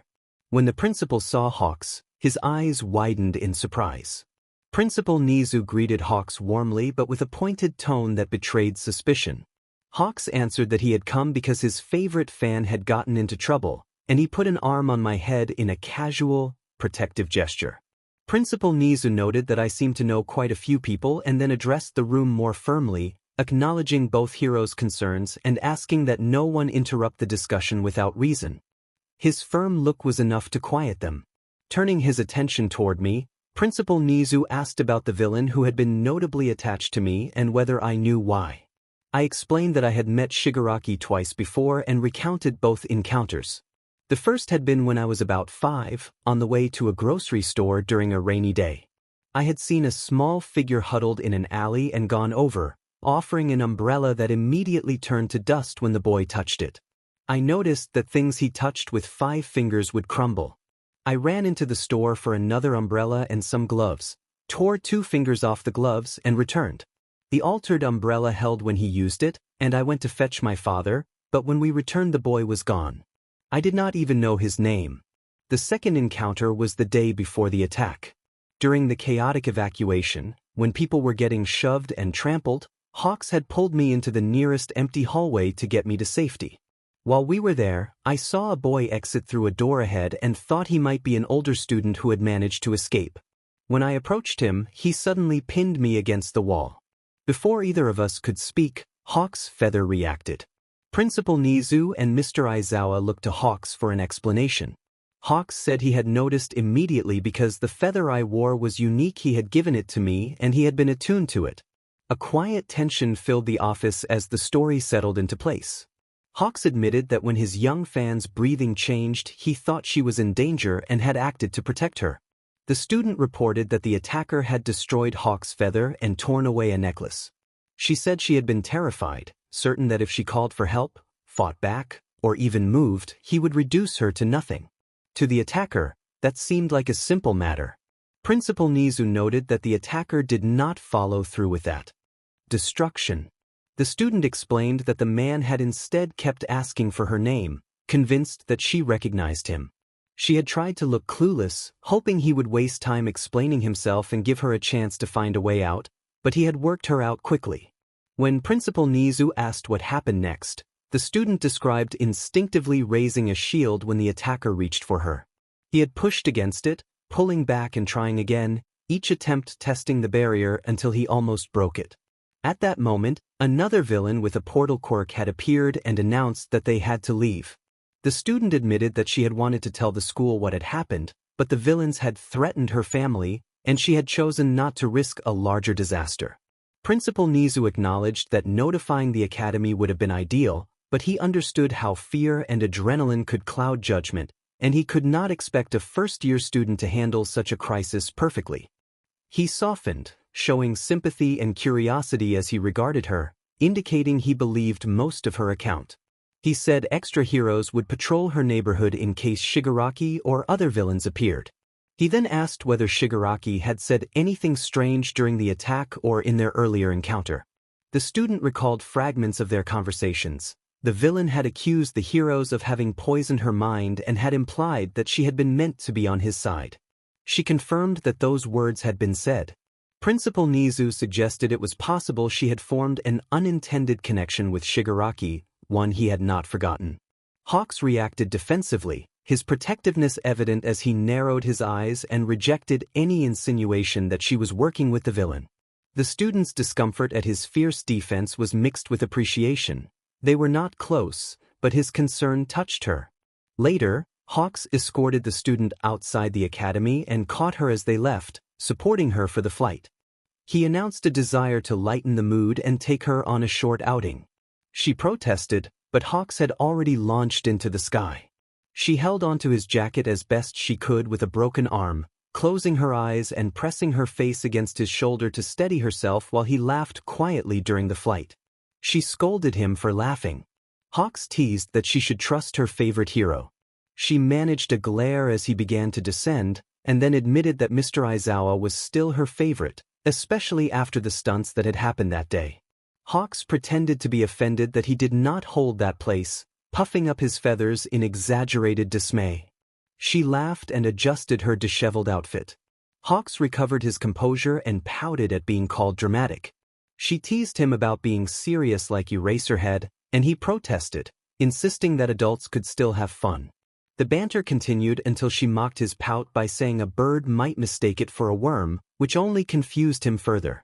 Hawks mock-scolded her and flicked a few feathers that lifted her a few feet off the ground. She called for him to put her down as people on the street began to notice. Hawks feigned sternness and told her to respect her elders. She shot back that he had admitted to being old, which earned another teasing lift. Eventually she apologized for teasing him and asked to be lowered. Hawks laughed softly and set her back down, easing the tension between them as they returned to the ground. His hand ruffled my hair before he walked forward. Hawks asked if I was coming. I rolled my eyes and mimicked him quietly behind his back as I followed. Hawks said he could hear me without looking back, and a feather suddenly appeared behind me. I quickly fell silent and heard Hawks chuckle. The feather tucked into my hair just like the first time Hawks had given me one. I smiled at the nostalgia from our meeting 3 years earlier. Hawks called for me to hurry up, teasing me with the nickname Short. I protested that I was young, not short, and rushed to walk at Hawks' side. Hawks led Ellen to a nearby ice cream shop and they sat in the back. Ellen commented that she was a bit surprised no one had come by to start fangirling Mr. Number 3. She accepted the cone the woman brought and was glad she had chosen strawberry, which had small bits of real strawberry in it. She took a small bite and hummed in delight as the sweet flavor melted across her tongue. Hawks explained that he had been keeping fans back with a couple of feathers. Apparently most people had gotten the idea that he wanted to be left alone to spend time with his favorite fan. He smiled and liked his own ice cream. Hawks had chosen pecan praline. Ellen reflected that birds liked nuts and found it a little amusing he picked a flavor many older people tended to choose. Ellen protested that Hawks had been tormenting her earlier, and Hawks gave a cheeky smile and insisted it had only been a bit of teasing. She rolled her eyes and liked her ice cream. Hawks asked if she had an answer about the internship he had offered at his agency. Ellen looked up in confusion before remembering his earlier offer and said she would have to check once other offers came in. Hawks urged her not to wait and reminded her he was the number 3 hero and her favorite. He whined playfully like a kid trying to convince a parent. Oh, teased back, asking who had said he was her favorite. Hawks demanded to know who her favorite was and which of them he had to beat. His eyes had a spark of competitive spirit. A voice called Ellen's name and both Hawks, and she turned to see Uraraka and Ida approaching. Ellen waved them over. Hawks deflated a little at the interruption and the shift in attention. Ida asked rapid questions about the cast on Hawks and whether he was badly hurt. Hawks assured him he was fine, that it was just a broken arm and some other minor injuries. Ellen asked how Uraraka and Ida were, and Uraraka said she was all right and had not been scratched thanks to Ida. Ida, embarrassed, said it was his job as class president to keep classmates safe and that he wished he had done more. Ellen reassured him that he had done a lot by rushing to get the heroes, and told him not to doubt himself. Ida brightened at the encouragement. Uraraka's eyes widened when she noticed Hawks and she remarked that Ellen must be close with him. Ellen said she had not talked with Hawks in 3 years and that he had come to check on her after the attack, omitting the truth that the attack had happened the day before. Hawks teased that his favorite fan would be sad if her favorite hero did not show up. A feather in Ellen's hair floated out and tickled her nose before settling back. Ida asked if Aizawa was her favorite, and Hawk's smile hardened at the mention. He asked who, between him and Aizawa, was her favorite. Ellen tried to deflect and then introduced Hawks to Uraraka and Ida. Uraraka chuckled nervously and waved. The 3 of them sat down. Hawks pressed again, insisting she answer his question about who her favorite was. Ellen called the question childish and refused. Hawks suggested another flight might get the answer out of her, a playful threat that Thun scolded as misuse of his quirk. Hawks claimed he was only punishing someone who was mistreating him. Ellen retorted that Aizawa was her favorite with a smirk and crossed arms. Hawks protested dramatically, and Ellen offered to buy ice cream for her classmates as a way to change the subject. Hawks objected to her offering his money, but she reassured him she would pay. Hawks insisted that any friend of his little songbird was a friend of his, which flushed Ellen's face at the term of endearment. Uraraka cooed that songbird was cute. Ida asked if Ellen was all right and whether she had a fever. Ellen noticed a small smirk on Ida's face and was surprised that the usually strict, rule-following boy was teasing her. She hid her cheeks with her hands, and Hawks chuckled and took her finger between 2 feathers, teasing that she had said a bird would come. She pulled away and hid her face in her arm, muttering that everyone iffy. The 3 of them laughed together, and she smiled. After everything that had happened, this moment felt surprisingly good. When they finished their ice cream, Hawks and Finn separated from Ida and Uraraka and went to Sikoto Peak, where they had first met. They talked for a couple of hours until Hawks' agency called. His sidekicks and organizers scolded him for running off without warning and told him to hurry back. Hawks covered the phone and promised he would return soon. He looked at Ellen, and she nodded for him to go. Hawks apologized to his songbird for having to leave and sighed as he ended the call. Ellen teased that he should not have left without warning. Hawks scanned the darkening sky and said he should at least fly her home. Ellen insisted she would be fine and joked that she would handle anything, playfully flexing her right arm. Hawks chuckled and conceded, and they began to make their way back. Hawks warned her not to get into any more trouble, pointing at her with a playful glare. She responded that she could make no promises. She thought Hawks had no idea how much trouble she caused and felt a brief, apologetic pang. Hawks said he had expected that, sighed, and ran a hand through his hair. The feather tucked itself behind her ear to avoid drawing attention, and Hawks held out something that made her eyes widen. She asked how he had gotten her phone. Hawks chuckled and explained that he had left a small gift inside. He told her to reach out if she needed anything, even just to lift her spirits, spreading his wings as he spoke. She checked her contacts and found a new entry labeled Your Favorite and added a small chicken emoji to the name. Hawks urged her to hurry because her agency was already upset. She teased him by calling him mother. Hawks huffed, pulled down his goggles, waved, and flew away. A familiar voice then teased that one would expect a hero to escort a young lady home. Turning around, I tensed at the sight of Hari Kurono, known as chronostasis.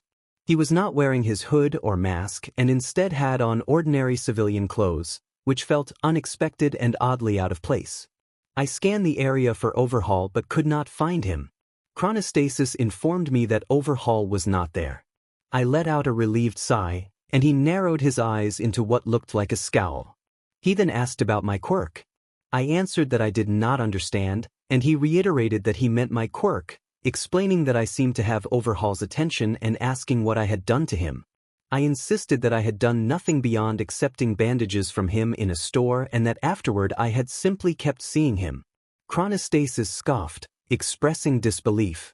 I swore that was all that had happened and, when he seemed surprised, asked whether Overhaul had told him anything about me. Chronostasis noted that he would not expect Overhaul to tell him something like that. I admitted that I was unsure why I kept seeing the two of them together and that they had seemed close. Chronostasis pressed, asking why I had been so skittish when we met. I tried to explain how it felt to encounter the same man almost once a year and then, a few months after the last meeting, run into him again with a friend. Chronostasis considered that for a moment and conceded that caution would be a reasonable reaction. I complained that it had started to get annoying and Chronostasis asked if I even knew his name. I searched my memory for any introduction and recalled a visit to get tea a couple months earlier. I said I was not sure I should say since he was still a stranger. Chronostasis then introduced himself as Kai Chisaki. I tried to repeat the name but stumbled and mispronounced it, and he corrected me. He stepped closer and I took a step back. He moved forward again until my back met the railing of the mountain. I gripped the railing behind me with my left hand and looked away awkwardly. After a second, Chronostasis backed up and my shoulders loosened. He commented that it was strange. I thought the same and inwardly wondered whether villains simply lacked awareness of personal space. Chronostasis asked what had happened to my arm. He looked at me with genuine curiosity. I muttered that it was a long story and that I probably should head home. He offered to walk me and I refused. Chronostasis found it odd that I would rather walk home alone as night approached. I glanced around and realized the sun was almost gone. Going home alone in the dark was not the smartest choice. Reluctantly, I agreed to let him accompany me. Chronostasis motioned for me to walk ahead, and I hesitated. It would have been safer for him to go in front, but he did not know where I lived. I walked and he matched my pace. The walk was awkward and quiet. He asked about my arm again, and I said it was an accident, though that was not the whole truth.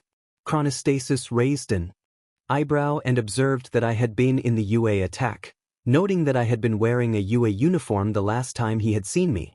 I confirmed that I had indeed been there.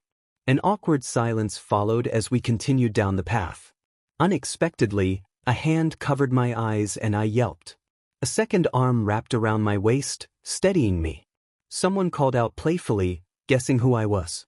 The voice was familiar and cheerful. I recognized it as Yurashi's. Yurashi freed my eyes and smiled broadly.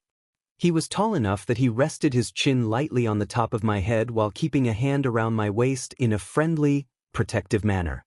He looked at Chronostasis and asked whether the man was a friend. I described Chronostasis as something like that. Chronostasis then turned and walked away without waiting for further response. Yurashi chuckled as he pulled away from the hug and took my right hand, noting that I made some strange friends. I laughed and agreed. He walked with me and I felt relaxed. Yurashi was very strong, and being near him made me feel safe. He admitted he had been worried when he heard about the attack. He looked at me with pursed lips and his hand tightened around mine as he explained that the news had interviewed almost every student afterward, and when they did not interview me he had become very concerned. He mentioned that a student had been rushed to the hospital and then glanced down at my casted arm. I smiled and told him it was only a broken arm. He sighed that he should have gone to UA. I joked that if he had, I probably would not have gotten in, and he cheered me on, calling me strong. I nudged him and reminded him he had not even seen my quirk. He pointed out that I had been in the recommendation exam, so he was sure I was strong. We kept talking all the way to my house. I invited him inside since it was the weekend, and Yurashi accepted. I made us tea and brought the cups to the living room. He thanked me as he took a cup. I asked when I had to go back to school, and he assumed they would give me a couple of days off. I told him I had 3 days. He protested, and I explained that our school had more than one class to consider. I reminded him that the sports festival was coming up and we needed to train, and he teased me for acting like nothing had happened. The front door slammed open and my dad rushed in with his luggage. He swept into the living room and picked me up in a flurry of relief. I gasped that I could not breathe and that my arm was still broken, and he immediately apologized and set me down. He wiped his eyes, then narrowed them when he saw Yurashi. I introduced Yurashi as my friend Inasa Yurashi, someone I had met during the UA recommendation exams who attended Shiketsu. My dad asked why Yurashi was there, and I told him he had come to check on me. My dad opened his mouth to respond when the front door slammed again and my mom burst in, hair messy and eyes tired from worry.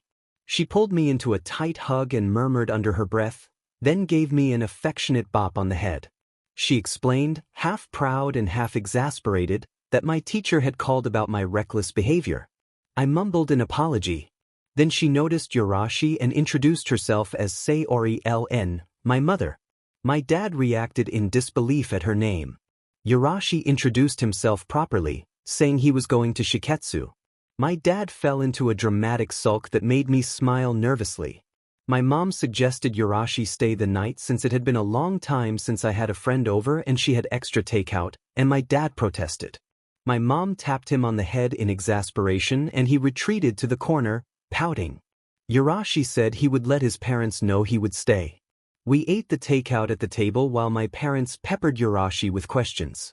Their curiosity embarrassed me a bit, but Yurashi remained composed and friendly. My dad asked how my classmates had been treating me, and I said I was getting along with everyone. My mom asked about classmates by name, and I confirmed that Katsuki, Izuku, and Shoto were in my class. Yurashi tensed slightly at the mention of Shoto, and I felt a little nervous when I noticed.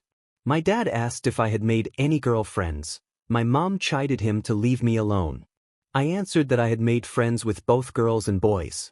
My dad groaned theatrically and I apologized to Yurashi for his dramatics.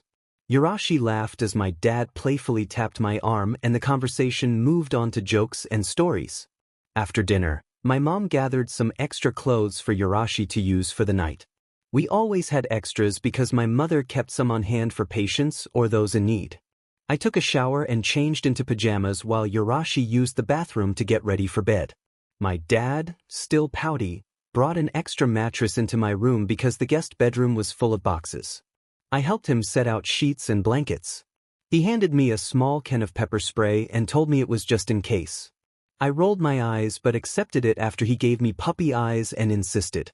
He wrapped an arm around my shoulder, kissed my forehead, and told me he loved me. I told him I loved him too, and he left the room. I was drying my hair when the bathroom door opened and I saw Yurashi putting his shirt on. I looked away quickly, my face flushed. I noticed how athletic his build was and felt unexpectedly flustered, then reminded myself to focus and not overthink things. I told myself not to fangirl, he was my friend. Yurashi asked if he would be staying here. I explained that the guest room was full and that I hoped he didn't mind. Yurashi smiled and said he did not mind as long as I was all right. I smiled back. Yurashi sat down on his mattress while I sat on my bed. He asked whether I was in a class with Todoroki. I assured him that Todoroki was not a bad person, only in a bad mood that day. Yurashi said he supposed so. I changed the subject and asked how school had been for Yurashi and whether he had made any friends. Yurashi listed several: Atsushimi, a grade above and very talented; Mora, also a grade above and very responsible; and Shishikura, another grade above who could be a little cold but was great once he warmed up to someone. I thought Shishikura might be a little different at his own school. I told Yurashi they sounded great and smiled. He kept talking until we grew tired. We lay down, pulled the covers over ourselves, and wished each other good night. The next morning, Yurashi hurried back to school and LN's parents rushed off to work. LN had a quick breakfast before going to a nearby mall to relax and think about her next steps.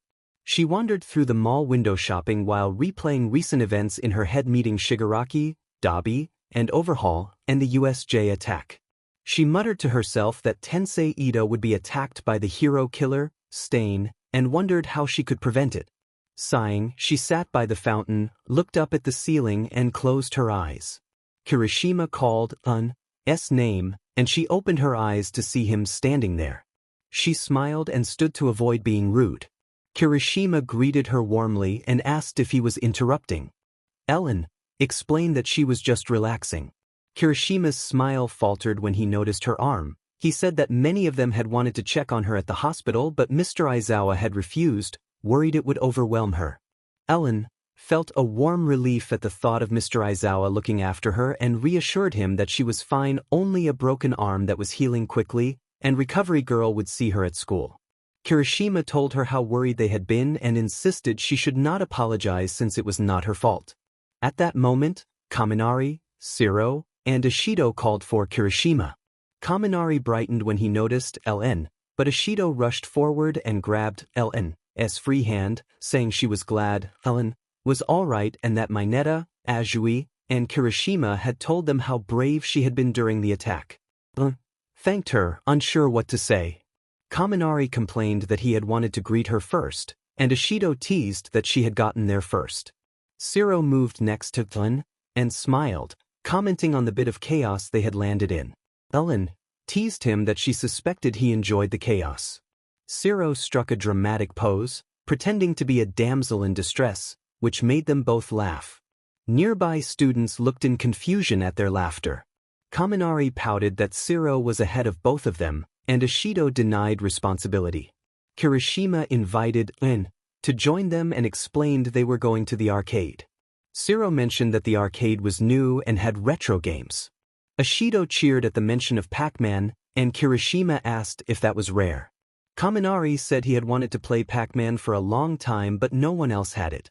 Ellen reminded herself that she was technically in the future and chastised herself for forgetting that fact. Kaminari proudly declared he would win to impress Ellen, and Kirishima countered that he would win. Ishido leaned in and whispered that Ellen would destroy them, and Ellen agreed confidently. She interrupted the boys and accepted the invitation. Ishido looped her arm through Ellen's and they all headed toward the arcade. The arcade was bright and clean, filled with various machines, some familiar and some not.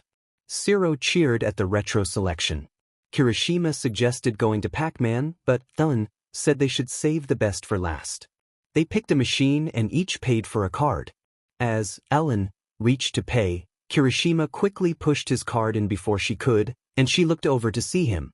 He turned his head to me and smiled brightly. He told me to call it payment for fighting so hard. I replied that I should have paid for his because he was very manly. Kirishima's eyes widened for a second before he smiled. He pulled out his card and handed me the arcade card he had just paid for. Kirishima cheered his thanks. Kaminari called for us to hurry before the line got too long. I told him I was coming. Kirishima and I joined the group and we began going around playing games. We collectively gathered our tickets. I had been doing quite well in the friendly competition we were having, and I knew I would dominate at Pac-Man. When it was my turn, the current leader was Kaminari. I moved to the game and cracked my knuckles, shook out my shoulders, and stretched my neck. I could see Kirishima smiling nervously in the reflection of the screen. I started the game and quickly became very focused as I guided Pac-Man across the screen, avoiding the ghosts and eating the pellets. I kept beating level after level until a ghost finally caught me. Shiro cheered that it had been amazing. I responded with thanks and bowed playfully. Kaminari complained that there was no way he could beat that. I told him he didn't need to, just be himself, because that was enough for everyone. Kaminari's expression shifted, and then he smiled. He grabbed my hand, knelt, and asked me to promise to stay by his side in a heartfelt, playful way. I reacted with surprise. Shiro nudged Kaminari and told him not to joke like that. We all laughed a bit and then walked to the front to exchange our tickets. We didn't get much, but it didn't really matter. Some candy, a couple of plushies, and a few small trinkets. We left the arcade and decided to go to lunch at a nearby family-run restaurant that served a variety of dishes and milkshakes. The conversation turned back to school and the recent incidents. Kirishima wondered aloud what the school would do after the attack. Zero said they would definitely upgrade security. I thought about how we had been invaded not once but twice and felt relieved that our teachers had handled things. Ashido expressed relief that Mr. Aizawa and the other pro were all right and included me in that relief. I said I was sure everything would have been fine regardless. They were pros for a reason. Kaminari said he had a new respect for Mr. Aizawa and imitated punches to show how tough he had been. I admitted to myself that I admired him. Ashido noticed I was daydreaming and pointed it out. I apologized, chuckling nervously. Our food arrived. Kirishima's plate had a lot of meat compared to the rest of us, which made Ashido giggle. Kirishima asked what was so funny. Ashido teased that he was just carnivorous. Kirishima protested that he ate vegetables too. Zero asked how his teeth were so sharp, and Kirishima defended that it was natural. I giggled as the three continued teasing Kirishima playfully. He began to pout, which I found endearingly adorable. I thought about how Kirishima seemed like a big, loyal dog, outwardly tough but soft on the inside unless someone he cared about was threatened. We talked about random topics as we ate, and with these four everything was entertaining. I had no idea how they managed Katsuki, though I was grateful for their help. Keeping Katsuki from getting into fights on my own was tiring and difficult. After we finished eating, we began to walk home together as it started to get dark. The conversation never died, and the jokes continued. Eventually Ashido, Kaminari, and Kirishima turned off to go home. Zero continued walking with me. I asked Zero if my home was this way. He said it wasn't, but he wanted to make sure I got home and joked that he couldn't let another villain attack me, winking. I thanked him playfully and called him a fine gentleman. Zero responded playfully, calling me his lady. When I arrived home, I unlocked the door and turned back to Zero to thank him for walking me. He said he would see me at school. He began walking away as I entered the house and set my things down. Today had been a good day. I opened the window and climbed into the room. I glared at the boy sleeping on a mattress on the floor. Why was he here? I moved around the mattress so I wouldn't be seen. As much as I resented him, I couldn't confront him here. I wouldn't want to traumatize her.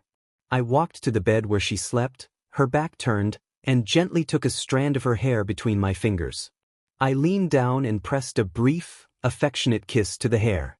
She shifted in her sleep and turned toward me. I smiled at her peaceful face and crouched in front of her.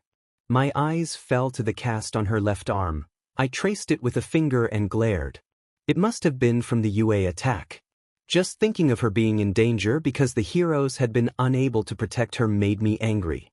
I forced myself to calm down before my temper took over. I watched her sleep for a while before moving around the room. I opened her nightstand drawer. Inside were scrunchies, bracelets, hair ribbons, and other small things. I reached in and took a bracelet, a gold chain with white pearls, daisy charms, and tiny gold beads between them. I put the bracelet on and closed the drawer. I walked back and knelt before her. He whispered that she should stay safe. He kissed her forehead and quietly made his way back to the window before climbing out. He closed the window and locked it from the outside with a small trick he had learned.